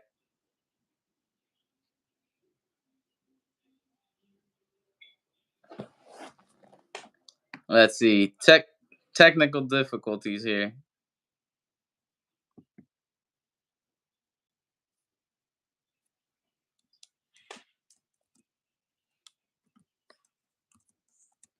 There we go.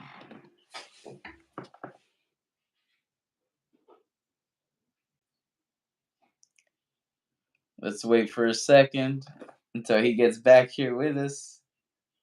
If not, we just lost you, PB, for the night.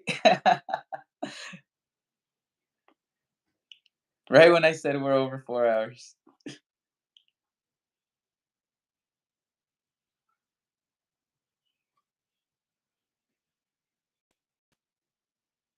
Ruin it all. All right, we're back. I didn't know that swiping down was going to close me out of everything, but we're back. Okay. Hey, you're good. You're good. We're safe. All right, what were we talking about? What were we talking about? I feel like I forgot for a second. Oh, no. I had a question. There we go. I had a question. I know. I'm back on track, baby. All right. If you can have something that you want to start collecting that you don't currently collect, but you wish you could collect, and size constraints are not an issue, which means if you needed a bigger space, magically you have this bigger space that could accommodate it, right? And if money was not an issue, which means it doesn't matter if it's expensive or cheap, it's just based on what you wish or you want. You get me? Mm-hmm. So it doesn't have to be the most expensive thing, but it could be something that, well, for this, I would need a big size space and I would need these things, which can get expensive. So overall, it can be expensive, like as a project. You get me? But imagine no money constraints, no size constraints, no issues with sourcing.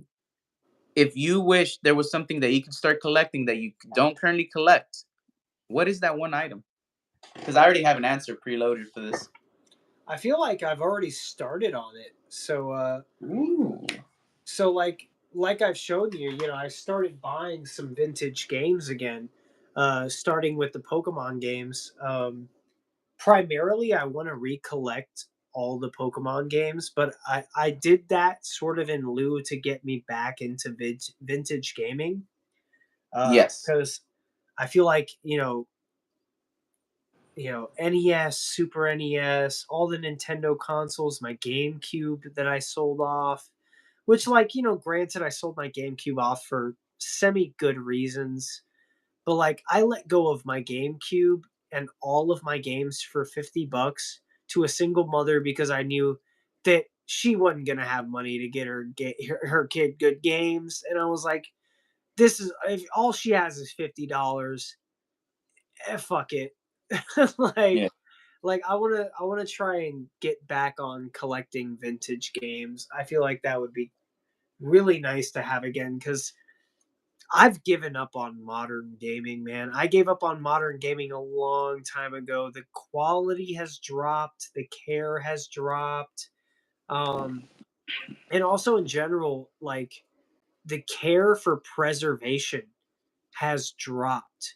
Not only in terms of just like being able to find emulation, but like UPB with a full UPB. arcade. I wish, Wait, dude, if I could it's get it. wait. That's where it goes into. That's where it does go into.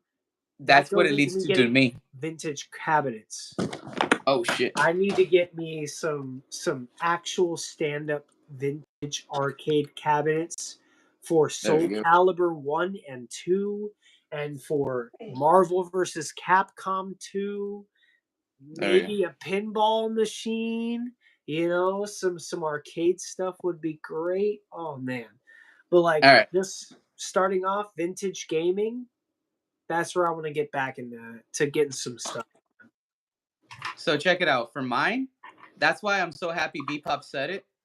If constraints were not the space or the issue of power sourcing or If I could anything, get this in an arcade cabinet, I I would. I would start up an arcade with all of my favorite arcade games from the 80s, 90s, and early 2000s.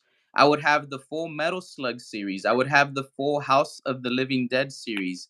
I would have the full Oh, the Time Buck Hunter Crisis. series. I used to Gotta have love at least those. Time Crisis 4, Time bro. Crisis is a series I used to love. I would have the full Time Crisis series. I would have the Terminator arcade game where you had the big heavy machine gun and it has No, Arnold's voice. Terminator Terminator 2 versus Judgment Day. RoboCop. You remember the Terminator RoboCop Sega I game? don't remember that one. You remember I would that? have Oh. I would have Tekken, Street Fighter, King of Fighters. I would have those different arcade fighters. I would have Mortal Kombat. I would have so many games. So many games. What else would I have? What else would I have? Oh, I'm trying to think. I'm having a mental blank right now. But What's the oh, name of I would that have a one Need for Speed Racer with the actual Hydro like Racer or whatever wheel. it is? The one boat racing game that was always super fun. I Um, like I like the Need for Cruising Speed ones. USA, that's a classic. Or And what no, else would I have? what's the other There one? was an Alien versus Japanese one. Predator game I used to like. I would have that. There's all sorts of shit that I would have, but it would DDR. be a full on arcade. Gotta have a DDR machine. There's an Oh, old yes, classic the X Men X-Men game. beat 'em up Bebop. 100%. Yes. Me at Chuck Oh, E. Cheese for Teenage 4 Mutant Ninja hours. Turtles. Fuck tickets. I was on that beat 'em up X-Men game, bro. NBA Yeah. Jam was my shit. Didn't care about tickets, bro. Ooh. I was in Chuck E. Cheese, not giving a damn about prizes. Sorry for smacking my mic. I was busy playing the beat 'em ups and the arcade games that I was getting experience just having a good time playing, man. But yeah, there's so many games, dude. And I would have their different arcade variants. Every one of them would be standalone, separated. That's what I wish I could have for a collection that I don't have. I would have Mrs. Pac-Man. I would have Galaga, Classic. the space shooter. Remember that one? Mm-hmm. And Yeah. Galactic. Yeah, Galaga I and would have Galaxian are like classics I always play if I see them. Because like they're pretty common. You'll see them at like a movie theater or something. mhm. It's not even an arcade, like I would go to But it is Moji an and they arcade always had style game. Galaga slash Galaxian and I'd be like, I'm gonna play this for at least 10 Yeah. minutes, man. Centipede, I would get Centipede. That's another game that I like.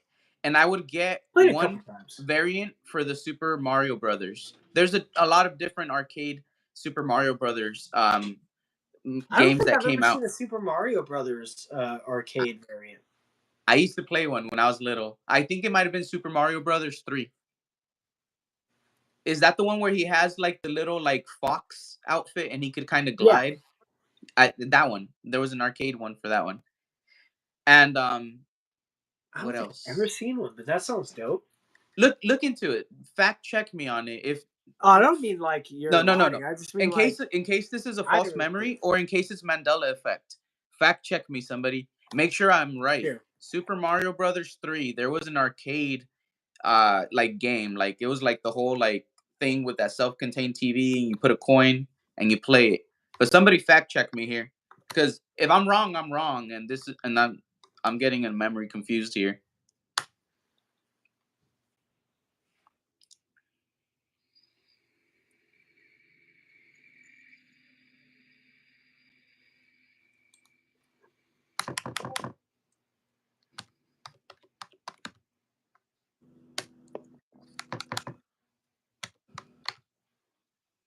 Oh yeah, there was one.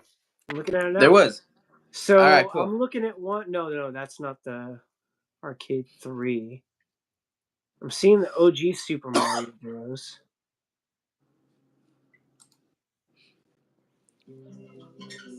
Oh, there's an ad on this video, but it looks like there is a cabinet for one. I mean, a lot of people made their own cabinets too, because during that whole Mame scene, there was a whole lot of. No, yeah, for sure. It looks like there's a. Even the VHS, DVD, Bpop. This is the thing. My arcade would have pinball machines included because I think that's part of the arcade experience. And I would have coin pusher machines. I love coin pusher machines. It doesn't matter if it's tokens. I used to love those machines as a kid. So coin pusher machines.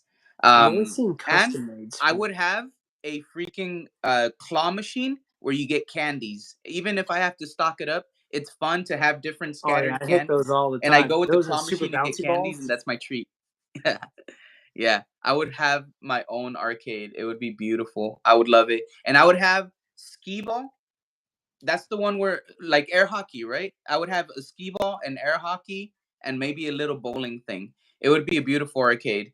And maybe a self-contained karaoke room because I How like to much does sing a songs skee every now ball and then. machine cost? Now I just gotta see, because now you said I'm like, yo, I always love skee ball. Skee And I ball did say machine. How much does skee in ball my cost? theory, time constraints don't matter. Cost Bro, doesn't you can get some matter. skee-ball Space doesn't machines for matter. like 463. That's not terrible. I mean, that isn't like a real machine. Mhm. That's like on Amazon. But imagine all of those Wayfair machines has that I one would for need at the same time. 879, It's an 829. expensive project. Or no, 279. This one looks pretty legit for 279. But it looks like if you want a real arcade one, it's closer to $3,000. And hear me out. My last thing in the arcade would be a classic slot machine from old Vegas. Even though it's decommissioned, there's ones that you could buy and keep home, and they're working. And you just play it. You're just playing for fake credits. You get me? But it's a slot machine at your own Oh, I house. definitely played some slot machines. My Thea had her own farm, and she had her own bar at her own farm. I mean, none of this was regulated. I shouldn't probably be talking about it, but this is well past statute of regulations or limitations. Limitation. Yeah, she's good. She couldn't get jailed for any of this, but she definitely had her own bar and pool tables at her farm where she had her horse stables and her cows, her bulls. She had a bunch of chickens, like hens, where she grew her own, just everything. She had her own little farm, and I remember legit like she had her own little like slot machine, and I would just hit that shit for a while just because it was fun. But like, Yeah. I don't think it was ever like a real gambling thing. It was just something she bought for her. And like Yeah. we could play with it, but like mainly she was on it just to make herself feel good. Like, look, I got the Yeah. jackpot. Yeah. Yeah. It wasn't But like the slot anything machine I would anybody else buy, hit but her. it would be coin operated. So you get tokens that you just put in there, and then you open it, grab your tokens back, and you put them in Yep. there. So it would be like the full real feel. And if you win, it dispenses the tokens, or like how back in the day it would be like the quarters. So that's my dream. One day having a private home arcade. Every time I have people over, hey, let's hang out in my arcade, guys. It's a That was my stupid own dream. dream for a while, just based off Yeah. of that experience at my Thea's farm where she had her own little thing and then she had her pool table. And I was like, man, I would love to have a pool table and pinball table and a slot machine and have my own arcade cabinets. Yeah. Now, second follow up would be a private home built theater. It's not a big theater. It could be a theater for 20 to 40 people only, but it would be its own private theater screen with a projector, I mean, with the that's pretty proper big alone. sound system. 20 people's a lot for me in one room. You got to have a big room for 20 people to sit down and watch a Yeah. movie. But That's remember, yeah. in this theory, money's not a cost, space is not a cost. So you imagine you have the space needed for it. You get me? Trainer That's a Glenn, I part of got the jumped cost. out of the grass gang, but I'll pour some more whiskey for you. Yeah. But that would be it because I love movies and I would use it for movies, shows, streaming. I would use it to play video games, but it would be optimal sound. And if I could make it to where it has 3D or 4D effects, because you know how they have that designation for certain movies now, that would be fucking amazing too.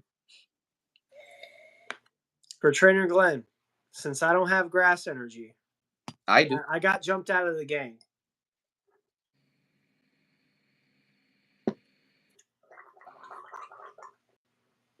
Salud.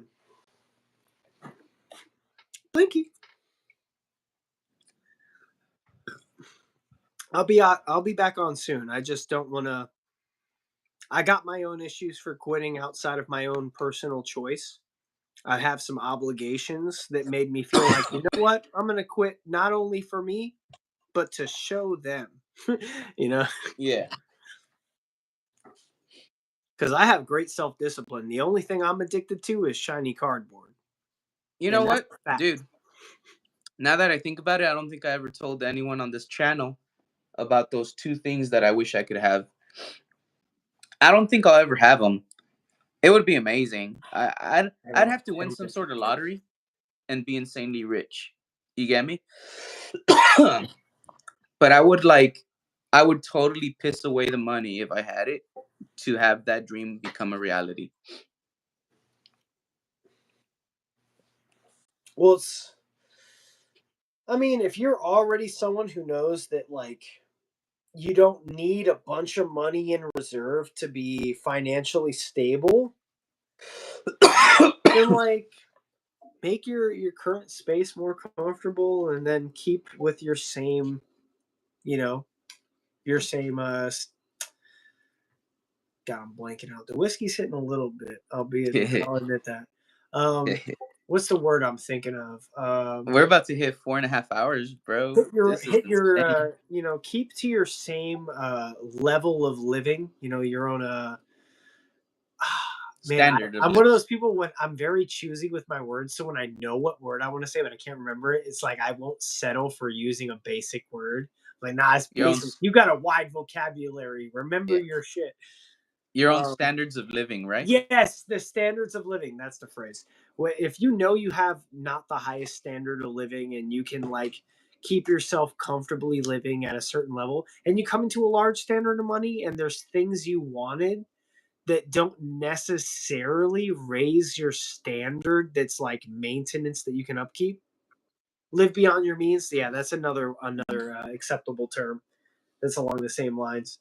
But like if you can like still live within your means but upgrade your current means, Hmm. fucking do it. Like if you're like, oh, I've always wanted this, but I can't put up that much money up front to make that. But like it wouldn't necessarily upgrade my current live of meetings.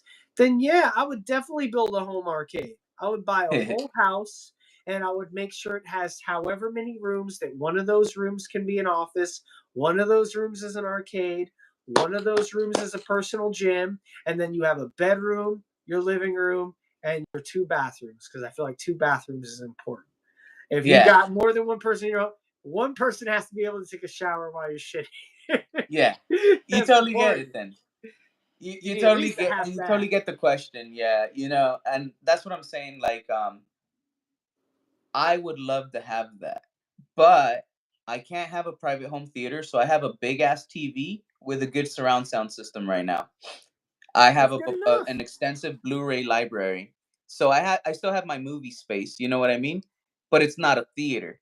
I can't have a private arcade, but I could get one home arcade machine that I could plug in and run. I don't have it yet, but I could get one I will for say six though, to eight hundred dollars. the more of those machines you have, the more you'll realize how much the energy cost upkeep is. Because I Yeah. have experience with people.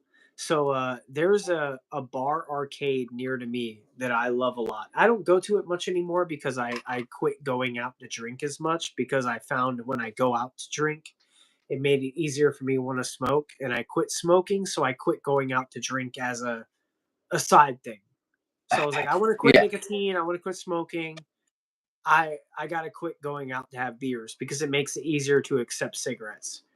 And for some reason, even though I know I wouldn't accept a cigarette now, or I wouldn't accept hitting someone's vape, I might accept hitting someone's vape. But like it made it easier for me to just stop going out to drink. Mm-hmm. So there was a person I know who started their own barcade Ooh. called Lowry Parkade near the Lowry Park area in my area. Which, if you're going to be in Tampa for card party, we should stop by 100%. Go have a little craft beer, play some pinball. No. Not going to card party this year, remember? Oh, okay. You remember I told you why. Yeah, yeah, yeah, yeah. Yeah. All right. So I'm not going to Yeah, 3 or yeah, yeah, 3.5. yeah, yeah, yeah. Yeah. Maybe next year, depending on who the sponsors are for that year. True. I mean, without saying so, I'm still gonna go, but I'm gonna I risk. know you're gonna go. I mean, And I it's can't. cool. I wanna tell you I'll be a nice Brody, but I also am a very vocal person, so I'm gonna tell multiple people who I'm for and who I'm not for being sponsors of that event. And I'm gonna tell them to their face, and I'm gonna tell the leaders of that event to their face, hey, if you really are for us, you're gonna be very mindful about who you let sponsor your events, because who you let sponsor your events really lets know whose side you're really on. Are you on the side of profit? Or are you on the side of people? Yep. You So I won't understand say my anymore, gripe but we about it. already know Yeah. Yeah. who is for So our hobby and who's against our yeah. hobby, and who's for scammers and who's against scammers. And that's all common knowledge because we see it every day based on practices built into their own platforms, Yep. not being YouTube. Yep. Anyway, so I'll still be going, but that's more because it's like right down. It It's is going to be 20 near minutes you. from me. I'm right And 20 minutes from downtown. Even if I didn't want to, if I wanted to scam the event, I could, but I'm not going to scam it because I have respect for Pat.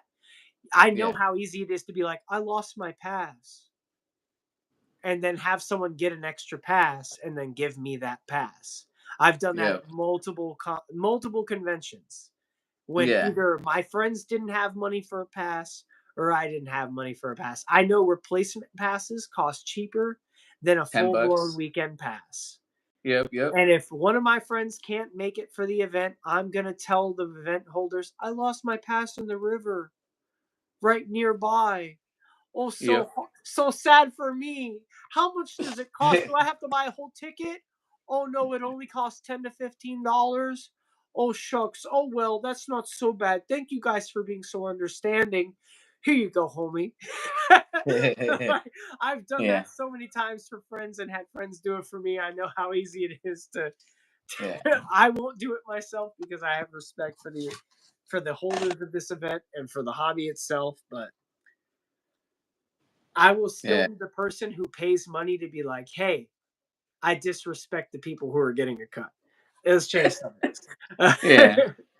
But like I said, I'm not pissed off at anybody who's going, and I'm not gonna tell people who don't go. But for those reasons, that's why I was like, okay, I'm not down. You know what I mean? Like, yeah, but it's also I was understandable, very, when you're holding an event and you can't afford to put up the money out of your own pocket 100%, but people are willing to pay for it, then sometimes you're willing to accept help from people who aren't willing to help people that you feel deserve help. Just so you can get the show running, because the show must go on.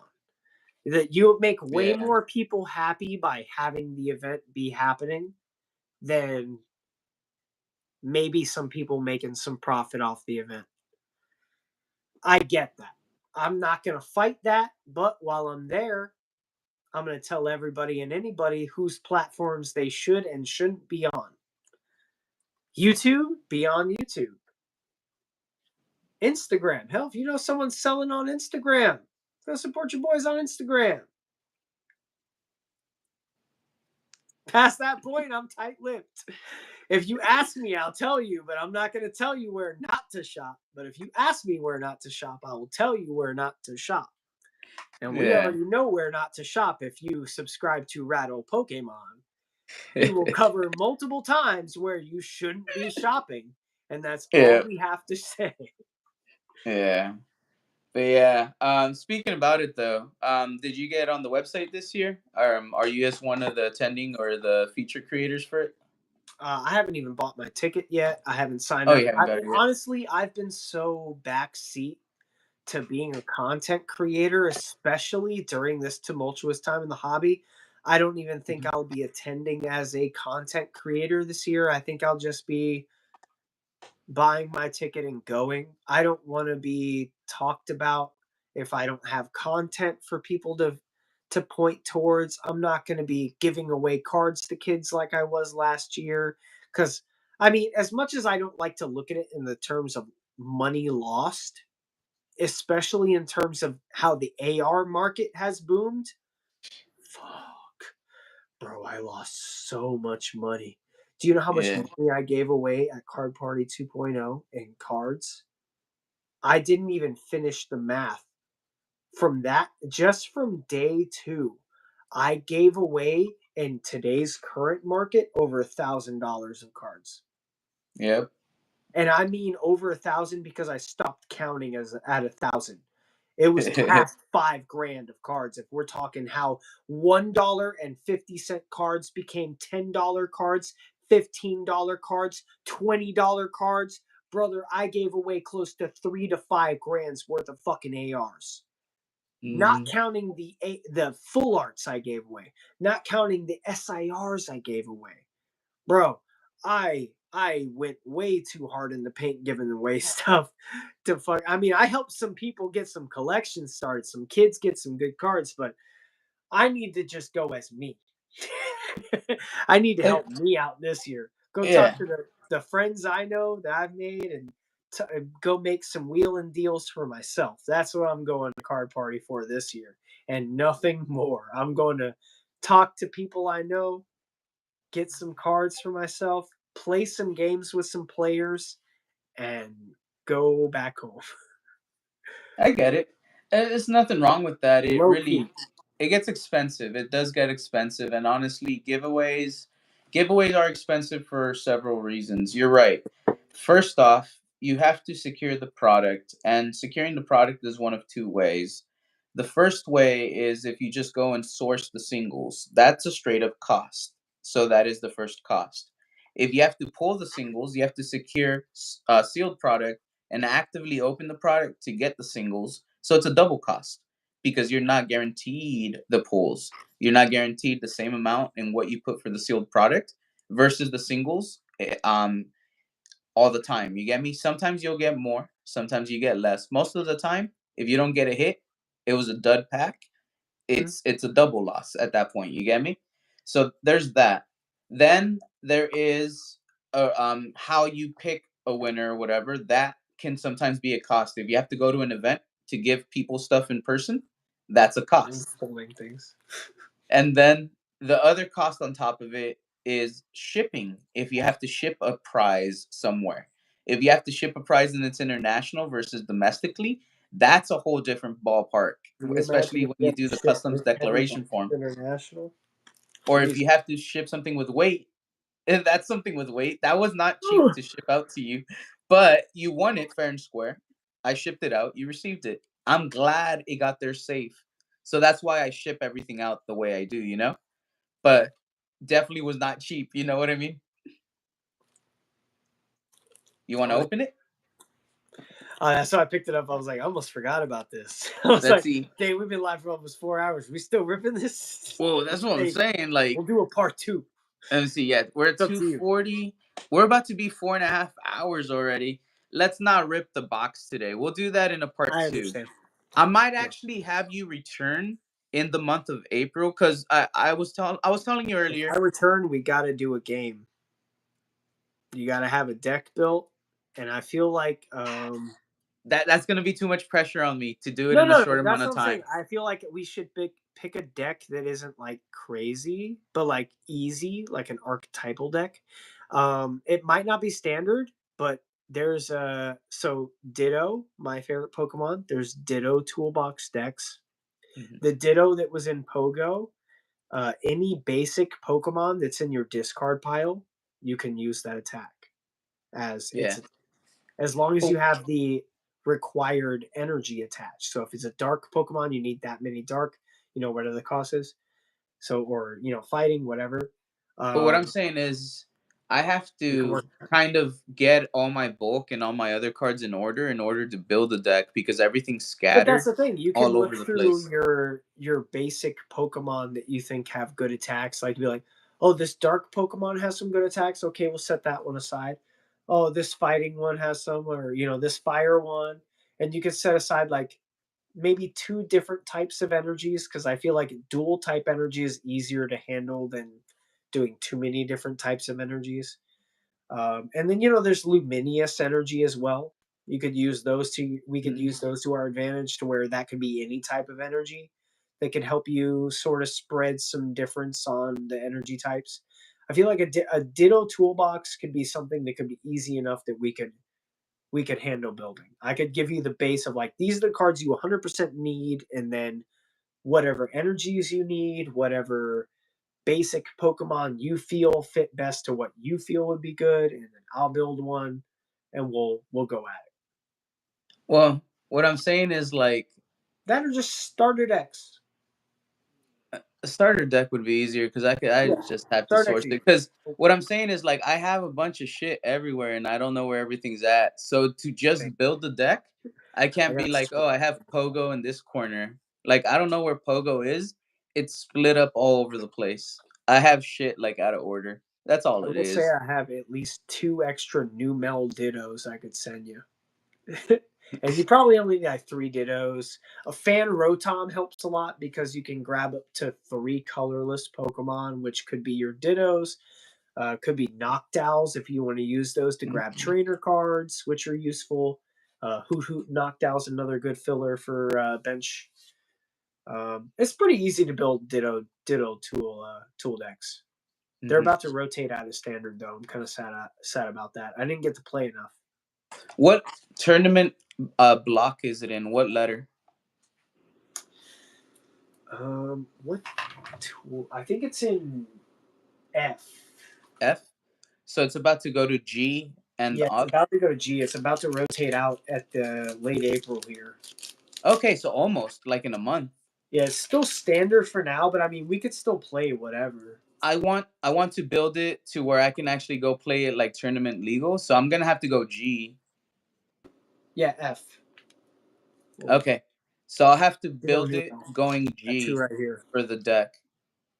Because when you mentioned the Radiant Pokemon, I had Radiant Pokemon in mind. I wanted to throw in decks. But I'm not going to now since they're going to be rotated. I mean, they're good for now if you go to locals recently. If you're going to go before like late April here, for now they're still good if you want to show up to a local and play some Radiance while you still can. I'd say do it while you still can. Build My some OCD. memories with some cards while you still can. My OCD So you can because say, I got to play Radiance at a local. I'm going to be like, I built my deck this way. I don't want to change it. It's too soon. And then I won't play at all.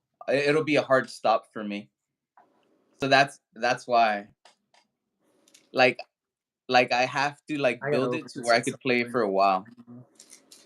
Wait, let's see that again. What is that? Oh, that's Double Crisis. This is well out of standard. So last card party, a father sold this pack to Gotta Catch 'Em All 22 or Catch 'Em All 22 for just because he needed to sell some cards so he can get some cards for his son. He bought this pack and then he did a giveaway for it on one of his videos where if you comment you win. I happened to win it, which we felt was serendipitous because I waited up with him sleepless until 5 a.m. to drive him to the airport so that he had a ride home.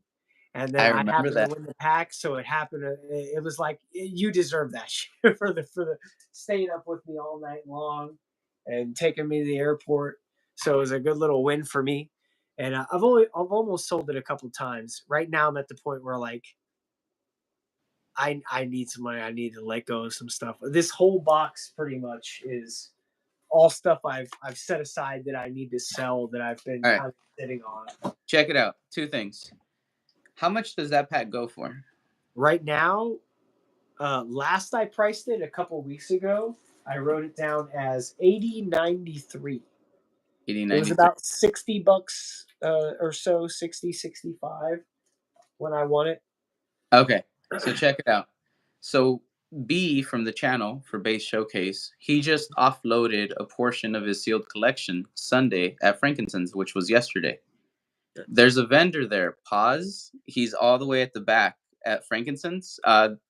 Opossum Bud did a video on them once because there was somebody that stole from them.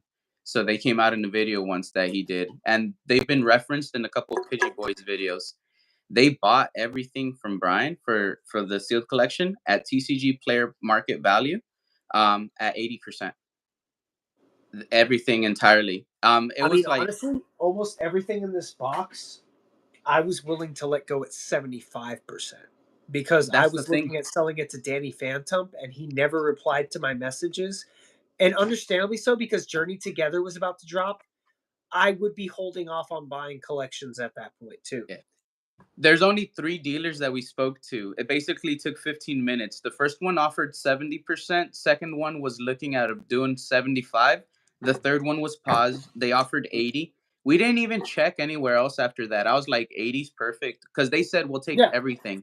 So we literally went, picked everything up, went back, and they even priced everything out. And they're like, this is what I'm at. And I had pre-priced everything, and I was like, yep, that's the right range. And they're like, I could do everything here, and everything was paid on the spot, like instantly. So there's no need to worry about like, oh, a check that's gonna clear later, or a portion now, a portion later because of limits or something. They'll pay you like on the spot. So I'm just saying, like, if you have to offload a big thing, you could ship it out this way. I could go down to Frankincense and help you offload shit.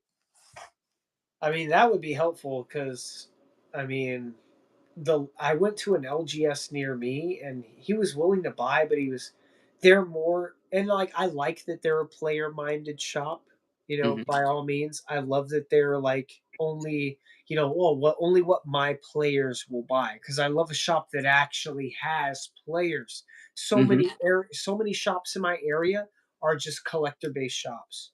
This M&M Games near me was the first time I went into a shop and I could tell they have actual fucking players here. This is a place I could actually come to play the game.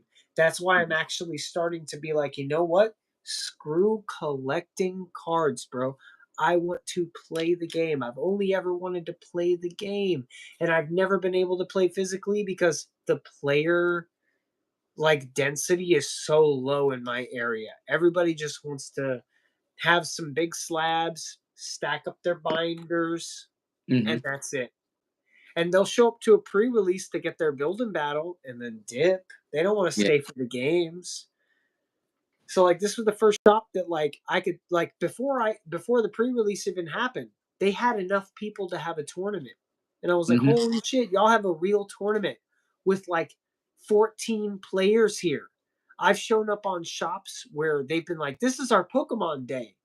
And Hmm. they have 2 Pokemon players Damn. on their Pokemon specific day. And I was just like, brother, I've waited here 2 hours. No one else has showed up. There really are no players in my area. I was about to give Damn. up on IRL playing. And because the app is so trash on certain updates, like I was like, well, I guess I can never really look at playing in person events unless I want to travel. Yeah, So I like get that. but like he only wanted to pick and choose certain stuff. He was like, I'm interested in these because my players will buy them. Mhm. I'm interested in these because they're all big SIRs. Well, check I it out. buy these. What Brian sold. What was that? Yeah, You I good? heard a weird sound. I don't I heard a weird sound too. What was it? know. Sounded like my fridge, which I just bought this fridge. It better not be acting up on me. Okay. I just Uh, bought the fridge, man. so check it out. What Brian sold from his sealed collection, it was highly liquid, so they were happy. So again, he got 80%, but a lot of it was 151 product and Crown Zenith product. Oh yeah. So it's highly liquid. So it's possible that's the only reason why he got the offer for 80, but it was fairly quick and it was fast. Frankincense is huge and there's a lot of dealers there. With your case, since it's singles, you're right about that. Some of them might be like, I don't want everything. I want bits and pieces. The thing is, there's so many motherfuckers to go through, bro. I could offload everything. You get what I mean? All right, you want a few pieces? Go ahead. Give me the rate. Let's go with a certain, let's say 70% is the lowest you would take. And every dealer that I go to, all right, at least 70 or 75 or 80, whatever they do, they pick and choose whatever. But I'd be able to offload everything for you, bro, if that makes Yeah, sense. see, so the previous deal I was looking at, which was most beneficial to me, other than dumping all those cards at Danny for 75, Yeah. was That Danny deal was good. me and Dark Echo had talked about like, oh, Echo was like, I can sell them for you at commission, so that you don't have to sell them to me at 60 to 70% value. That way, I have to put up less capital. You Hmm. get more commission, or you get like a higher percent. And then all you have to do is cover the transaction and the site fees. And then he said he would take like 10%, which is like very generous Hmm. considering to what I was offering, what I know as the common commission fee is 20%. And Yeah. I was like, oh, yeah, that sounds great. But the problem was, I've built mystery packs in the past. I've built pull boxes in the past. When I make a product, I want to make something that has, eh, even if not better than, at least a 50 to 60% return value on what someone's spending. Hmm. I don't want to make something that's like a Fairfield product where you're spending $20 on a mystery box and you're getting $4 return value.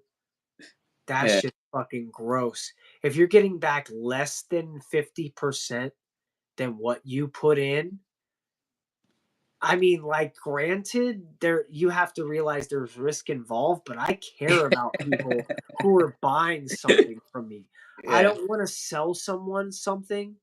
And oh, Pokepression, what's going on? Sorry, I didn't say how to. Hey, Just like, Pokepression. Sorry for the late hello. I did I see don't how you want to said like sell someone GH. something that like they're not gonna get a good return on. So I had sat on all these cards for probably a week and a half. I had looked over them a bunch of times, and the only reason I didn't go through with that deal on letting DG sell them on commission is I had to mess them back, and I'm like, look, man, the chases are there, Hmm. but I'm not happy with how the losing packs would return because about 50% less than 50% of the packs, but like out of the 130 some packs that I'd be able to make, a little over 50 of them would return maybe 10 to 20% value. Even if someone can pull $100 card. Even if someone can pull, multiple different cards that are worth $60 to $70 value. Even if Hmm. they can pull multiple other cards that are worth within $20 to $30, $40 value. I wasn't comfortable on the people who would take that much of a loss. Because even though I've taken losses on mystery products I've made in the packs or in the Hmm. past, or like pull boxes, mystery packs I've made in the past, I've always done my best to have in mind that businesses have loss leaders. So I've always kept in mind like there's a stack of cards I have on the side to juice up the lost packs. So Hmm. like, oh, this pack, the pack's $10 and this pack's only $3 to $4. I have another stack of cards that's worth $2 to $4 in that I can take another $3, $4 cards, stack one or two on those that gets it closer towards being a 60% return Hmm. to 80% return. So at least they can feel like, oh, I maybe lost 20%, $2 of the 10 I put in, but I got $6 to $8 return, and that's Hmm. the coldest pack I can get. If someone's buying from me, I want them to feel good when they feel bad. I get you. And with the returns I was with what I was looking at on those mystery packs, I didn't feel good enough to be like, hey, this is a high risk product. No. Hmm. I'm too nice of a guy to sell a high risk product like Fairfield or MJ Holdings. I Hmm. can't do that. I can't put UPB on that name. So I was like, I told him like, yeah, I can't do these mystery packs. Even if like you could probably sell them, you have more buyers than I do. I don't want to put my name on it, and I'm gonna have to Hmm. find another way to sell these cards. I was like, I Yeah. really just don't feel comfortable. But yeah, that's pretty cool. That's it's always nice to hear that perspective. You get me? You want to make sure that it is a fair value. They are knowing, yes, it is a little bit of a gamble, but you're like, I don't want you to get a complete total Yeah, I freaking mean, loss and just get I've swamped. gambled enough in my time to where I've just been like, bro, the person I bought about this or I bought this from did not care about me at all. They didn't care about the lowest earner of their product. They Yeah. didn't care about what they put in their packs. They didn't care about their customer. And as much as I said, shout out Mercari for like having good deals for me to start, I've definitely bought some stuff on Mercari in my early, collecting days that like hurt my feelings to where I was like, bro, I spent $30 on this vintage mystery pack and I got a return of $6. Bro, Damn. what the Yeah. fuck? I mean, like, that's less than a 30% return. I'm like, bro, how Check much this would it out. be cost to put two more first editions, even Check this in out. moderate play? You brought something up about how a business has done its customers dirty, and honestly, it reminded me of this is probably the last point I want to touch on because we are over 4.5 hours now. But I want to touch on this point here in this stream because, like I said, I might have you come back in April. It looks like scheduling's not going to work out with a couple people I reached out to, so I am going to have to reschedule a couple things around. But if you come back in April, we'll have an opening at the very least. Hyborian Gates, both of us. That's gonna take a while. They're big packs. They have a lot of If cards. I can, I'll save my Journey Together packs, at least some. Ooh, that would be If awesome. I can lock in that box. But Yeah. homie said he has a case. All We right. have a partial trade / cash worked out to where I can pay market MSRP plus a trade value. If So we can stick to that, check it out. I'll save some. As of right now, just keep a couple Mondays in April free because there's a couple Mondays that I'm working on with the rescheduling. Nothing set in stone yet, but you're one of the people that I'm like, okay, I could have you come on. It literally gives us something that we're gonna do. We're gonna crack open that Hyborian Gates thing, second part of the stream. You know what I mean? But with that being said, the last thing I want to touch on today, because this is gonna be our conclusion of the night. Tell everybody what happened with CGC and Card Party 2 and how they screwed you over. So it wasn't even like they screwed me over. They just Kinda, wasn't it? Let's hear the story. because I'm the type of person who always plays devil's advocate. I'm Right. always willing to play in terms of like understanding how something happened.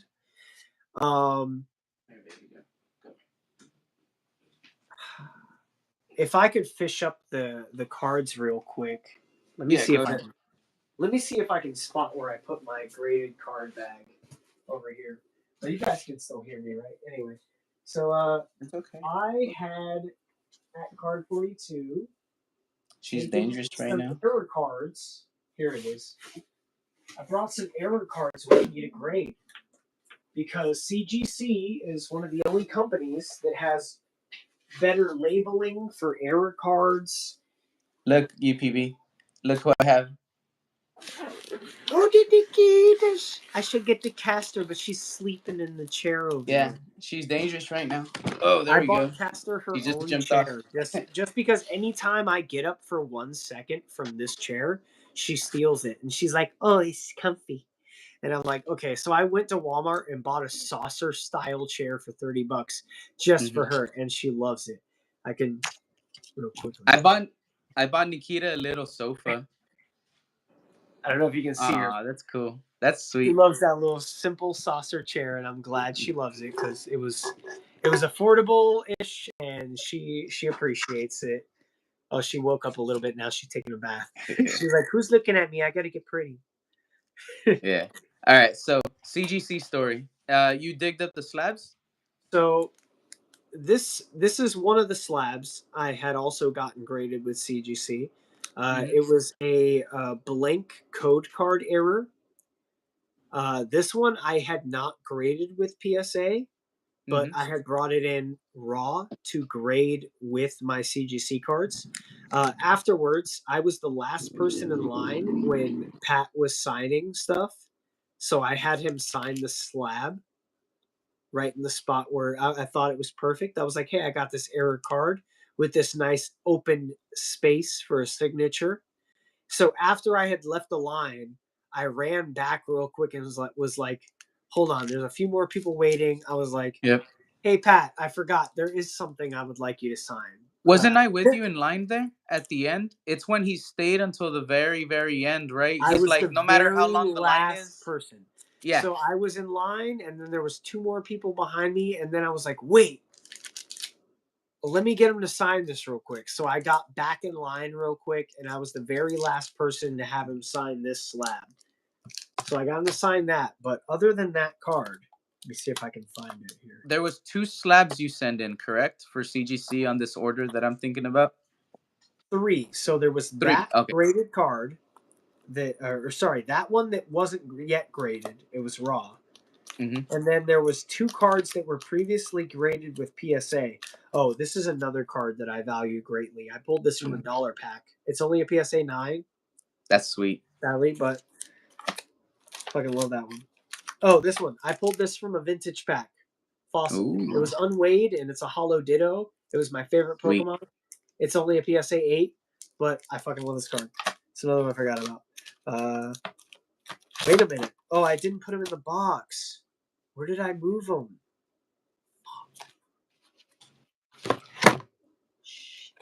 If unable to get him right now, no worries about it. We could refer to him as cards 1 and 2. So cards Let's 1 do and 2. that. Card 1 was a minor miscut, which PSA did label as a miscut error. They gave it an OC 8, I believe. Mm-hmm. And it was a Kakuna from the same set that Karen's Conviction is, because I also sent in Karen's Conviction and a Mareep that were also miscuts. That one pack had 3 miscuts. Ooh. All right. I sent them all into PSA. Those ones came in as minor miscuts. However, there was a Obsidian Flames Mawile that had an additional ink error that was crazy.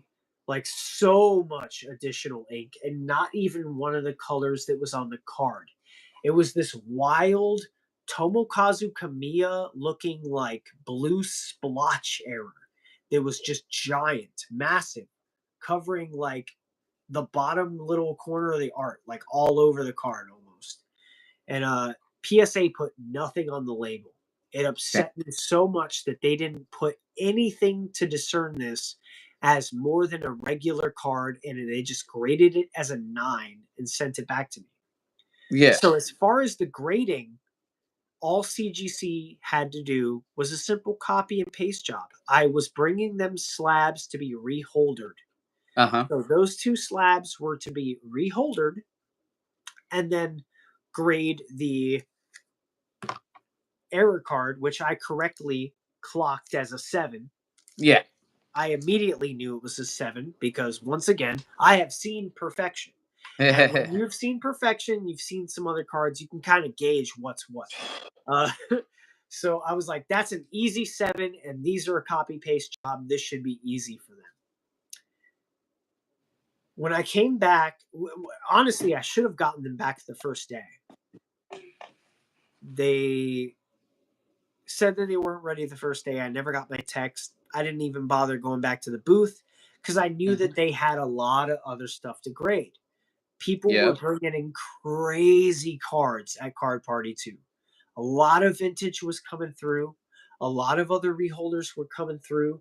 They were getting a lot of base set, a lot of fossil, a lot of jungle, a lot of really exciting cards that any grader would be excited to grade. And also, any grader would be so excited that they would misplace some cards. So, somewhat understandably, to play devil's advocate, they received my cards at the same time / just before they had received a great submission. Because right after I was leaving, there was someone else bringing in Shadowless Charizards and like, you know, Blastoise and Venusaur, and I immediately saw them. Like, the one lady who was holding my cards literally just let them drop onto the table and walked away from them to join everybody else to clamor at all of the cards this one gentleman had just brought up for them. And that like made me feel uncomfortable. Like I knew they were safe because they were already in slabs, but like, she didn't even finish the paperwork on those. She just, oh my goodness, what does he have? And then walked over there, and so my submission had gotten kind of lost in the sauce. They didn't want to tell me that they had lost my submission, but they had indeed lost my submission. By the end of the second day, or sorry, yeah, by what was it? Yeah, by start of the second day, I had gone back, and they still had my cards ready. And when the one lady was telling me, like she had a very stern face, and she was saying like, "Oh yeah, we haven't finished your cards yet." And then someone else was asking about my submission, and she goes, "Oh, these ones." And then he goes, "Oh, I can't find those." And she fucking turned to that dude with the like the hardcorest Pokemon leer, like, "Don't fucking say you can't find them without saying you can't find them." Like, Man. just turn to him like, "Yeah, we got them. We just, it's taking a little while, and we have to rehold it." And I'm like, "Okay, but like reholdering should be pretty easy because like the grades were already done for you. It's a copy and paste job. Haha, but okay." And from that point on, I knew they lost my fucking cards. Like they lost my cards. So like I had bumped into Leonhardt, and granted, I will pay Leonhardt a great amount of credit. When I told him that I felt that CGC had lost my cards, he showed great care. He walked right over to the action, because the person who, like, I don't know if he was the actual owner and operator of CGC, but like the main CGC showrunner who was there, he approached directly and pulled him aside, and I overheard their conversation Mhm. loosely. He's the guy from the commercials. He's the one who helped me with the Chansey grading. Because remember, Yep. I went through all these little hoops to get the pedigree. So I got the pedigree on my card, but he's the one who helped me. I will give you this. Even if I've talked shit about Leonhardt in the past, because sometimes he does things that I think are kind of a bit funny, I will give him this respect. At Card Party, I believe I was there when you took him over to the CGC booth, because I was at the CGC booth at one point, and Leonhardt stopped and he spoke to me. Like he actually like pulled me to the side and said, "Hey, what's up, man?" And he spoke to me, and he was asking me about me. Like he wasn't like speaking to me about himself. Exactly. He He was wasn't talking. He speaking was when I had conversations with Leonhardt, it wasn't about like, "Oh, check out my channel," or, "Oh, I'm Leonhardt, I'm talking to you because you're a fan." He yeah, was like, what cards are you here to buy? Like, let me yeah, talk to you about what you're interested in. What do yeah. you like?" Like he wanted to get in touch with me as a collector, with me as a player, with me as a person, with me as someone who also liked Pokemon. Mm-hmm. That's why I respect Leonhardt. I understand people making goofy shots, because I can agree he didn't put enough consideration into how some of those videos would come across, that people are taking shots at him about. But Mm-hmm. I could see myself not considering, because you're just trying to make a video, man. And when you Yep. get to a certain level, you're just making a video. You're Yep. not thinking about everybody taking shots at you because you think you're a nice enough guy that people aren't going to be mean to you. Mm-hmm. But like people are just mean sometimes because other people are mean, and it's funny to be mean. Yeah. Like like so But like yeah. But I I want to once give him again, that. devil's advocate. I can play to both sides. Yeah, I want to Like, give him that props. so I He give did seem nice. He did genuinely seem nice. He didn't seem like a total douchebag. You get what I yeah. mean? So, Leonhardt is a genuinely granted, nice person. yeah, He's a genuinely kind-hearted collector who cares about people. But just like with any creator who makes videos, sometimes he's just thinking about the video. yeah, Sometimes anybody who makes videos is just thinking about the video. hmm, And you got to separate the creator, the artist, from the art. Like, separate that shit. He's a good yeah, dude. When I told him that I was concerned that my cards were being devalued because they were just simple errors amongst all these vintage cards, he didn't just take that as me complaining.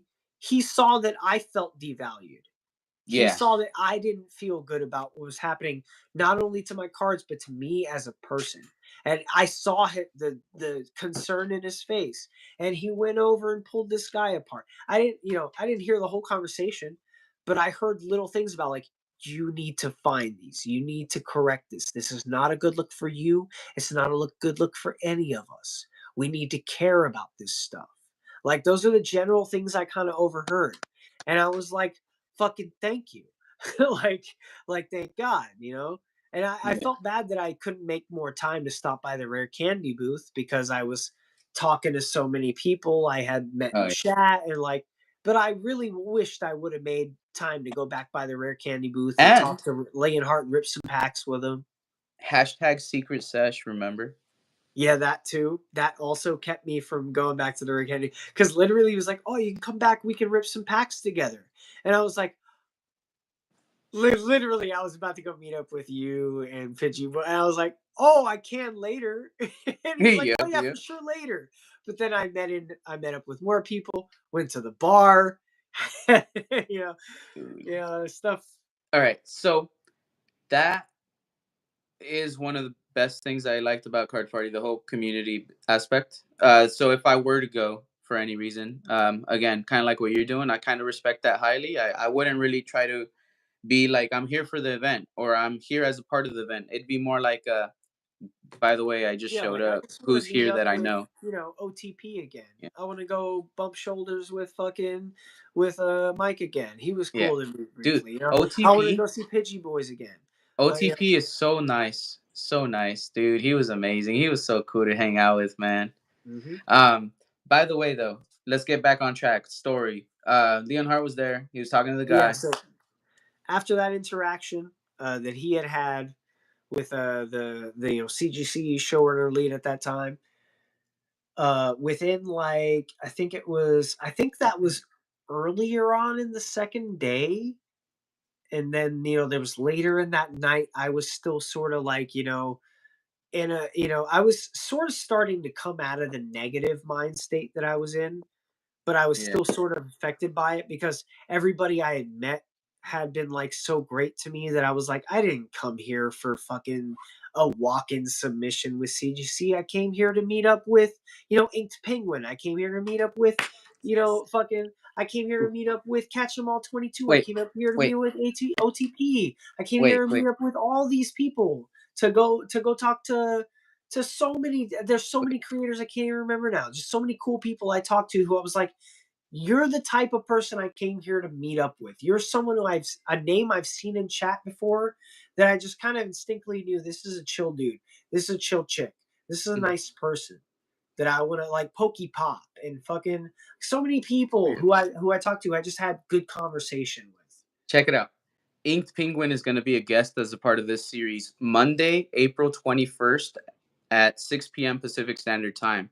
I'm so glad you mentioned Inked Penguin because I didn't really know Inked Penguin until that event. So I got to meet him in I didn't person. really know him So, either. He was just yeah, another one of the names I had seen in chat that I was like, I know Inked Penguin, but I he's didn't know amazing, him. though. He's When I met amazing. him, then I knew that I knew Ink Penguin. I was like, Yeah. oh, he's the kind of like just very nice fellow. Good conversations. He's willing to connect with people, not too Hmm. locked away, willing to be vulnerable, be like, hey, you know what? I think you have value. I think you're a nice person. I'd be like, thank you so I'm fucking much. sorry about that. I'm excited for the conversation I'm gonna have with Inked Penguin. I'm gonna ask him a few things about what life is like in Canada, cause he's gonna be able to firsthand tell us what it's like. I'll move Yeah. right now, man. But going back to the story, I was there with you during this whole ordeal, so I remember the range of emotions. Do you remember how even when I wasn't done submitting my shit, I was going through my hoops, and you're like, Eddie, you sure you want to? Look at what they fucked up Yeah, and did with my shit, and I'm because I like, bro, already knew. Because yeah, like I said, if I was a Pokemon, I'd be a hasty nature. uh huh, Not by choice, but by just when I feel something and I know something, hmm, sometimes it's hard for me to convince myself that that can change. yeah, That because I've been proven so many times in my life that when I think something and I know something, that's what it is. I get That's you. who that person is. That's what that situation is, and there's no way it can be rectified or made better. Hmm. Like Read, you just got to cut your losses, and that's it. read what James and Elena put down. Oh, Canada. He's another creator from Canada. That's cool. I love that, James. What's up, dude? Thank you so much for dropping in. All right, Yeah, so going back to the conversation. So, post the Leonhardt situation, I was still kind of 50-50. I was still negative on like, man, screw CGC for not only making me Mhm. feel devalued or less valuable about my submission, but making me feel devalued as a collector because I cared to submit these minor errors in their hand when they had all these great vintage cards they needed to grade. Yeah. But Leonhardt had taken time to fucking say like, "Hey, let's make sure you get on top of this. This isn't a good look." And I had some hope, but I was still kind of back and forth between like, man, I'm upset about this.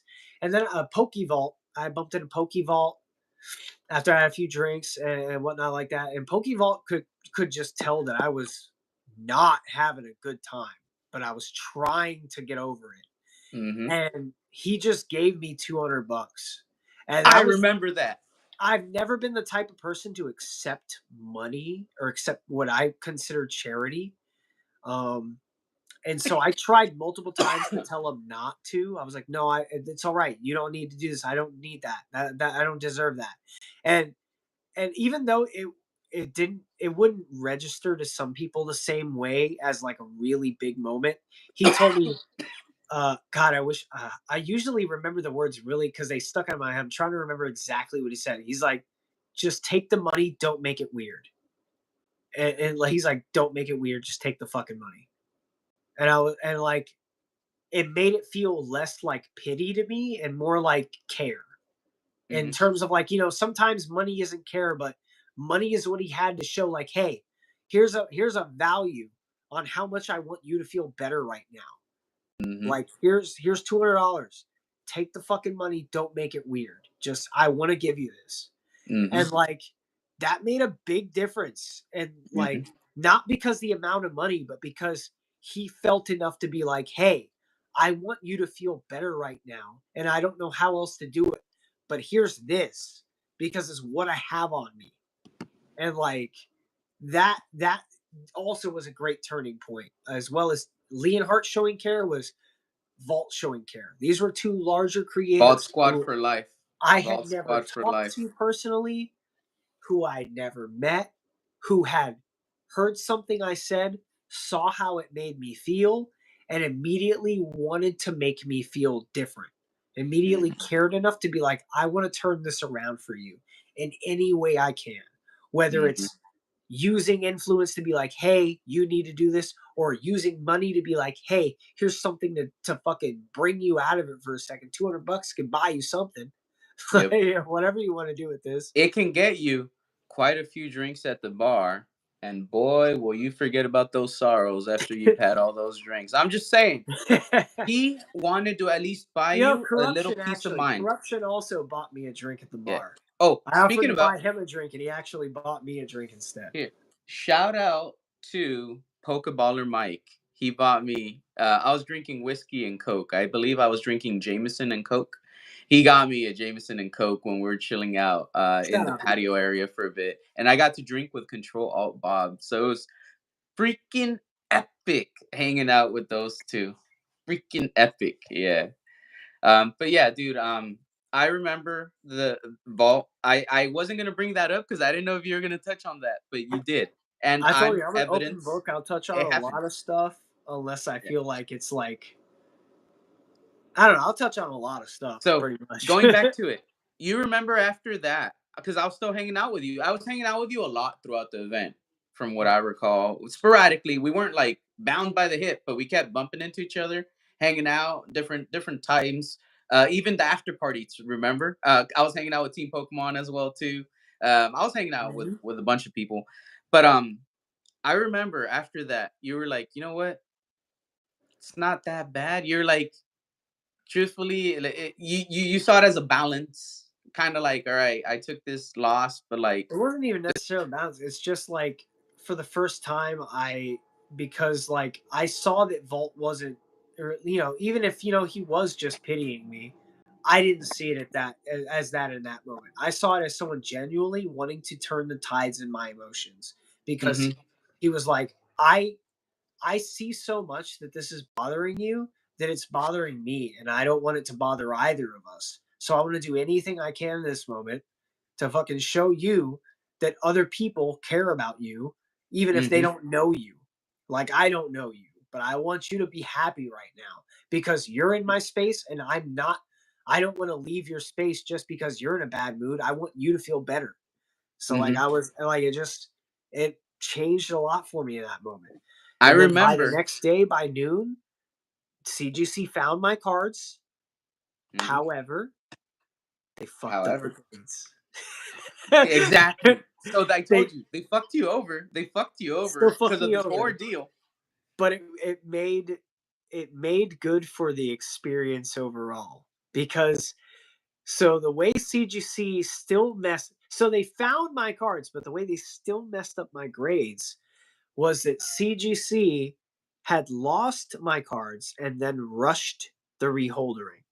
So what was they to granted the cards still had the proper names, proper Yes. sets, but the number grade and the errors that each card had were somehow swapped.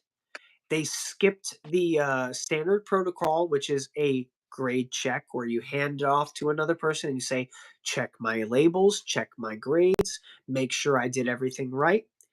And instead, they were in such a rush to get my cards back to me because they had lost them for far longer than they felt was necessary that they just immediately sent me the text notification and gave me my cards back. So, what was a Kakuna that was a minor miscut graded at an 8 became a Kakuna graded at a 9 that was an additional ink error on the label. And then the Mawile from Obsidian Flames that was graded a 9 as an additional ink error was graded as an 8 and a minor miscut. So So on that's how top you of knew. the error cards that I sent in to get error grades were then turned into error labeled error grades, which at first upset me almost even more that they were so incompetent enough to not do a confirmation check. But after me remembering that I had gone to Card Party in the first place, not just to do walk-in submissions, but to meet Mhm. people in the community and having so many positive experiences with people, it sort of just went to be like the cherry on top of the weekend to remind me what is really important in the hobby. And it's not the cards at all. It is the other people in our community who we make trades with, who we talk to about the cards we love, who we make sales to, who we like to, just play the game with. It is about, as well as with any hobby, it is not about the tangible items, but the tangible people that we share our space with. Mhm. And it just served as more of a I wish I had them right now so I could show them, but you can imagine what they look like. Just swapped words on the wrong cards. It just went to show more proof that I didn't go there for cards. I went there for people, and I got what I needed out of Card Party 2 because of that experience. Yeah, but check it out. Do you think because of that error, those cards are boosted in value? Maybe, yeah. They're double That's the errors. crazy thing about it. I It's wouldn't sell it's them because of yeah, the memory they have tied to that event. I mean, I maybe would if someone was like, "I'll give you $1,000 each," and I'd be like, yeah. "That's a I lot. totally I totally That get is a that, and lot for these errors." Yes, yeah, but you'd I have get to what you buy them mean. both.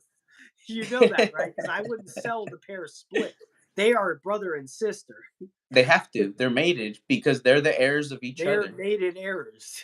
Yes, exactly. But that's very unique. Now, for an air hunter, think of an air hunter. I know Dorian loves his airs, and he was there. Think of someone like Dorian and how much they would love those cards. I'm not saying Dorian's gonna buy it. I'm not saying he's gonna get them, but Even I'm so, saying I would someone along probably these only sell them lines. to another person in the community who is either there at Card Party 2 or would be willing to show up at Card Party 3. I wouldn't just sell them to any error collector who I Yeah, couldn't just DM and be like, "Can you send me a picture of the babies? yeah, Just send me a picture."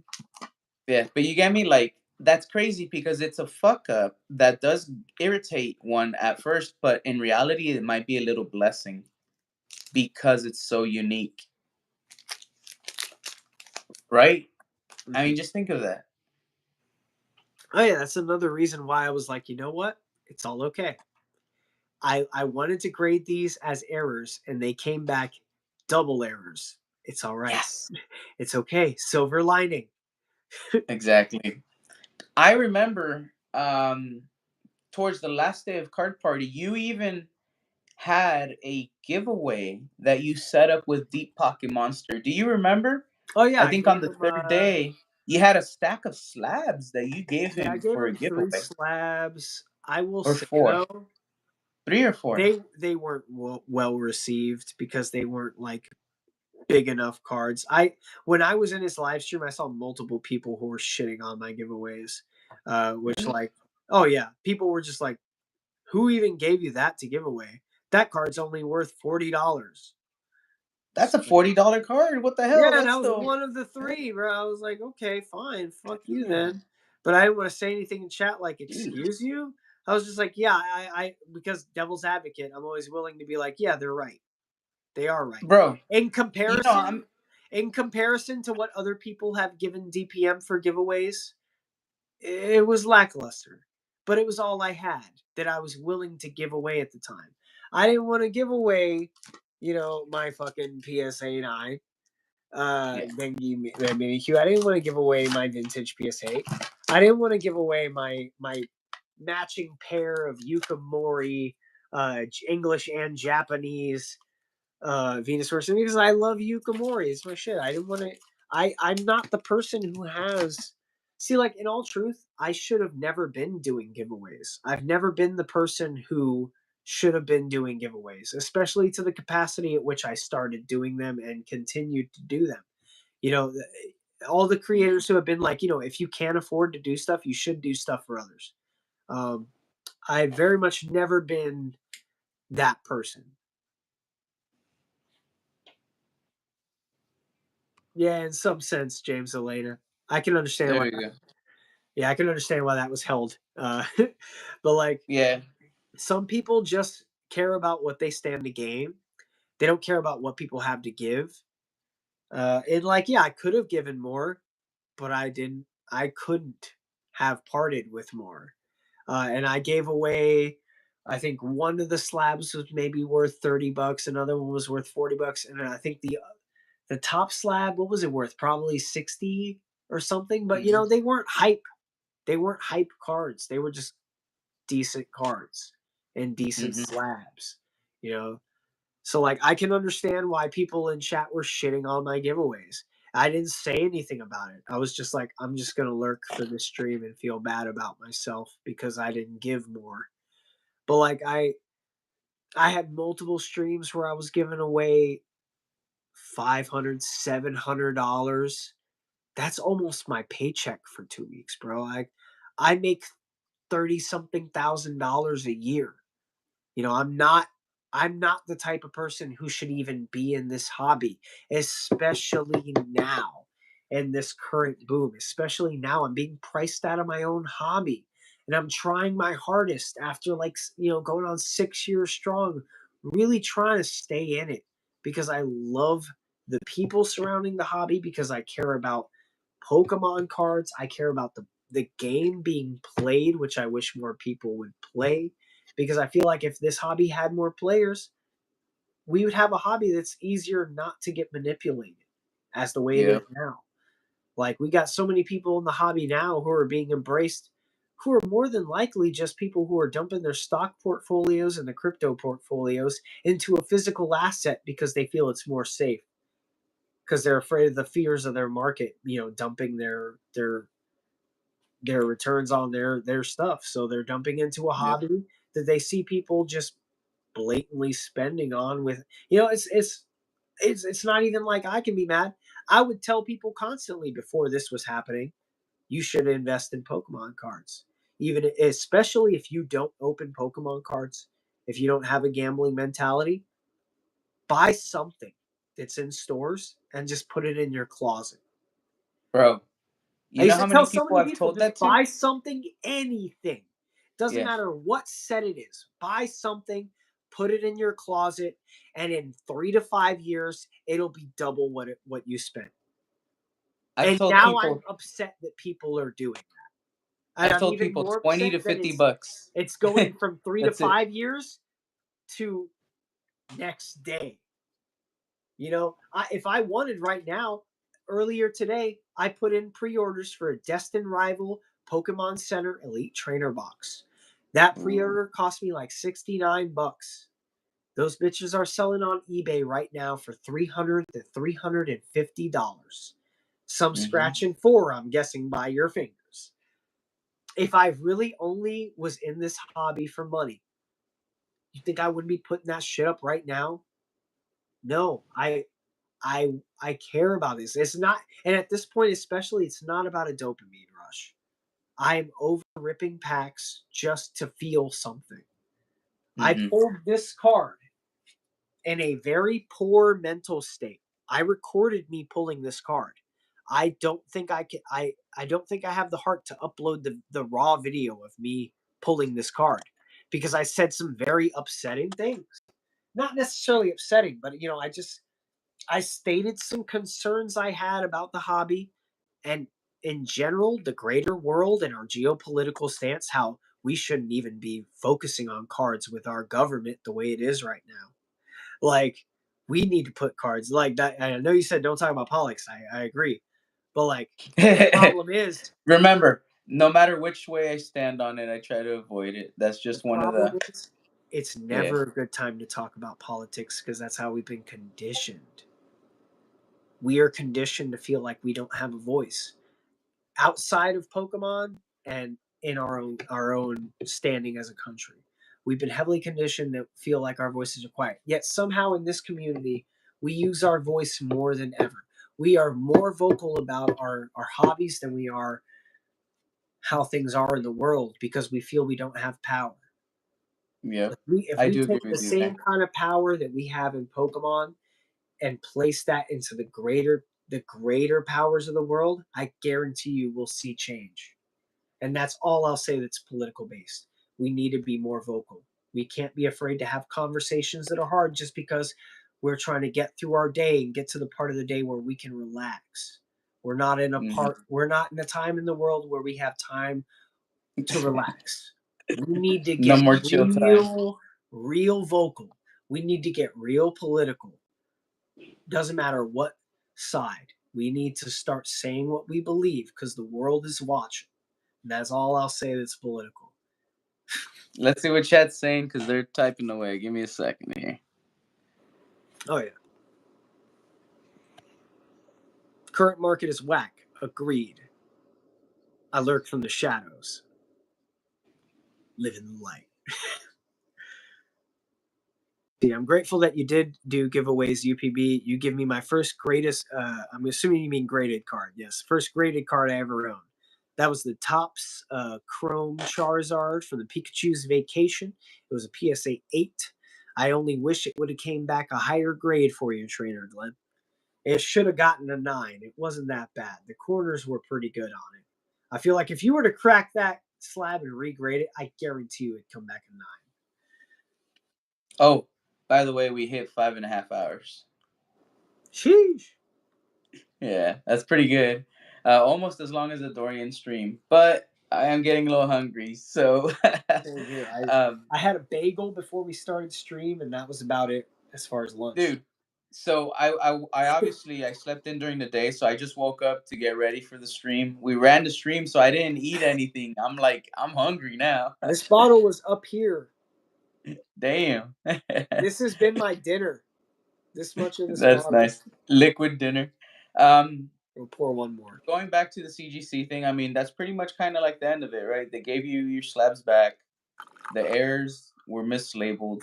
They swapped the errors.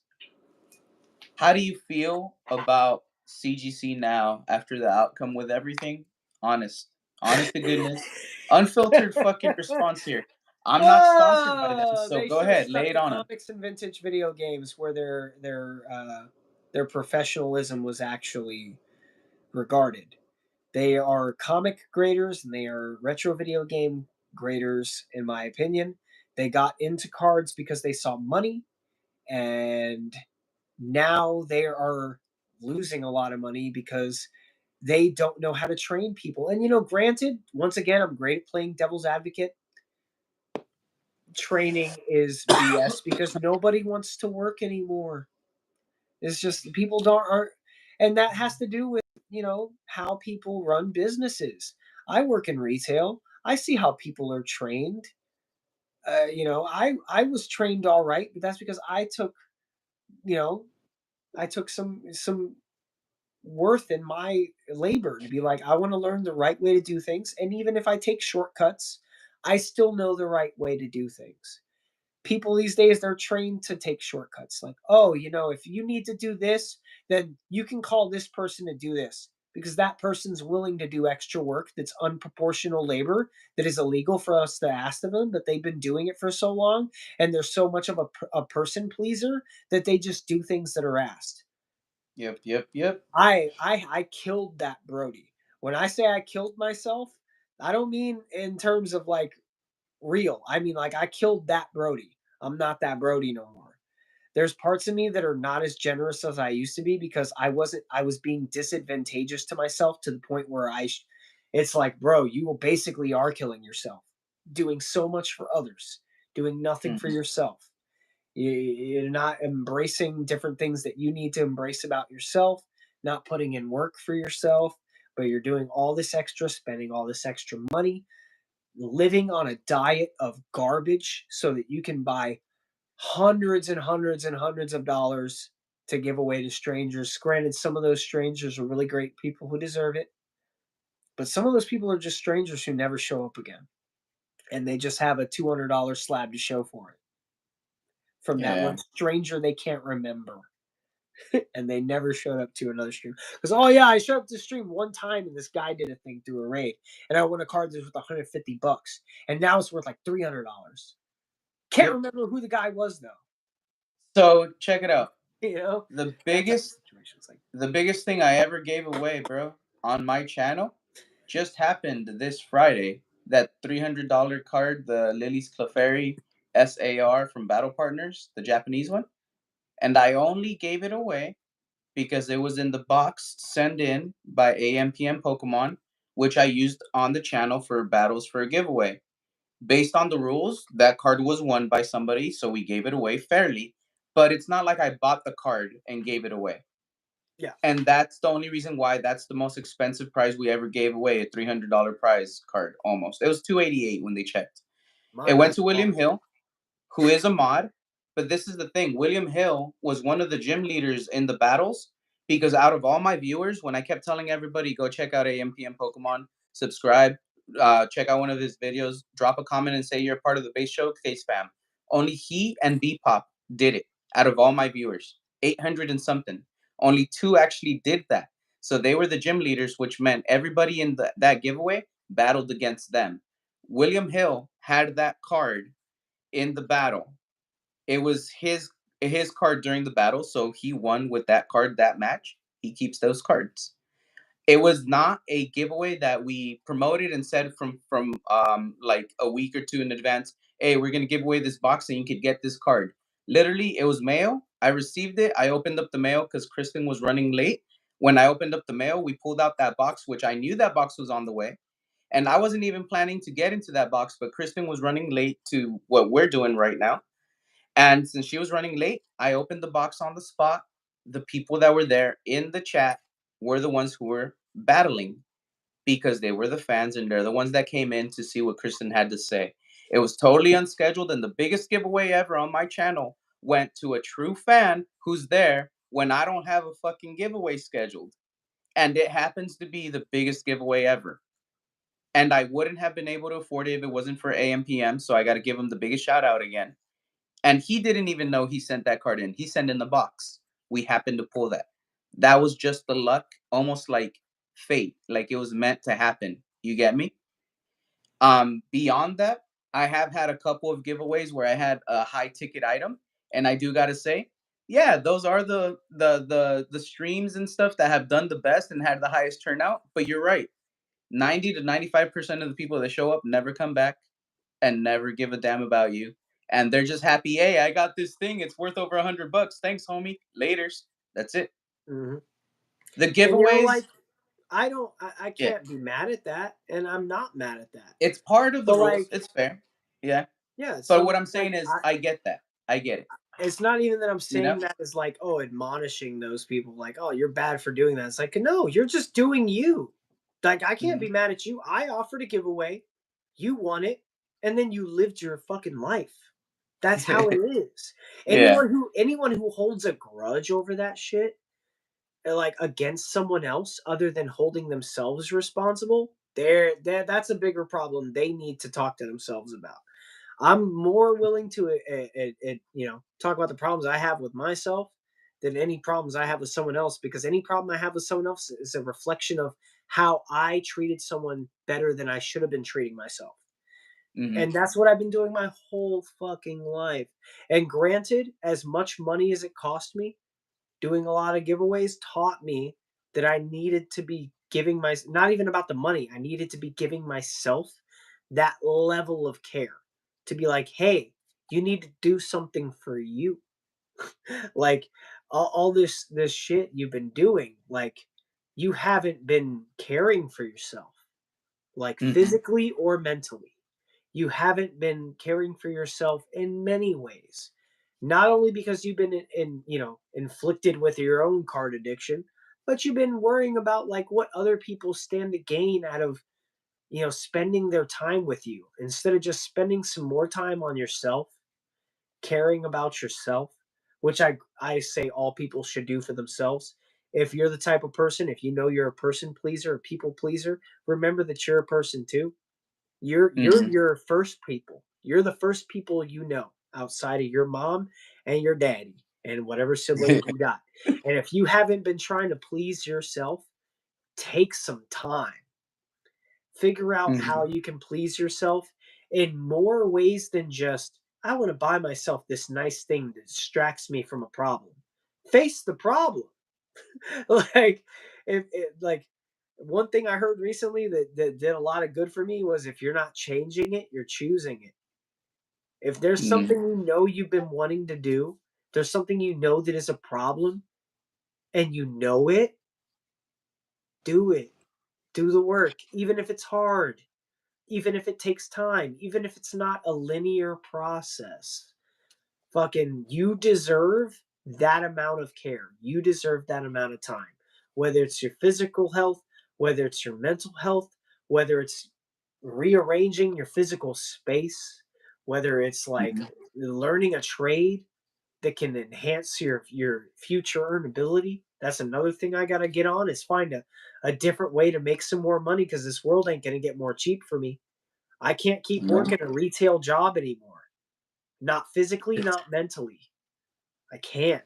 I got to start doing something that can, as much as I'm not a money person, I got to make some more money because the world is a money Yeah. based world. Like I got to do some things that require some thought, some time, and planning and process, and then just trust in the process and put in the work. And maybe, even though I already feel I'm too old to start, maybe by the time I'm 40, 45 in 5 to 10 years, I'll have set myself up with a 5 to 10 year plan that can help me in the next 5 to 10 years to feel like I'm better suited to handle having money saved for retirement, which I have none of. Hmm. I turned 35 this year. I have no savings. I don't have a credit card. I've applied for credit cards recently. I've been trying, still can't get one because of a lack of credit history. Because I haven't wanted to live beyond my means in a Yeah. world that is based around living beyond your means. Yeah. Trust me, if you're young now, even if you may not be a credit card person, get a fucking credit card and just hide it. And Like, you check just this need out. to have you got to get one. Yeah, It's check this important. out. And this is the sad thing, because you saying that right now, this is how difficult the world is. You're about to hit 35. You're not able to get a credit card because of lack of credit history, right? How are you going to get a home loan without having a credit history from credit lines? And it Exactly. takes I 30 mean, years to pay off a home loan. and I could easily say, "Oh, well, I'll never own a home anyway because the reality of owning a home now is so difficult." But that's only because it's outside of my tax bracket. If even if I got a better job and want to do things better, it might be easier for me to get a credit card, or easier for me to get a credit card, but still a lack of credit history isn't going to look good when you're trying to Mm, get, finance for a home loan. exactly. Even if So I could get a better job and save up money within the next 5 to 10 years to put in a down payment on a house, yeah. who's going to want to fucking put my name on a down payment with a lack of No, credit history like me? but check this out. And if you did it in 10 years, you're 45, and it's going to take 30 years to pay it off. You're going to be 75 when you pay off your home. But when do you retire, bro? At this point, I will never be able to retire. That's why I need to find a job that I can work until I'm 75 to 80 happily. That and Which it that's looks like at this sad. point is only taking place in this hobby or on YouTube. That's why But I what I'm really saying need to is work at this. that's sad that that's a reality because a lot of us face the same That or fact. music. I mean, my You voice know? hasn't worn out yet. I can do some voice acting and some singing. I fucking Yeah. sing my ass out on a street corner. you know, Uh, I'm I looking hope at this being YouTube the thing richest kicks homeless off. person you ever known. That's what I'm looking at if I don't change things. Yeah. Like, It's crazy, man. It really is. It's a struggle everywhere. It's not easy for anyone. You things you said that you are going through right now, bro. I'm literally same age bracket, same issues. You get me? and it's not even like I have parents who could put their name on it because my parents don't have the best credit history either. Because my mom has the same impulse spending habits that I picked up from her. My father's credit history was wrecked by my mother. like, Yeah. I mean, his may be a little better, but I don't want to. I don't want to risk putting anybody else's, history in terms. I can't risk. I can't imagine putting my burdens on somebody else. I've never been that type of person to be like, "Hey, help me out." Which goes back to the vault extending Mhm. $200 to me, which to someone else, probably in a sack bag is nothing. But to me, being able to just give someone a $200 cash is like crazy. Because, Yep. like I said, that's like fucking that's 10% of a month's earnings for me. Like not even 10%. What is that? Like if I make like 1,000 a check, 2,000 a month, like fucking I'm making next to nothing in today's economy, man. Yeah. For me, I feel Hey, like that's Kitty enough Jade, how's it to going, take love? place in a hobby, but like sheesh. So like when I say, put the same level of care towards others, towards yourselves, speaking from experience, I've spent too far in my life caring about other people above myself. Make sure you're putting that same amount of care towards you. I get you. I get it completely. I mean, like I said, I'm very happy we were able to give Paid away off that a card. third of my 45K car loan with that money. What was that, James He Reed? sold he sold over $14,000 worth of cards to Danny See, Phantom. that's what I was So gonna that's why. do. I mean, mine would have only got me like a little over Yeah. 1,000, but that would have been enough to make a difference for me to Yeah. start doing some stuff. But Journey Together came out. He never returned my DM because he had to go in on the new set, which is blown up by this new market. So I once again, I don't fucking care if he didn't respond to me. Like, it's fine. See, He's got a whole business to run. He's half of he an sold entire business with Papa Blastoise. he sold 22K to Danny Phantom for 16K for that video that Danny Phantom made where he bought 50 grand worth of cards. 16 grand alone was for James and Exactly. I Elena. know how much money he's already put up. I'm not going to Yeah. sit there and be mad because someone else didn't buy my cards. I got myself Mhm. in my financial mess over years of caring more about giving stuff away than saving Mhm. money. More about Yeah. collecting cards than saving money. Can't be mad Well, at nobody else for you, mad at yourself. yeah. Let me get to that point I was getting to because I was about to forget it. So I'm glad that we did that giveaway where I gave away that card, right? But I will admit, if it was not for the mail I received with AMPM Pokemon sending that box in, I would not have been able to afford that. I would not have ran that giveaway. Absolutely not. And it is not something I'm able to do. Almost everything that I give away on the channel right now, this day, is literally shit that I'm getting for free because somebody's sending it in to me, or somebody helped me source it where they paid for it and I got it for free, or it's coming from channel funds like the member giveaway live streams. Most of it is funded from their membership dues. The rest is literally donos. Like Andy Vasquez has donated a lot to this channel, and that's why we have all those Andy giveaway live stream events. You get me? Literally booster boxes we give away, which are whole episodes, which literally gives away a bunch of shit to a bunch of people because Andy Vasquez is the GOAT and because he has blessed the channel with some super chats. If he didn't do it, if the channel doesn't run and he doesn't do it, I don't have that funds. I can't do the giveaways. It's all like organic because it's never planned where I'm like, hey, I'm broke. Can you give me this so I can do this? Like literally, someone just goes, hey Eddie, I like what you're doing. Here you go, buddy. Let's keep the party going, and everything's kind of taking care of itself. You get me? For the most part, I'm very little out of pocket for what I'm doing, and this has been the most shit I've ever been able to give away in my life. The most I'll say, expensive shit I've been able to give away, and that's why, at but least it's in because personal of the channel. conversations, I'll say the things you're doing are far more sustainable than what I was doing. And as long as you can make sure what you're doing is sustainable for you, so that you're caring for yourself and you're Hmm. not doing yourself detriment, which at least to your to your account, you do have a partner to help keep you accountable and to care Hmm. about.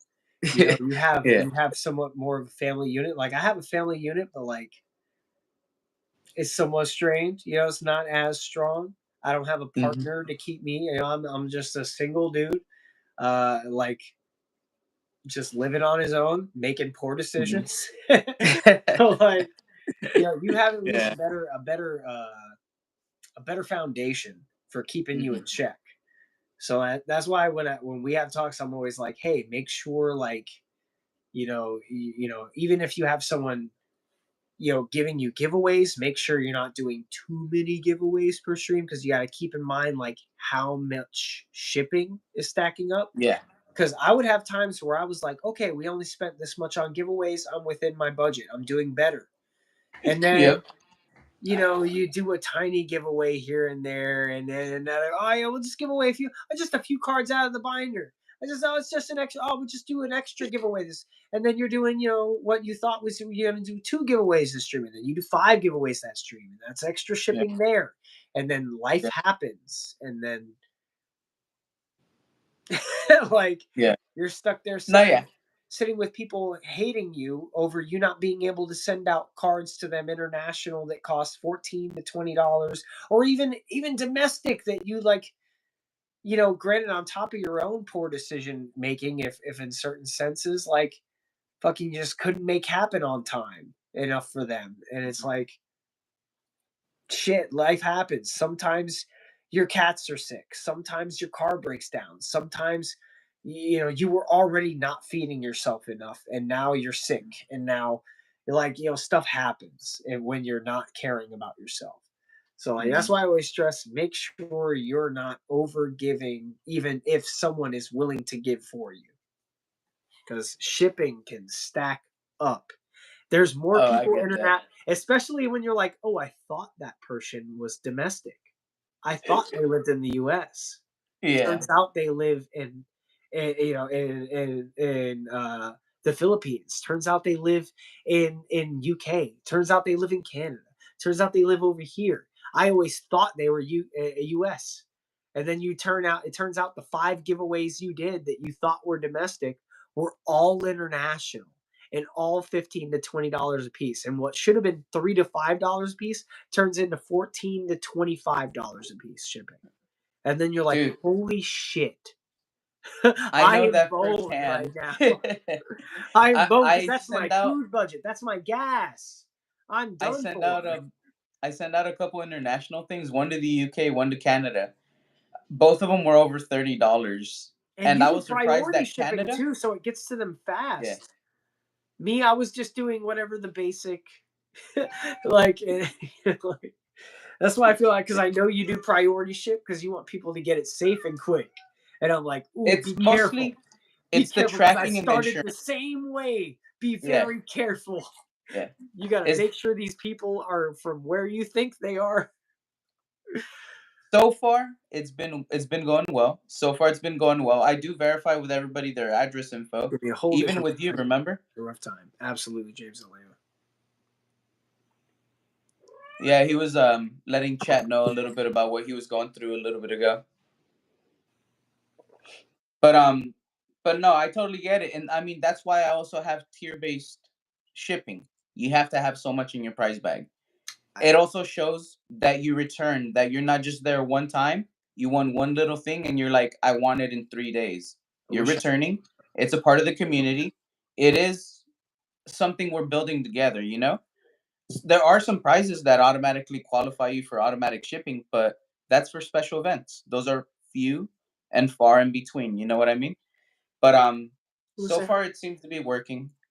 So we're gonna keep running it that way as long as we can. But I'm definitely not trying to overextend myself. This month we haven't shipped out anything. I was gonna ship stuff out this month, but I might not. I might have to ship in April what I wanted to ship out this month and what I'm planning to ship out in April. I did that a couple months ago. I didn't think I was gonna have to, but I might have to do that this month. So you know, it's one of those things like you're saying, um not overextending oneself. If I'm not able to ship out this month, I just roll it over for a couple more weeks. It's not that long, but people are still going to get their stuff. But it won't be me overextending myself to the point where I'm like, I can't eat, or I don't have gas money to get around, or I gotta like not pay the bills, like I'm like, okay, Oh, I this always month ate. I It was only have just the this much I can quality of spend. food that lowered. Yeah. Like, Yeah, you know what? exactly. We're going from Tyson to great value. No. We're going Um from fruits and veggies to ramen. yeah. The way I see it is like I give myself a budget. This is what I'm able to do. And if I'm tapped out, all right, that's it. I'm done for the month. No more extra packs. No more no shipping or no extra supplies that I can get. Like I do stay pretty strict and I adhere to the budgets that I set up right now. That is something I can say. Because I have had a lot of people actually reach out and they're like, bro, they're like, be careful, like don't do too much because No, again, no, from no. experience, giveaways stack up. They No, do, yeah. you know? But it's working out for now. It's working out for now. No, Don't don't go don't be yet. afraid, people. You just got here. You just got here. Don't go yet. You want to go? You don't want to sit with me? Okay. Go, James baby. and Elena is very correct. When you have a kid, you can't lower your quality of food. Nope, nope, nope, nope. You cannot. Yeah, that's another point where I mean, honestly, like it's both like it's a double-edged blade. Like if I had a kid, it would have kept me in check more, but like also it was like, oh, I can just do whatever. you know, I have freedom. Hmm.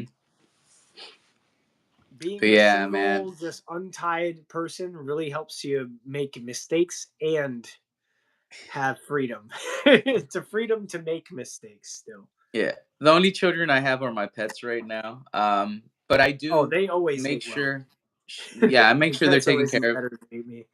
Nikita has like a food stash and extra litter stash and extra supplies on hand. I have extra toys, extra catnip stored, like whatever I can have for Nikita. We have extra filters for her little her fountain. Like we have extra food bowls.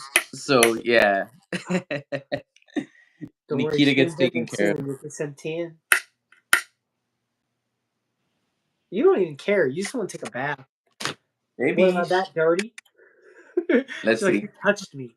I gotta take Let a me see bath. if I could grab Nikita real quick so she could say goodbye because we're Thank you. nearing 6 hours. We're about to hit 6 hours in 3 more minutes. I think we'll be ending it at around the 6 hour mark, but we have three more After. minutes. So for these 3 minutes, let's go ahead and give the floor back to you on this one. Is there anything you want to leave our audience with? Any message? It could be for my audience, your audience. It's both of our audience combined that are gonna be able to see this video. But anything you want to reach out to let them know, to tell them, or to make them think about. Man, a lot. without getting too political, your voice matters. Make sure if you don't like something, you're willing to speak on it just the same way you are willing to speak on stuff in your hobbies. Make sure you're taking care of yourselves. Make sure you find balance throughout your life, your loves, and make sure you show the same care to yourself that you are willing to extend to others. Make sure you pet your cats and dogs whenever you get the chance, because I recently had to lose one myself. And oh man, that baby looks so sweet right now. I miss Chewy every day. I miss Margot every day. It's been over 2 years since I lost Margot, and we just lost Chewy on the 13th of February. Caster's only just starting to realize that, he's gone. And that's okay. She's learned to love, and she'll learn to love again. She's learning to be nicer to Mama, who is now her sister, who lost Chewy as well. Chewy was like her father. Make sure you take time for your family, your loved ones, outside of your pets as well. I need to do that more myself. Go meet up with my dad. I didn't see my dad in a while. Go call your dad. Go call your moms. You know, just there's more than cards that yeah. Outside of cards, fuck cards, man. Go talk to your family, your loved ones, pet your pets, care for yourselves, drink water. What else? I need to go to the doctor if I'm going to be extra vulnerable. I haven't seen a doctor since I was like 15, 16. For a checkup? Like anything. Like last time I saw a doctor, I was 16 years old. Like that was another thing I thought about recently was like I don't even have health coverage at this point because they canceled my health plan at my job without telling me. Well, they did tell me, but they didn't make it clear that like, hey, your health plan is being canceled and we can't move it over unless you move it over. So I just haven't been going to the doctor because I've been like, I haven't been sick. But like over the past few years, I've definitely not been feeling great. And there's been some things I've needed to go to the doc for that I've needed to. And make sure you're taking care of yourselves. What else? Boop. If you think you have a card addiction, you do. Don't stop ripping packs for your dopamine. I guarantee you have skills and talents that can return the same amount of joy and value that you could get from any giant pull. I pulled this card. It was worth almost $300. You know what I felt? Nothing, because I realized I was negating myself. Pulled a card that was worth over $300 within the same month. I felt a little better about that one, but that was because I have psychic abilities that are latent. And that time I had a That's So Raven moment of it happening. And I was like, we're going to pull the Garchomp EXSIR from Heatwave Arena. And then I listened to it and immediately bought in and I hit it. And we hit it. We got that Garchomp EXSIR from Heatwave Arena. Gonna have to probably grade that and see how much it comes back and sell it, as well as this Zard because it looks like a 10. Because these, caught it. It's in a grave top litter anyway. But like these cards, they don't mean nothing outside of what you need to do in your life that can enrich yourselves. Also, they're all playable equal the same. The regular EX plays just the same. So play the card game. You'll see real value. Yeah. That's about it. All right. It was a pleasure having you. Like I said, we just went over the 6 hour mark here. It was a total hoot. This is the East Coast meeting the West Coast together here in the same country, online at the same time, getting to merge and have a conversation about this hobby we share very, very fondly. Dude, again, thank you very much. I will reach out to you a little later on. We'll go over scheduling for April. Like I said, probably have you back. We'll have the Hyborian Gates opening when I do have you back, and we'll have some more fun conversation. We'll think of some silly stuff to conversate about. We are going to sign off for the night, everybody. My name's Eddie G. This is Base Showcase. This is UPB. Go ahead and say bye to everybody. See you guys. To all my dittos and kiddos out there, have a wonderful evening. And to all my gang, keep ganging on. I don't know what that was. And Ian with Ian. Hey, I see you right there at the end. Thank you for popping in, Ian with Ian. But yeah, 6 hours, 6 hours with UPV. I finally learned how to play the Pokemon TCG. I will be building a deck, and I will be You taking that understand? deck out to I'll some show you battles. how to learn. I'll learn you, boy. We're gonna teach you, and Ian can All teach right. you too. That's gonna be it, everybody. I will be back Wednesday. Wednesday, we're doing a free Lorcana box break, a booster box break for mods only. Mods will get a free pack. Show up Wednesday, get your pack. We'll see what we pull for you. Bye, everybody. See you, G.